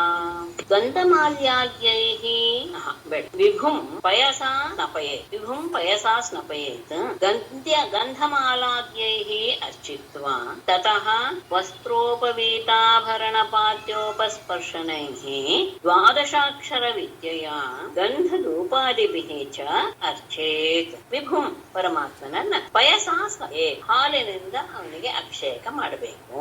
ಆಮೇಲೆ ಗಂಧಮಾಲ್ಯಾದ್ಯೈಃ ಗಂಧ, ಹೂವಿನ ಮಾಲೆ ಇತ್ಯಾದಿಗಳಿಂದ ಅವನನ್ನ ಅರ್ಚನೆ ಮಾಡಿ ತತಃ ಬಳಿಕ ವಸ್ತ್ರ ಉಪವೀತ ಆಭರಣ ಪಾದ್ಯ ಉಪಸ್ಪರ್ಶನ ಆತನಿಗೆ ವಸ್ತ್ರ ಆವರಿಸೋದು, ಉಪವೀತ ಹಾಕೋದು, ಆಭರಣ ಮೊದಲಾದ ಎಲ್ಲದರಿಂದಲೂ ಆಮೇಲೆ ಮತ್ತೆ ಪಾದ್ಯಂ ಸಮರ್ಪಯಾಮಿ ಆಚಮನೆಯಂ ಸಮರ್ಪಯಾಮಿ ಅನ್ನೋದೆಲ್ಲ ಇದ್ದೇ ಇರುತ್ತೆ. ಇರುತ್ತೆ, ಅದು ಪೂಜಾ ಕ್ರಮದಲ್ಲಿ ಇದೆಲ್ಲ ಬರುವಂತದ್ದು. ಪಾದ್ಯ ಆಚಮನೆಯ ಎಲ್ಲವನ್ನೂ ಸಹ ದ್ವಾದಶಾಕ್ಷರ ವಿದ್ಯೆಯ, ದ್ವಾದಶಾಕ್ಷರ ಮಂತ್ರದಿಂದ ಅಂದ್ರೆ ಓಂ ನಮೋ ಭಗವತೆ ವಾಸುದೇವಾಯ ಎನ್ನುವಂತಹ ಮಂತ್ರವನ್ನ ಹೇಳ್ಕೊಂಡು ಗಂಧ ಧೂಪಾದಿಭಿ ಚ ಅರ್ಚೆ, ಗಂಧ ಏನೇನು ಪೂಜೆ ಮಾಡ್ತಿರೋ ಅಕ್ಷತೆ, ಧೂಪ, ದೀಪ, ನೈವೇದ್ಯ ಇತ್ಯಾದಿ ಎಲ್ಲವನ್ನೂ ಸಹ ನೈವೇದ್ಯ ಮುಂದೆ ಹೇಳ್ತಾರೆ ಅನ್ಸುತ್ತೆ, ಹಾಗಾಗಿ ಇಷ್ಟು ಮಾತ್ರ ಮಾಡಿ ನೈವೇದ್ಯ ಮೊದಲು ಮಾತ್ರ ಹೇಳೋದನ್ನ ಹೇಳಿದ್ದಾರೆ. ಗಂಧ ಧೂಪ ಮೊದಲಾದವುಗಳಿಂದ ದೀಪ, ಅಕ್ಷತೆ, ಪುಷ್ಪ ಇತ್ಯಾದಿ ಎಲ್ಲದರಿಂದಲೂ ಸಹ ಅದನ್ನ ಮಾಡಿ ಅಂದರೆ ಗಂಧ ಪುಷ್ಪಗಳನ್ನ ಮೊದಲು ಅವನನ್ನ ಹಾಲಿನಿಂದ ಸ್ನಾನ ಮಾಡಿಸಿ, ಆಮೇಲೆ ಗಂಧ ಪುಷ್ಪಗಳನ್ನ ಏನೇನು ಮಧುಪರ್ಕ ಇತ್ಯಾದಿಗಳೆಲ್ಲ ಇರುತ್ತೆ ಆ ಸಂದರ್ಭದಲ್ಲಿ ಪೂಜಾ ಕ್ರಮದಲ್ಲಿ, ಅದೆಲ್ಲ ಮಧುಪರ್ಕ ಅನ್ನೋದೆಲ್ಲ ಇರುತ್ತೆ. ಅದಾದ್ಮೇಲೆ ವಸ್ತ್ರ, ಯಜ್ಞೋಪವೀತ, ಆಭರಣ ಇವುಗಳನ್ನೆಲ್ಲ ಆಮೇಲೆ ಪಾದ್ಯ ಆಚಮನೆಯ ಮಾಡಿ ದ್ವಾದಶಾಕ್ಷರ ಮಂತ್ರದ ಜೊತೆಗೆ ಈ ಎಲ್ಲ ಉಪಚಾರಗಳನ್ನು ಸಹ ಮಾಡಬೇಕು. ಅದಾದ್ಮೇಲೆ ನೈವೇದ್ಯ ಶ್ರುತಂ ಪಯಸಿ ನೈವೇದ್ಯಂ ಶಾಲ್ಯನ್ನಂ ವಿಭವೇ ಸತಿ ಸಸರ್ಪಿಹಿ ಸಗುಣಂ ದತ್ವಾ ದುಹುಯಾತ್ ಮೂಲವಿದ್ಯೆಯ. ನೈವೇದ್ಯಂ ಪಯಸಿ ಶ್ರುತಂ ವಿಭವೇ ಸತಿ ಶಾಲ್ಯನ್ನಂ ಸಸರ್ಪಿಹಿ ಸಗುಣಂ ದತ್ವಾ ಮೂಲವಿದ್ಯೆಯ ಜುಹುಯಾತ್. ಇಲ್ಲಿ ಹೇಳ್ತಾರೆ ನೈವೇದ್ಯಂ ಪಯಸಿ ಶ್ರುತಂ, ನೈವೇದ್ಯ ಅನ್ನೋದು ಹಾಲನ್ನೇ ನೈವೇದ್ಯ ಮಾಡಬೇಕು ಅಂತ ಹೇಳಿದ್ದಾರೆ. ಮೊದಲನೇದು ನೈವೇದ್ಯ ಹಾಲು. ಅದಾದ ಮೇಲೆ ವಿಭವೇ ಸತಿ ಅವನು ಅತ್ಯಂತ ಆರ್ಥಿಕವಾಗಿ ಸಮರ್ಥನಾಗಿದ್ದಾನೆ ಅಂದ್ರೆ ಶಾಲ್ಯನ್ನಂ, ಶಾಲ್ಯನ್ನಂ ಹೇಗೆ ಅಂದ್ರೆ ಸಸರ್ಪಿಹಿ ಸಗುಡಂ ತರ್ವಾ. ಶಾಲ್ಯನ್ನ ಅಂದ್ರೆ ಕ್ಷೀರಾನ್ನ ಅಂತ ಅರ್ಥ. ಆ ಕ್ಷೀರಾನ್ನಗೆ ಸಸರ್ಪಿಹಿ, ಸರ್ಪಿಹಿ ಅಂದ್ರೆ ತುಪ್ಪ, ಗುಡ ಅಂದ್ರೆ ಬೆಲ್ಲ, ಆ ಕ್ಷೀರಾನ್ನವನ್ನ ತುಪ್ಪ ಮತ್ತು ಬೆಲ್ಲಗಳಿಂದ ಕೂಡಿದ್ದನ್ನಾಗಿ ಮಾಡಿ ಅಂದ್ರೆ ಚೆನ್ನಾಗಿ ತುಪ್ಪ ಬೆಲ್ಲ ಹಾಕಿ ಕ್ಷೀರದಲ್ಲಿ ಬೇಯಿಸಿದಂತಹ ಅನ್ನ, ಈ ಅನ್ನವನ್ನ ಆತನಿಗೆ ನೈವೇದ್ಯವಾಗಿ ಅರ್ಪಿಸಿತು. ಅಷ್ಟೇ ಅಲ್ಲ, ಆ ಪಾಯಸದಿಂದಲೇ ಅಂದ್ರೆ ಆ ಕ್ಷೀರಾನ್ನದಿಂದಲೇ ಮೂಲವಿದ್ಯೆಯ, ಮೂಲವಿದ್ಯೆ ಅಂದ್ರೆ ಈಗ ಯಾವ ಮಂತ್ರವನ್ನು ಹೇಳಿಕೊಂಡು ಪೂಜೆ ಎಲ್ಲ ಮಾಡಿದ್ದು ದ್ವಾದಶಾಕ್ಷರ ಮಂತ್ರ, ಆ ಮಂತ್ರದ ಹೇಳಿಕೊಂಡು ಜುಹುಯಾತ್ ಆ ಪಾಯಸವನ್ನೇ ಚರುವಾಗಿ ಗ್ರಹಬಿಸನ್ನಾಗಿ ಮಾಡಿಕೊಂಡು ಅದರಿಂದ ಹೋಮ ಮಾಡಿ. ಅಂದರೆ ಹಾಲನ್ನ ಮಾತ್ರ ನೈವೇದ್ಯ ಮಾಡೋದು ಒಳ್ಳೆಯ ಆರ್ಥಿಕವಾದಂತಹ ಶಕ್ತಿ ಇದೆ ಅಂತ ಆದಾಗ ಅಂತ ತುಪ್ಪ ಬೆಲ್ಲ ಸೇರಿದಂತಹ ಪಾಯಸ ಅನ್ನವನ್ನ ಶಾಲ್ಯನ್ನವನ್ನ ಪರಮಾತ್ಮನಿಗೆ ನೈವೇದ್ಯ ಮಾಡಬೇಕು. ಆಮೇಲೆ ಮೂಲ ಮಂತ್ರವನ್ನ ಹೇಳ್ತಾ ಹೋಮದಿಂದ ಈ ಪಾಯಸವನ್ನೇ ಚರುವನ್ನಾಗಿ ಹಾಕಿ ಹೋಮ ಮಾಡಬೇಕು. ನಿವೇದಿತಂ ತದ್ಭಕ್ತಾಯ ದದ್ಯಾತ್ ಭುಂಜೀತವಾ ಸ್ವಯಂ ದತ್ವಾ ಆಚಮನಮರ್ಚಿತ್ವಾ ತಾಂಬೂಲಂಚ ನಿವೇದಯೇತ್. ಆ ನೈವೇದ್ಯ ಮಾಡಿದ್ದನ್ನು ಏನ್ ಮಾಡಿ ನಿವೇದಿತಂ ತದ್ದಾಯ ದದ್ಯಾತ್ ಸ್ವಯಂ ವಾ ಭುಂಜೀತ ಆಚಮನಂ ತ್ವಾ ಚಿತ್ವಾ ತಾಂಬೂಲಂಚ ನಿವೇದಯೇತ್. ಇಲ್ಲಿ ಸ್ವಲ್ಪ ಮೊದಲೇ ನೈವೇದ್ಯ ತಗೊಂಡ್ಬಿಡ್ಬೇಕು ಅಂತ ಅಲ್ಲ, ಆ ನೈವೇದ್ಯವನ್ನ ಏನ್ ಮಾಡ್ಬೇಕು ಅಂತ ಮೊದಲು ತಿಳಿಸಿದ್ದಾರೆ. ಮುಂದೆ ಹೇಳೋದು ಕೆಲಸ ಆದ್ಮೇಲೆ ತಗೊಳ್ಬೇಕು ನೈವೇದ್ಯ ತಗೊಳ್ಳೋದಾದ ಮೊದಲೇ ಹೇಳಿದ್ದಾರೆ ಅಂತ ಮೊದಲೇ ಊಟ ಮಾಡ್ಬಿಡೋದು ಅಲ್ಲ. ನಿವೇದಿತಂ, ನಿವೇದಿತಂ ಅಂದ್ರೆ ಪರಮಾತ್ಮನಿಗೆ ಅರ್ಪಿಸದಂತಹ ಆ ಪಾಯಸವನ್ನ ಅಥವಾ ಹಾಲನ್ನ ತದ್ಭಗಾಯ ದತ್ಯ ಪರಮಾತ್ಮನ ಭಕ್ತರಿಗೆ, ಭಗವದ್ ಭಕ್ತರಿಗೆ ಅದನ್ನ ಕೊಡಬೇಕು. ಸ್ವಯಂ ಭುಂಜಿತ ಅಥವಾ ತಾನೇ ಅದನ್ನ ಸೇವಿಸಬೇಕು. ಅಂದ್ರೆ ಏನರ್ಥ, ಅದನ್ನ ಯಾವುದೇ ಕಾರಣಕ್ಕೂ ಬೇರೆ ಆಗಿ ಅಂದ್ರೆ ಅದನ್ನ ಸೇವನೆ ರೂಪದಲ್ಲಿಯೇ ಅದನ್ನು ಉಪಯೋಗಿಸ್ಬೇಕು ಅನ್ನೋದು ತುಂಬಾ ಮುಖ್ಯ. ಭಗವಂತನ ಭಕ್ತರಿಗೆ ಕೊಡಬೇಕು ಅಥವಾ ಅದನ್ನ ತಾನೇ, ಯಾರು ಇಲ್ಲ ಅಂತ ಆದ್ರೆ ತಾನೇ ಅದನ್ನ ಸೇವನೆ ಮಾಡ್ಬೇಕು ಅನ್ನೋದು, ಅದು ಅಷ್ಟು ನಿಯಮಕ್ಕೋಸ್ಕರ ಹೇಳಿದ್ದಾರೆ ಹೊರತು ಕೊಟ್ಟಿ ನೈವೇದ್ಯ ಆದ ತಕ್ಷಣ ತಗೊಳ್ಬೇಕು ಅನ್ನೋ ಅದಲ್ಲ ತಾತ್ಪರ್ಯ, ಹೇಳ್ತಾ ಇದ್ದೇನೆ. ಆಮೇಲೆ ಆಚಮನಂ ತತ್ವ, ಆಚಮನಾದಿಗಳನ್ನ ಮಾಡಿ ಅರ್ಚಿತ್ವ ಪುನಃ ಪೂಜೆ ಅಂತ ಮಾಡ್ತಾರೆ. ಪರಮಾತ್ಮನನ್ನ ಪುನಃ ಪೂಜೆ ಮಾಡಿ ತಾಂಬೂಲಂಚ ನಿವೇದ್ಯ, ತಾಂಬೂಲವನ್ನು ಸಹ ಪರಮನಿಗೆ ನಿವೇದಿಸಬೇಕು. ಆದ್ರೆ ಜಪೇದಷ್ಟೋತ್ತರ ಶತಂ ಸುವೇದ ಸ್ತುತಿಭಿ ಪ್ರಭುಂ ಕೃತ್ವಾ ಪ್ರದಕ್ಷಿಣಂ ಹೋಮೋ ಪ್ರಣಮೇತ್ ದಂಡವನ್ಮುದಾ. ಅಷ್ಟೋತ್ತರ ಶತಂ ಜಪೇತ್ ಸ್ತುತಿಭಿಃ ಪ್ರಭುಂ ಸ್ತುವೀತ ಪ್ರದಕ್ಷಿಣಂ ಕೃತ್ವಾ ಹೋಮೌ ದಂಡವತ್ ಮುದಾ ಪ್ರಣಮೇ. ಅದಾದ ಮೇಲೆ ಅಷ್ಟೋತ್ತರ ಶತಂ ಜಪೇತ್ 108 ಬಾರಿ ಹಿಂದೆ ಹೇಳಿದಂತಹ ದ್ವಾದಶಾಕ್ಷರ ಮಂತ್ರವನ್ನ ಜಪ ಮಾಡಬೇಕು. ಆಮೇಲೆ ಸ್ತುತಿಭಿಃ ಉತ್ತಮೋತ್ತಮವಾದಂತಹ ಸ್ತುತಿಗಳಿಂದ ಪ್ರಭುಂ ಸ್ತುವೀತ ಪರಮಾತ್ಮನ ಸ್ತುತಿಸಬೇಕು. ಆಮೇಲೆ ಪ್ರದಕ್ಷಿಣಂ ಕೃತ್ವ ಪ್ರದಕ್ಷಿಣೆಯನ್ನ ಮಾಡಿ ಭೂಮೋ ಭೂಮಿಯಲ್ಲಿ ದಂಡವತ್, ದಂಡದಿಂದ ಅಂದ್ರೆ ದೀರ್ಘದಂಡ ಅಂತ ಅರ್ಥ, ಮುದಾ ಪ್ರಣಮೆ ಸಂತೋಷದಿಂದ ಆತನಿಗೆ ನಮನ ಮಾಡಿ 108 ಬಾರಿ ದ್ವಾದಶಾಕ್ಷರ ಮಂತ್ರವನ್ನು ಜಪ ಮಾಡಿ ಅನೇಕ ಉತ್ತಮವಾದಂತಹ ಸ್ತೋತ್ರಗಳಿಂದ ಪರಮಾತ್ಮನನ್ನ ಸ್ತುತಿಸಿ ಪ್ರದಕ್ಷಿಣಾಕಾರವಾಗಿ ಪ್ರದಕ್ಷಿಣೆ ಮಾಡಿ ಭೂಮಿಯಲ್ಲಿ ದೀರ್ಘದಂಡ ನಮಸ್ಕಾರವನ್ನ ಅತ್ಯಂತ ಪ್ರಸನ್ನವಾದ ಮನಸ್ಸಿನಿಂದ ಮಾಡಿ. ಅದಾದ ಮೇಲೆ कृत्वा शिरसेषां देवमुद्वासयेत् ततः यवरान् भोजयेत् विप्रान् पायसेन यथोचितम् तच्छेषां शिरसि कृत्वा ततः देवम् उद्वासयेत् ಯವರಾನ್ ವಿಪ್ರಾನ್ ಯಥೋಚಿತಂ ಪಾಯಸೇನ ಭೋಜಯೇತ್. ತಚ್ಛೇಷಾಂ ಪರಮಾತ್ಮನ ಆ ನಿರ್ಮಾಲ್ಯವನ್ನ ಶಿರಸಿ ಕೃತ್ವ ತಲೆಯಲ್ಲಿಕೊಂಡು ತತಃ ಬಳಿಕ ದೇವಂ ಉದ್ವಾಸಯೇತ್ ದೇವತೆಯನ್ನ ಆ ಉದ್ವಾಸನೆ ಮಾಡಿ ಪ್ರತಿಷ್ಠಾಪನೆ ಆದ್ಮೇಲೆ ಉದ್ವಾಸನೆ ಅಂದ್ರೆ ಅಗಲಿಸೋದು. ಅದು ಆದ್ಮೇಲೆ ಯವರಾನ್ ವಿಪ್ರಾನ್ ಇಬ್ಬರಿಗಿಂತ ಕಡಿಮೆ ಇಲ್ಲದೆ ಬ್ರಾಹ್ಮಣರನ್ನ ಅಂದ್ರೆ ಇಬ್ಬರಿಗಾದ್ರು ಅಂತ ಇಬ್ಬರು ಬ್ರಾಹ್ಮಣರನ್ನ ಯಥೋಚಿತಂ ಯೋಗ್ಯ ರೀತಿಯಲ್ಲಿ ಪಾಯಸೇನ ಭೋಜಯೇತ್ ಮಾಡಿದಂತಹ ಪಾಯಸ ಅನ್ನೋದ್ರಿಂದ ಅವರಿಗೆ ಭೋಜನ ಮಾಡಿ ದೇವರ ನಿರ್ಮಾಲ್ಯವನ್ನು ತಲೆಯಲ್ಲಿ ಧರಿಸಿ ದೇವರನ್ನ ಉದ್ವಾಸನೆ ಮಾಡಿ ಇಬ್ಬರಿಗೆ ಕಡಿಮೆ ಇಲ್ಲದಂತೆ ಬ್ರಾಹ್ಮಣರಿಗೆ ಆ ಪಾಯಸ ಅನ್ನವನ್ನ ಭೋಜನದ ರೂಪದಲ್ಲಿ ಅವರಿಗೆ ಶಾಸ್ತ್ರೋಕ್ತ ರೀತಿಯಲ್ಲಿ ಅವರಿಗೆ ಊಟ ಮಾಡಬೇಕು. ಭುಂಜೀತ ತೈರನುಜ್ಞಾತಃ ಶೇಷಂ ಶ್ರೇಷ್ಠಃ ಸಭಾಜಿತೈಃ ಬ್ರಹ್ಮಚಾರ್ಯಥ ತತ್ರಾತ್ರ್ಯಾಂ ಶೋಭೂತೆ ಪ್ರಥಮೇ ಹನೇ ತೈಃ ಅನುಜ್ಞಾತಃ ಶೇಷಂ ಶ್ರೇಷ್ಠಃ ಸಭಾಜಿತೈಃ ಸಭಾಜಿತೈಃ ತೈಃ ಅಲ್ಲಿ ಗಮನಿಸಿ ಶೇಷಂ ಸಭಾಜಿತೈಃ ತೈಃ ಅನುಜ್ಞಾತಃ ಶ್ರೇಷ್ಠಃ ಭುಂಜೀತ ಅಥ ತತ್ರಾತ್ರ್ಯಾಂ ಬ್ರಹ್ಮಚಾರಿ ಶೋಭೂತೆ ಪ್ರಥಮೇ ಅಹನೇ ವಿಷಯ ಇದೆ ಅಂತ ಹೇಳ್ಬಿಟ್ಟಿದೆ. ಆಮೇಲೆ ಮುಂದುವರಿಸ್ತೇನೆ. ಸಭಾಜಿತೈಃ ತೈಃ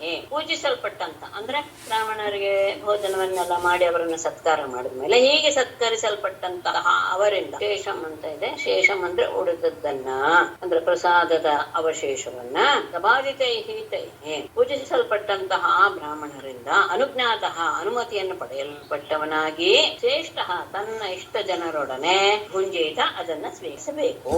ಅಂದ್ರೆ ಅವರಿಗೆ ಊಟ ಆದ ಮೇಲೆ ಅವರಿಗೆ ಭೋಜನವಾದ ಮೇಲೆ ಅವರಿಗೆ ಭೋಜನ ದಕ್ಷಿಣೆ ಅವರಿಗೆ ಏನೇನು ವಸ್ತು ಸಮರ್ಪಣೆ ಇತ್ಯಾದಿ ಏನೇನು ಅನ್ಕೊಂಡಿದಾರೋ ಅದೆಲ್ಲವನ್ನು ಮಾಡಿದ ಮೇಲೆ ಅವರ ಅನುಜ್ಞೆಯನ್ನು ಪಡೆದು ತಮ್ಮ ಬಂಧು ಮಿತ್ರರೊಡನೆ ಆ ಪ್ರಸಾದದ ಶೇಷವನ್ನ ಅದ ಊಟ ಮಾಡಬೇಕು.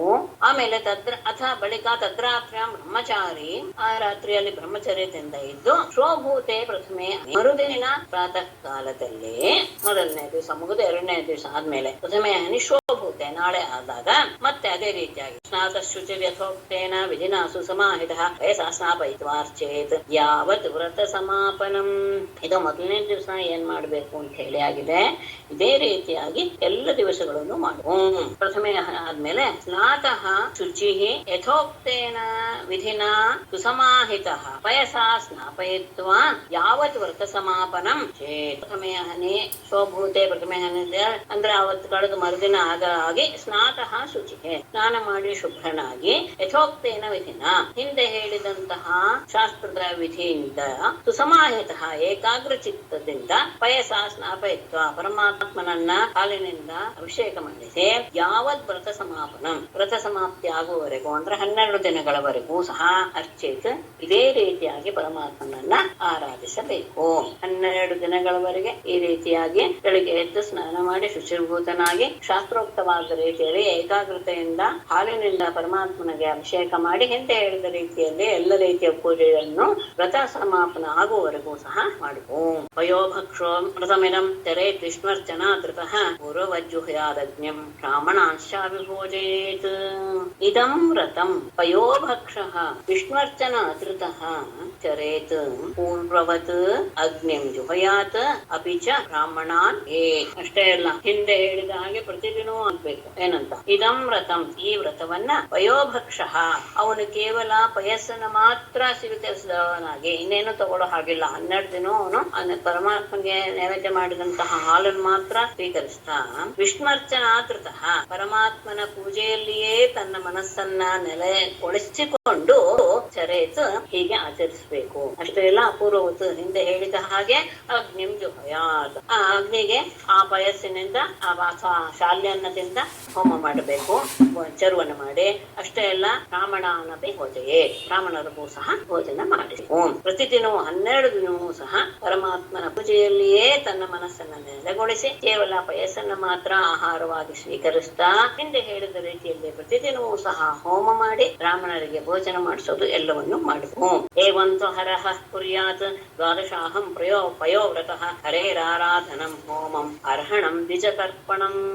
ಏವಂತು ಅಹರಹ ದ್ವಾದಶಾಹಂ ಪಯೋವ್ರತಃ ಹರೇಃ ಆರಾಧನಂ ಹೋಮಂ ಅರ್ಹಣಂ ದ್ವಿಜತರ್ಪಣಂ ಕುರ್ಯಾತ್. ಏವಂತು ಹೀಗೆ ಅಹರಹ ಪ್ರತಿದಿನವೂ ಸಹ ದ್ವಾದಶಾಹಂ 12 ದಿನಗಳವರೆಗೆ ಪಯೋವ್ರತಃ ಹಾಲನ್ನು ಮಾತ್ರ ವ್ರತವನ್ನಾಗಿ ಸ್ವೀಕರಿಸುವುದು. ಅದೇ ಪಯೋವ್ರತ ಅಂದ್ರೆ ಹಾಲನ್ನು ಮಾತ್ರ ಆತ ಸ್ವೀಕರಿಸುವಂತಹ ವ್ರತವನ್ನ ತಗೊಂಡಿದ್ದಾನೆ ಅಂತ ಅರ್ಥ. ಪಯೋವ್ರತಿಯಾಗಿದ್ದುಕೊಂಡು ಹರೇಹೆ ಆರಾಧನಂ ಪರಮಾತ್ಮನ ಆರಾಧನೆಯನ್ನು, ಹೋಮವನ್ನು, ಅರ್ಹಣಂ ಪೂಜೆಯನ್ನು, ವಿಜಿತ ಅರ್ಪಣಂ ಬ್ರಾಹ್ಮಣರಿಗೆ ಭೋಜನವನ್ನು ಸಹ ಕುರ್ಯಾತ ಮಾಡ್ತಾ ಇರಬೇಕು. ಒಂದಿನ ಮಾಡಿದ್ದಂತಹದ್ದು 12 ದಿನಗಳು ಅದೇ ಕ್ರಮದಲ್ಲಿ ಅದೇ ರೀತಿಯಾಗಿ ಮಾಡ್ತಾ ಬರಬೇಕು.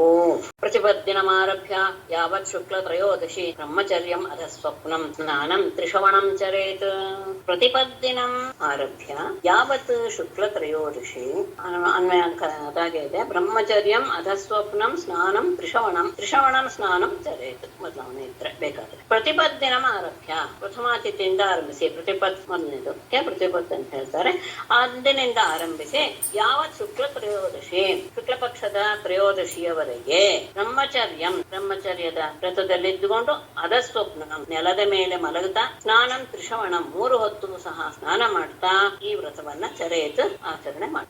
ಪ್ರತಿಪತ್ತಿನಿಂದ ಹಿಡಿದು ತ್ರಯೋದಶಿಯವರೆಗೆ ಅಂದ್ರೆ ತ್ರಯೋದಶಿ ದಿವಸ ಅದರ ಇದು ಮುಗಿಸುವಂತಹ ಪ್ರಕ್ರಿಯೆ. 12 ದಿನ ಆದ್ಮೇಲೆ ತ್ರಯೋದಶಿ ದಿವಸ ಮತ್ತೆ ಏನು ಅಂತ ಹೇಳ್ತಾರೆ. 12 ದಿನ ಈಗ ಹೇಳಿದ್ದನ್ನೆಲ್ಲ ಮಾಡ್ಬೇಕು. ನೆಲದ ಮೇಲೆ ಮಲಗಬೇಕು, 3 ಹೊತ್ತು ಸ್ನಾನ ಮಾಡ್ಬೇಕು ಇತ್ಯಾದಿ. ಅಷ್ಟೇ ಅಲ್ಲ, ವರ್ಜೇರ್ ಅಸದಾಲಹಪಂ ಭೋಗಾನ್ ಉಚ್ಚಾವಚಾಂಸ್ತಥಾ ಹಿಂಸಃ ಸರ್ವಭೂತಾನಾಂ ವಾಸುದೇವ ಪರಾಯಣಃ. ಅಸದಾಲಾಪಂ ತಥಾ ಉಚ್ಚಾವಚಾನ್ ಭೋಗಾನ್ ವರ್ಜಯೇತ್ ಸರ್ವಭೂತಾನಾಂ ಹಿಂಸಃ ವಾಸುದೇವ ಪರಾಯಣಃ. ಅಸದಾಲಾಪಂ ಕೆಟ್ಟ ಮಾತುಗಳ ಆಡೋದನ್ನಾಗಲಿ, ತಥಾ ಉಚ್ಚಾವಚಾನ್ ಭೋಗಾನ್ ಎಲ್ಲ ರೀತಿಯ, ಅದು ಸಣ್ಣದೇ ಇರ್ಬೋದು ದೊಡ್ಡದೇ ಇರ್ಬೋದು, ಎಲ್ಲ ರೀತಿಯ ಸುಖವಾದಂತಹ ಸುಖ ಭೋಗಗಳನ್ನು ಸಹ ವರ್ಜಯೇತ್ ಬಿಡಬೇಕು. ಅಸತ್ ಆಲಾಪಂ ಅಂದ್ರೆ ಎಲ್ಲ ರೀತಿಯ ಮಾತುಕತೆಗಳು, ಅಂದ್ರೆ ಸುಳ್ಳು ಹೇಳೋದಾಗ್ಲಿ, ಇನ್ನೊಬ್ಬರ ಬಗ್ಗೆ ಕೆಟ್ಟ ಮಾತನ್ನ ಆಡೋದಾಗ್ಲಿ, ಅಥವಾ ದುಷ್ಟರೊಡನೆ ಮಾತಾಡೋದಾಗ್ಲಿ, ಈಗ ಯಾವುದನ್ನು ಮಾಡಬಾರ್ದು ಅಂತ ಅರ್ಥ. ಅಸತ್ ಆಲಾಪಂ ಅನ್ನೋದಕ್ಕೆ ಕೇವಲ ಸುಳ್ಳಾಡಬಾರ್ದು ಅಷ್ಟೇ ಅಲ್ಲ, ಅವರ ಜೊತೆ ವ್ಯವಹಾರವೂ ಮಾಡಬಾರ್ದು, ಇನ್ನೊಬ್ಬರನ್ನ ನಾವು ನಿಂದ್ಯವಾದ ಮಾತುಗಳಿಂದ ಬೈಬಾರ್ದು ಇತ್ಯಾದಿ ಎಲ್ಲವನ್ನೂ ತಗೊಳ್ಬೇಕು. ಅಷ್ಟೇ ಅಲ್ಲ, ಸಣ್ಣ ಪುಟ್ಟ ಯಾವುದೇ ಒಂದು ಭೋಗದ ಆಸೆಯನ್ನು ಸಹ 12 ದಿನ ಪೂರ್ತಿಯಾಗಿ ಬಿಟ್ಟು ಬಿಡ್ಬೇಕು. ಸರ್ವಭೂತಾನ ಎಲ್ಲ ಪ್ರಾಣಿಗಳ ವಿಷಯದಲ್ಲಿ ಹಿಂಸೆಯ ವ್ಯವಹಾರವನ್ನ ಮಾಡ್ಬೇಕು. ಅಂದ್ರೆ ಯಾವ ಪ್ರಾಣಿಗಳನ್ನು ಹಿಂಸೆ ಮಾಡಬಾರ್ದು. ಯಾವಾಗ್ಲೂ ವಾಸುದೇವ ಪರಾಯಣ, ಪರಮಾತ್ಮನ ಆರಾಧನೆಯಲ್ಲಿ ಅಂದ್ರೆ ನೋಡುವುದು ಪರಮಾತ್ಮನನ್ನೇ, ಕೇಳುವುದು ಪರಮಾತ್ಮನ ವಿಷಯವನ್ನೇ, ಓದುವುದು ಅದೇ, ಇಡೀ ದಿನ ಅದೇ ಒಂದು ರಕ್ತವನ್ನಾಗಿ ಮಾಡಿಕೊಂಡು ಕಾಲ ಕಳಿಬೇಕು. ತ್ರಯೋದಶ್ಯಾಮಥೋ ವಿಷ್ಣೋ ಸ್ನಪನಂ ಪಂಚಕೈ ವಿಭೋ ತಾರೇತ್ ಶಾಸ್ತ್ರದೃಷ್ಟೇನ ವಿಧಿನಾ ವಿಧಿಕೋವಿದೈಃ. ಅಥ ತ್ರಯೋದಶ್ಯಾಂ ವಿಧಿಕೋವಿದೈಃ ಶಾಸ್ತ್ರದೃಷ್ಟೇನ ವಿಧಿನಾ ವಿಭೋ ವಿಷ್ಣೋ ಪಂಚಕೈಃ ಸ್ನಪನಂ ಕಾರಯೇತ್. ಅಥವಾ ಬಳಿಕ ತ್ರಯೋದಶ್ಯಾಂ ಅಂದ್ರೆ 13ನೇ ದಿನ ತ್ರಯೋದಶಿ ದಿನ ವಿಧಿಕೋವಿದೈಃ ಶಾಸ್ತ್ರಗಳನ್ನೆಲ್ಲ ಚೆನ್ನಾಗಿ ಬಲ್ಲಂತಹ ಪೂಜೆಯನ್ನೆಲ್ಲ ಹೇಗೆ ಮಾಡಬೇಕು, ಯಾವ ರೀತಿಯಾಗಿ ಮಾಡಬೇಕು, ಎಲ್ಲ ಪ್ರಕಾರಗಳನ್ನ ತಿಳಿದುಕೊಂಡಂತಹ ಪಂಡಿತರಿಂದ ಶಾಸ್ತ್ರದೃಷ್ಟೇನ ವಿಧಿನ, ಶಾಸ್ತ್ರದಲ್ಲಿ ಹೇಗೆ ಹೇಳಿದಾರೋ ಆ ರೀತಿಯಾದಂತಹ ಕೆಲಸಗಳಿಂದ, ಆ ರೀತಿಯಾದಂತಹ ಕರ್ಮಗಳಿಂದ ವಿಭೋಹೋ ವಿಷ್ಣೋಹೋ ಸರ್ವವ್ಯಾಪಿಯಾದಂತಹ ವಿಷ್ಣುವಿನ ಅಥವಾ ಪರಮಾತ್ಮನಿಗೆ ಪಂಚಕೈಹಿ ಸ್ನಪನಂ ಕಾರಿದ. ಪಂಚಕೈ ಅಂದ್ರೆ ಪಂಚಾಮೃತದೊಂದಿಗೆ ಅಭಿಷೇಕವನ್ನು ಮಾಡಬೇಕು. ಅಂದ್ರೆ ಪರಮಾತ್ಮ ಗೋವಿನ ಸಂಬಂಧಪಟ್ಟಂತಹದ್ದು ಹಾಲು ಮತ್ತು ಮೊಸರು, ತುಪ್ಪ, ಸಕ್ಕರೆ ಮತ್ತು ಜೇನು, ಇದು ಪಂಚಾಮೃತ. ಈ ಪಂಚಾಮೃತಗಳಿಂದ ಅದನಿಗೆ ಅಭಿಷೇಕ ಮಾಡಬೇಕು. 13ನೇ ದಿನ ಈ ರೀತಿಯಾಗಿ ಮಾಡಬೇಕು. ಶಾಸ್ತ್ರ ಅಂದ್ರೆ ಪೂಜಾ ಪ್ರಕಾರಗಳನ್ನೆಲ್ಲ ಚೆನ್ನಾಗಿ ಬಲ್ಲಂತಹ ಪಂಡಿತರಿಂದ ಶಾಸ್ತ್ರೋಕ್ತವಾದ ರೀತಿಯಲ್ಲಿ ಪರಮಾತ್ಮನಿಗೆ ಪಂಚಾಮೃತ ಅಭಿಷೇಕವನ್ನ ಮಾಡಬೇಕು. ಪೂಜಾಂಚ ಮಹತೀಂ ಕುರ್ಯಾತ್ ವಿತ್ತ ಸಾಕ್ಷ್ಯ ವಿವರ್ಜಿತಃ ಚರುಂ ನಿರೂಪ್ಯ ಪಯಸಿ ಶಿಬಿವಿಷ್ಟಾಯ ವಿಷ್ಣವೇ. ವಿತ್ತ ಸಾಕ್ಷ್ಯ ವಿವರ್ಜಿತಃ ಪಯಸಿ ಚರುಂ ನಿರೂಪ್ಯ ಶಿಬಿವಿಷ್ಟಾಯ ವಿಷ್ಣವೇ ಮಹತೀಂ ಪೂಜಾಂ ಹೇಳ್ತಾರೆ. ವಿತ್ತ ಸಾಕ್ಷ್ಯ ವಿವರ್ಜಿತ, ಇದು ಹಣ ಖರ್ಚಾಗ್ಬಿಡುತ್ತಲ್ಲ ಎನ್ನುವಂತಹ ಭಾವನೆಯನ್ನ ಬಿಟ್ಟು ಅಂತ, ಅಂದ್ರೆ ಯಥೇಚ್ಛವಾಗಿ ಆ ಸಂದರ್ಭದಲ್ಲಿ ಯಾವ ರೀತಿಯ ಕೈ ಹಿಡಿಯೋದು ಅನ್ಸಿದೆಯಲ್ಲ ಅದನ್ನ ಮಾಡ್ತೇವೆ. ಚಿಪುಣತನವನ್ನು ಬಿಟ್ಟು ಅಂತ ಇಟ್ಕೊಳ್ಬಹುದು. ಬಿಟ್ಟು ಪಯಸಿ ಚರಂ ನಿರೂಪ್ಯ, ಹಾಲಿನಲ್ಲಿ ಆ ಪಾಯಸವನ್ನ, ಚರು ಅಂತ ಹೇಳಿದ್ರೆ ಯಾವುದನ್ನ ನಾವು ಹವಿಸ್ಗೆ ಅಗ್ನಿಗೆ ಹಾಕ್ತಿವೋ ಅದನ್ನ ಚರು ಅಂತ ಹೇಳಿ. ಅದು ಕೆಲವು ಸತಿ ಪಾಯಸದ ಚೂರು ಆಗಿರುತ್ತೆ, ಕೆಲವು ಸತಿ ಕೇವಲ ಅನ್ನ ಆಗಿರುತ್ತೆ, ಕೆಲವು ಸತಿ ಅನ್ನಕ್ಕೆ ಅರಿಶಿನ ಇತ್ಯಾದಿಗಳನ್ನು ಸೇರ್ಸಕ್ಕೆ ಹಾಕಿರ್ತಾರೆ. ಎಲ್ಲದಕ್ಕೂ ಚರು ಎನ್ನುವಂತಹ ಶಬ್ದ ಹೇಳೋದು, ಅದು ಹವಿಸ್ಸು ಎನ್ನುವ ಶಬ್ದವನ್ನ ಇಟ್ಕೊಳ್ಬಹುದು. ಅದರಲ್ಲಿ ಆ ಪಾಯಸವನ್ನ ಹಾಲಿನಲ್ಲಿ ಅನ್ನವನ್ನ ಬೇಯಿಸಿ ಚರುವನ್ನ ಕ್ಷಿಪಿವಿಷ್ಟಾಯ ವೈಷ್ಣವೇ, ಪರಮಾತ್ಮನಾದಂತಹ ವಿಷ್ಣುವಿಗೆ ಪೂಜಾ ಮಹತೀಂ ಪೂಜಾನ್ಯಾತ್, ಅತ್ಯಂತ ಉತ್ತಮವಾದಂತಹ ಪೂಜೆಯನ್ನು ಸಹ ಮಾಡಬೇಕು. ಅಂದ್ರೆ ಚರುವನ್ನ ಹೋಮಕ್ಕೆ ಅದನ್ನ ಆ ರೀತಿಯಾದಂತಹ ಹಾಲಿನಿಂದ ಬೇಯಿಸಿ ಹೋಮ ಮಾಡಬೇಕು. ಅಷ್ಟೇ ಅಲ್ಲ, ಆತನಿಗೆ ಎಲ್ಲ ರೀತಿಯ ಏನು ಪಂಚಭಕ್ಷ ಪರಮಾನ್ನ ಅಂತ ಹೇಳ್ತೀವಲ್ಲ, ಆ ರೀತಿಯಾದಂತಹ ನೈವೇದ್ಯವನ್ನು ಮಾಡಬೇಕು. ಅಂತ ಸಂದರ್ಭದಲ್ಲಿ ಹಣದ ವಿಷಯದಲ್ಲಿ ಯೋಚನೆ ಮಾಡುದು ಕೈ ಬಿಟ್ಟು ಖರ್ಚು ವ್ಯಯ ಮಾಡಿ ಪರಮಾತ್ಮನ ಆರಾಧನೆಯನ್ನ ಮಾಡು.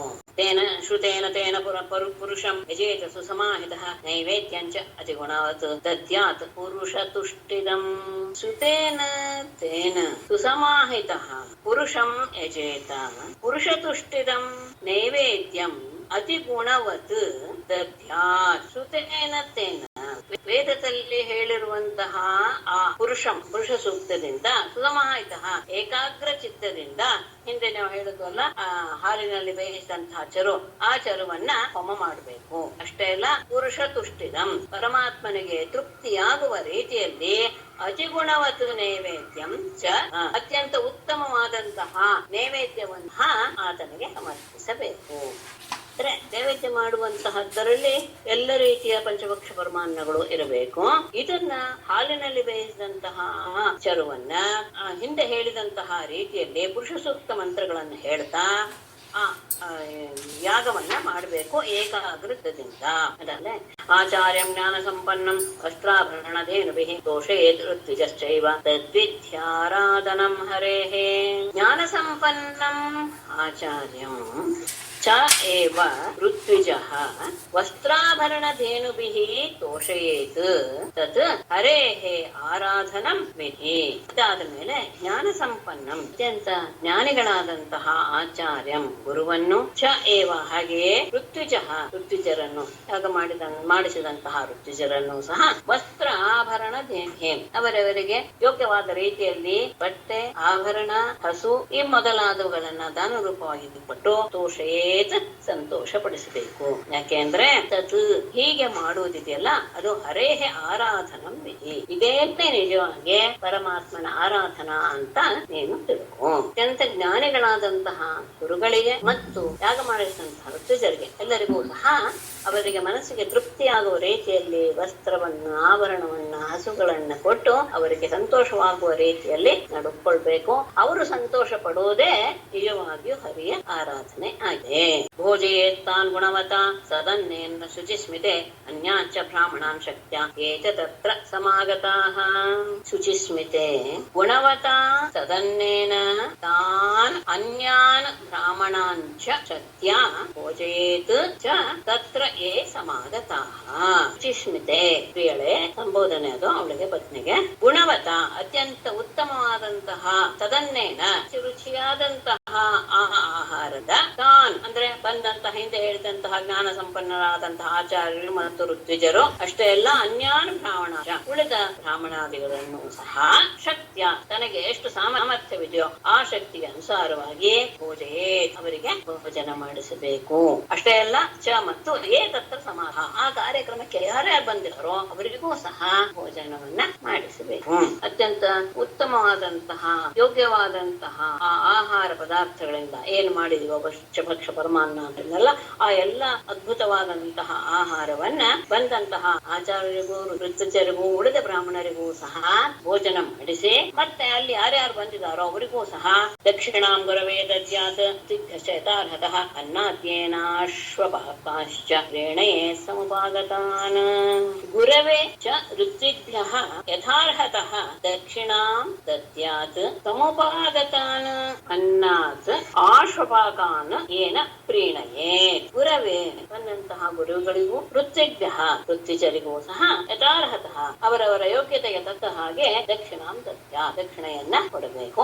ಎಲ್ಲ ಸಮೋಪಾಗತಾನ್ ಭಕ್ತಾನ್, ಆ ಪೂಜೆಗೆ ಬಂದವರು ಎಂಥವರೇ ಆಗಿರ್ಲಿ, ಆ ಶ್ವಪಾಕಾನ್ ಹೇಳ್ತಾರೆ. ಶ್ವಪಾಕ ಅಂದ್ರೆ ಚಾಂಡಾಲರು ಅಂತ ಅರ್ಥ.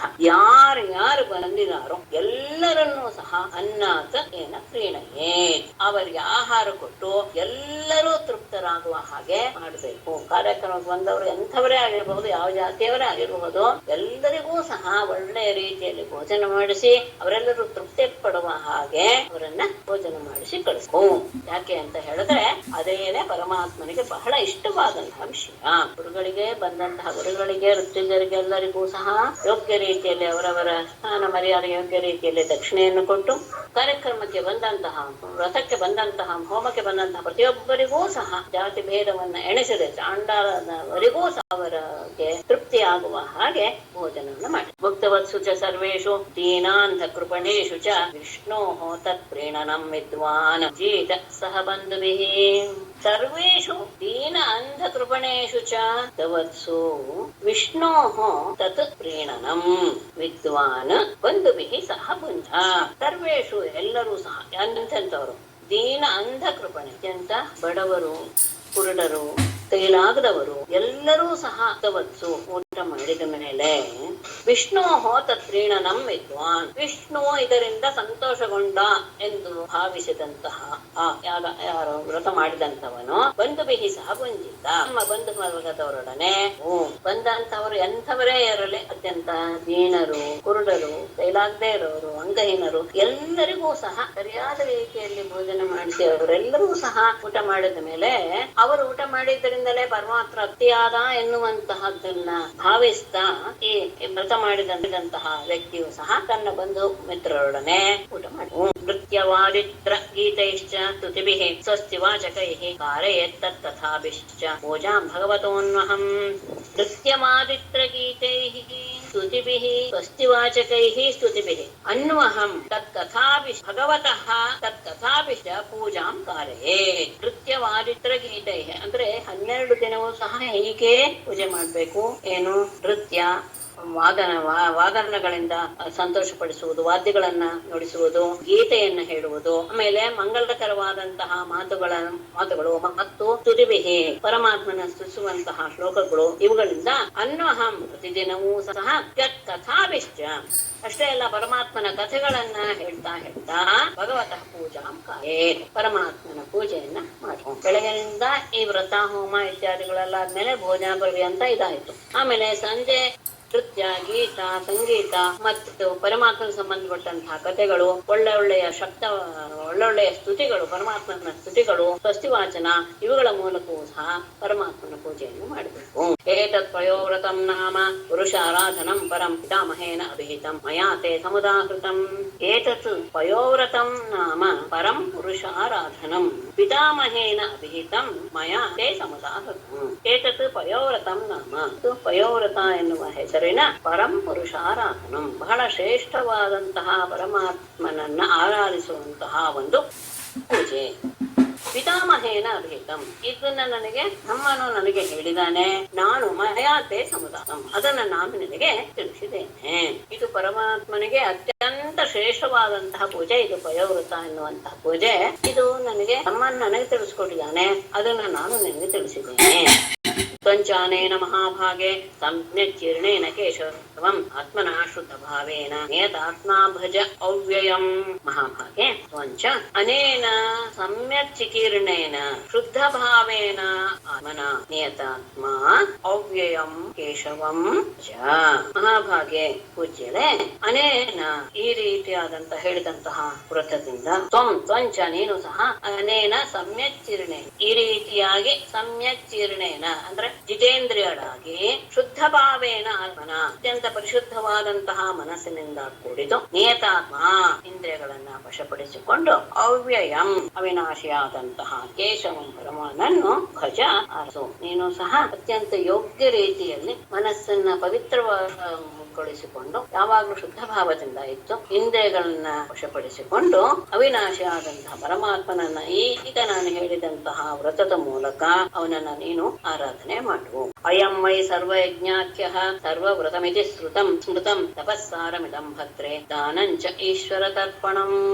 ಅಯಂ ಸರ್ವಯಜ್ಞಾಖ್ಯ ಸರ್ವವ್ರತಂ ಇತಿ ಸ್ಮೃತಂ ಭದ್ರೇ ಇದಂ ತಪಸ್ಸಾರಂ ದಾನಂ ಈಶ್ವರ ತರ್ಚ. ಅಯಂ ಸರ್ವಯಜ್ಞ, ಈ ಸರ್ವಯಜ್ಞ ಎನ್ನುವಂತಹ ಹೆಸರುಳ್ಳದ್ದು ಹೌದು. ಇದು ಯಾವುದು ಪಯೋವ್ರತಕ್ಕೆ ಸರ್ವಯಜ್ಞ ಅನ್ನುವ ಹೆಸರು ಇದೆಯಂತೆ, ಸರ್ವವ್ರತ ಅಂತ ಹೆಸರು ಇದೆಯಂತೆ. ಅಯಂ ಸರ್ವಯಜ್ಞಾಖ್ಯ ಸರ್ವವ್ರತಂ ಇದೆ. ಸರ್ವಯಜ್ಞ ಮತ್ತು ಸರ್ವವ್ರತ ಎನ್ನುವಂತಹ ಹೆಸರನ್ನು ಸಹ ಪಡೆದಿದೆ. ಇದಂ ತಪಸಾರಂ, ಇದು ಎಲ್ಲ ತಪಸ್ಸುಗಳ ಸಾರಭೂತವಾಗಿದೆ. ಅಷ್ಟೇ ಅಲ್ಲ, ದಾನಂ, ಇದು ಪ್ರಧಾನವಾದ ದಾನವೂ ಹೌದು. ಅಷ್ಟೇ ಅಲ್ಲ, ಇದು ಮುಖ್ಯವಾದದ್ದು ಈಶ್ವರ ತರ್ಪಣಂ, ಪರಮಾತ್ಮನನ್ನ ಸಂತುಷ್ಟಪಡಿಸುವಂತು. ಸರ್ವಯಜ್ಞ ಮತ್ತು ಸರ್ವತ ಎನ್ನುವಂತಹ ಹೆಸರನ್ನು ಹೊಂದಿರುವಂತಹ ಇದು ಎಲ್ಲ ತಪಸ್ಸುಗಳ ಸಾರಭೂತವಾದದ್ದು, ಪ್ರಧಾನವಾದ ದಾನರೂಪವಾದದ್ದು ಹೌದು. ವಿಶೇಷವಾಗಿ ಪರಮಾತ್ಮನನ್ನ ತೃಪ್ತಿಪಡಿಸುವುದು. ಹಾಗಾಗಿ ತಯೇವ ನಿಯಮ ಸಾಕ್ಷಾತ್ ತಯೇವ ಚ ಯಮೋತ್ತಮಾಃ ತಪೋದಾನಂ ರತ್ನಂ ಯಜ್ಞಃ ಯೇನ ತುಷ್ಯತ್ ಅಧೋಕ್ಷಜಃ. ಇದು ತುಂಬಾ ಮುಖ್ಯ. ಯೇನ ಅಧೋಕ್ಷಜಃ ತುಷ್ಯತಿ ते एव साक्षात् नियमः, ते एव यमोत्तमाः तपः दानं व्रतं यज्ञः. येन ಯಾವದರಿಂದ ಅಧೋಕ್ಷಜಃ ತುಷ್ಯತಿ, ಪರಮಾತ್ಮನು ಸಂತೋಷ ಪಡ್ತಾನೋ, ತೇ ಏವ ಸಾಕ್ಷಾತ್ ನಿಯಮಃ, ಅದೇ ನಿಜವಾದ ನಿಯಮಗಳು. ತೇವ ಯಮೋತ್ತಮಾಹ, ಅವುಗಳೇ ಯಮ ಮೊದಲಾದಂತಹವುಗಳು. ಎಲ್ಲ ಅವುಗಳೇ ತಪಃ ದಾನಂ ವ್ರತಂ ಯಜ್ಞ, ಅದೇ ನಿಜವಾದ ತಪಸ್ಸು, ದಾನ, ವ್ರತ ಮತ್ತೆ ನಾವು ಯಾವ ಭಾವದಿಂದ ಮಾಡಿದಾಗ ಪರಮಾತ್ಮನಿಗೆ ಸಂತೋಷವಾಗುತ್ತೋ ಅದೇ ನಿಜವಾದ ಯಮ ನಿಯಮಗಳು, ತಪಸ್ಸು, ದಾನ, ವ್ರತ ಎಲ್ಲವೂ. ಹಾಗಾಗಿ ಅವನನ್ನ ಪ್ರಸನ್ನಗೊಳಿಸುವಂತಹ ರೀತಿಯಲ್ಲಿ ನಮ್ಮ ವ್ಯವಹಾರವಿದ್ದರೆ ಅದೇ ನಿಜವಾದ ಪರಮಾತ್ಮನ ಆರಾಧನೆ. ತಸ್ಮಾದೇತದ್ ವ್ರತಂ ಭದ್ರೇ ಪ್ರಯತ ಶ್ರದ್ಧೆಯ ಚರ ಭಗವಾನ್ ಪರಿತುಷ್ಟಸ್ತೆ ವರಾನಾಶು ವಿಧಾಸ್ಯತೆ.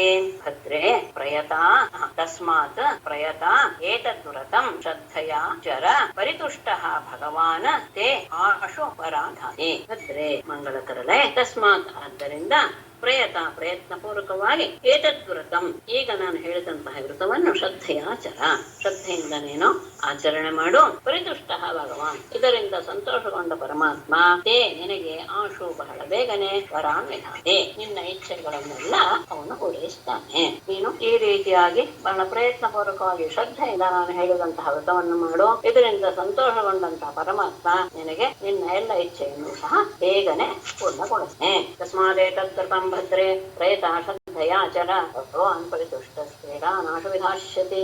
ಶ್ರೀಮದ್ಭಾಗವತೆ ಮಹಾಪುರಾಣೆ ಅಷ್ಟಮಸ್ಕಂಧೆ ಅದಿತಿ ಪಯೋವ್ರತ ಕಥನಂ ನಾಮ ಷೋಡಶೋಧ್ಯಾಯಃ. ಹರಿ ಓಂ ಮೇಡಮ್, ಇಲ್ಲಿ ನಾರಾಯಣ ಸ್ವರೂಪನಾದ ಕೇಶವನನ್ನ ಆರಾಧನೆ ಮಾಡೋದು ಅಂತಲ್ವಾ, ಪರಬ್ರಹ್ಮಣನ ಅಲ್ಲ, ನಿರಾಕಾರ ಅಲ್ಲ. ಇಲ್ಲ, ಇಲ್ಲಿ ಸಾಕಾರನೆ. ಸಾಕಾರ. ಹೌದು. ಮೇಡಮ್, ಮಾಡೋದು ಯಾವುದೇ ಇಲ್ಲದೆ ಇದ್ದಾಗ ಮಾತ್ರ. ಏನೇ ಇಚ್ಛೆ ಇದೆ ಅಂದ್ರೂ ಅದು ಸಾಕಾರವೇ. ಮೇಡಮ್, ಇಲ್ಲಿ ಅದಿತಿ ಮಾಡ್ತಾಳಲ್ಲ, ಅದಿತಿ ಆಗಿನ ಕಾಲದಲ್ಲಿ ಉಪನಯನ ಸಂಸ್ಕಾರ ಎಲ್ಲ ಅವರಿಗಿತ್ತು, ಆದ್ರಿಂದ ಮಾಡಕ್ಕಾಯ್ತು ಅಂತನಾ? ಹಾಗೆ ಇಟ್ಕೊಳ್ಬೇಕು. ಪುರಾಕಾಲೇ ನಾರಾಯಣ ಮೌಂಜೀವಂದನ ಇಷ್ಯತೆ ಅಂತ ಕೌಮುದಿಯಲ್ಲಿ ಇದೆ. ಯಜ್ಞ ಎಲ್ಲ ಮಾಡ್ಬೋದಾ ಮೇಡಮ್? ಎಲ್ಲ ಮಾಡ್ಬೋದು ಅಂತ ಕಶ್ಯಪುರ ಅವಳಿಗೆ ಇದು ಕೊಟ್ಟಿಲ್ಲ. ಅದೇ ಕಶ್ಯಪುರ ಸ್ವತಃ ಮಾಡಿದ್ದು ಅಂತ ಹೇಳ್ತಾ ಇಲ್ಲ ಅಲ್ಲ ಇಲ್ಲಿ. ಇಲ್ಲ, ಮುಂದೆ ಮಾಡೋದು ಹೇಳ್ತಾರೆ. ಮುಂದೆ ಇಲ್ಲ ಅವಳು ವ್ರತ ಮಾಡೋದು. ಆ ಸಂದರ್ಭದಲ್ಲಿ ಪತಿಯಾದವನು ಸಹಾಯ ಮಾಡ್ಬೇಕು ಅಂತಾನು ಇದೆ. ಹಾಗೆ ಅಂತ ನೋಡಿ ಜ್ಞಾಪಕ ನನಗೆ. ಅಂದ್ರೆ ಹಿಂದೆ ಮರುದ್ಗಣಗಳ ವಿಷಯದಲ್ಲೂ ದಿತಿಗೆ ಕಶ್ಯಪರೇ ಹೇಳಿದ್ದು, ದಿತಿನೇ ಮಾಡಿದ್ದಲ್ಲ. ಹೌದು, ಆಗಲ್ಲ. ನಿಜ. ಮತ್ತೆ ಇಲ್ಲಿ ಅವರು ಎಷ್ಟು ಆಹುತಿ ಕೊಡ್ಬೇಕು ಅಂತ ಹೇಳಿಲ್ಲ ಅಲ್ಲ ಮೇಡಮ್ ಹೋಮಕ್ಕೆ? ಯಾಕಪ್ಪ ಮಾಡ್ಬೇಕು ಅಂತಿದ್ಯೇನಾ? ಅಲ್ಲ, ಪೂರ್ತಿ ಎಲ್ಲ ಹೇಳಿದ್ದಾರೆ, ಅದು ಹೇಳಲಿಲ್ಲ ಅಲ್ವಾ, ಅಷ್ಟೇ ಕೇಳಿದೆ. ತಮಾಷೆ ಕೇಳಿದೆ. ಇಲ್ಲ ಗೊತ್ತಿಲ್ಲ. ಪಯೋವ್ರತ ಅಂತ ಇಲ್ಲ ನನಗೆ ಇದೆಲ್ಲ. ಪಯೋವ್ರತದಲ್ಲಿ ಇಲ್ಲದೆ ಮತ್ತೆ ವ್ರತದಲ್ಲಿ ನೀವು ತಗೊಂಡ್ರೆ, ವ್ರತ ಅನ್ನೋದ ವಿಷಯವನ್ನ ತಗೊಂಡಾಗ ಹುಡುಕಿದ್ರೆ ಆ ವ್ರತ ಹೇಗ್ ಮಾಡ್ಬೇಕು ಅನ್ನೋದನ್ನ ತುಂಬಿಸ್ಬೋದಲ್ವೇ? ಹೌದು. ಎಲ್ಲ ಇದು ಹೇಳಿಲ್ಲ ಅಂತ ನೀವು ಹೇಳೋದು ಅಲ್ವೇ?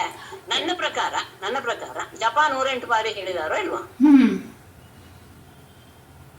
10 ಆಹುತಿ 108 ಬಾರಿ ಅಂದ್ರೆ ಸಾಮಾನ್ಯವಾಗಿ ಅದ್ರ 10% ಮಾಡ್ತಾರೆ. ಸಾಮಾನ್ಯವಾಗಿ ಜಪದ ಶ್ರೇಷ ಇದು ಏನು 10%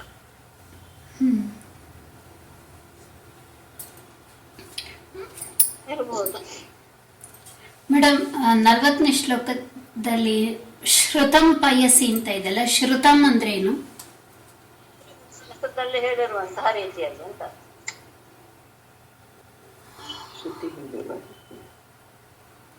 ಅಲ್ಲ, ಶ್ರುತಂ ಅಂದ್ರೆ ಸಾರಿಮ್ಮ, ಇದು ಶ್ರುತಂ ಅಂದ್ರೆ ಬೇಯಿಸಿತ್ತು. ಅದೇ ಬೇಯಿಸಿ ಶ್ರುತಂ ಅದನ್ನ ಬೇಯಿಸಿ ಶ್ರುತಂ ಅದನ್ನಲ್ಲಿ ಬೇಯಿಸಿ ಇದು ಏನು ಪಾಕೆ ಪಾಕೆ ಇದೆಯಲ್ಲ.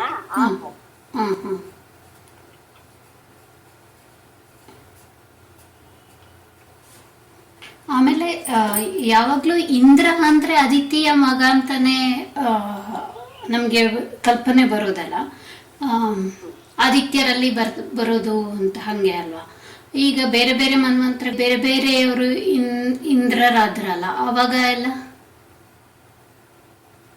ಅಲ್ಲ. ಈಗ ಬರೋದು ಅಂತ ಹೇಳಿದ್ರೆ ನಾವು ವೈವಸ್ವತ ಮನ್ವಂತರದಲ್ಲಿರೋದು ಅಲ್ವೇ? ವೈವಸ್ವತ ಮನ್ವಂತರದಲ್ಲಿ ಇಂದ್ರ ಆದಿತ್ಯ ಮಗ ಅಲ್ವಾ? ಆದಿತ್ಯ ಅದರಲ್ಲಿ ದಂಪತಿಗಳಾಗಿ ಕೊಡ್ತೇವೆ ನಾವು. ಈಗ ನಾವಿರುವಂತ ಮನ್ವಂತರ ವಯಸ್ಸದ ಮನ್ವಂತರದಲ್ಲಿ, ಉಳಿದ ಮನ್ವಂತರದಲ್ಲಿ ಯಾರೋ ಇಂದ್ರ ಯಾರೋ ತಾಯಿ ಅಲ್ವೇ? ಇಂದ್ರನ ಜಾಗ ತಗೊಳ್ಳೋವನೇ ಬೇರೆ ತಾನೆ. ಈಗಿರುವವನು ಇಂದ್ರ ಅಲ್ಲ, ಇಂದ್ರನ ಜಾಗದಲ್ಲಿರುವಂತವನು ಪುರಂದರ. ಅದಕ್ಕೆ ಈಗ ಇರುವಂತ ಇಂದ್ರನಿಗೆ ಪುರಂದರ ಅಂತ ಹೆಸರು.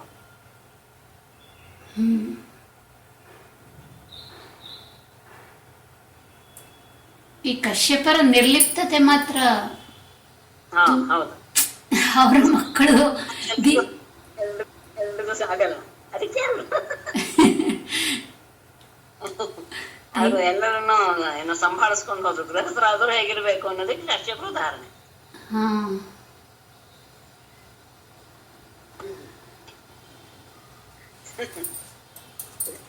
ಧನ್ಯವಾದಗಳು ಮೇಡಮ್. ನಮಸ್ತೆ ಮೇಡಮ್. ನಮಸ್ತೆ ಮೇಡಮ್. ನಮಸ್ತೆ, ಧನ್ಯವಾದಗಳು, ನಮಸ್ಕಾರ. ಇತ್ಯುಕ್ತಾ ಸಾಧಿತಿ ರಾಜನ್ ಸ್ವಭದ್ರಾ ಕಶ್ಯಪೇನ ವೈ ಅನ್ವತಿಷ್ಠದ್ಭೃತಮಿದಂ ದ್ವಾದಶಾಹಂ ಅತಂದ್ರಿತಾ. ಜನ್ಮಾದ್ಯ ನಾರಾಯಣಂ ನಮಸ್ಕೃತ್ಯ ನರಂ ಚೈವ ನರೋತ್ತಮಂ ದೇವೀಂ ಸರಸ್ವತೀಂ ವ್ಯಾಸಂ ತಥೋ ಜಯಮುದೀರಯೇತ್. ಸರ್ವೇ ಭವಂತು ಸುಖಿನಃ, ಸರ್ವೇ ಸಂತು ನಿರಾಮಯಾಃ, ಸರ್ವೇ ಭದ್ರಾಣಿ ಪಶ್ಯಂತು, ಕಶ್ಚಿತ್ ದುಃಖ ಭವೇತ್. ಸ್ವಲ್ಪ ಸಮಯ ಹೆಚ್ಚಿಗೆ ತಗೊಂಡ್ಬಿಟ್ಟೆ ಅನ್ಸುತ್ತೆ, ಉಯ್ತಾ ಬಂದಿದ್ದರಿಂದ ನೆಟ್ಸಕ್ಕಾಗಲಿ. ನಾರಾಯಣಂ ನಮಸ್ಕೃತ್ಯ ನರಂ ಚೈವ ನರೋತ್ತಮಂ ದೇವೀಂ ಸರಸ್ವತೀಂ ವ್ಯಾಸಂ ತಥೋ ಜಯಮುದೀರಯೇತ್. ಸರ್ವೇ ಭವಂತು ಸುಖಿನಃ, ಸರ್ವೇ ಸಂತು ನಿರಾಮಯಾಃ, ಸರ್ವೇ ಭದ್ರಾಣಿ ಪಶ್ಯಂತು, ಮಾ ಕಶ್ಚಿತ್ ದುಃಖ ಭಾಗ್ ಭವೇತ್. ಹರಿ ಓಂ ಮೇಡಮ್.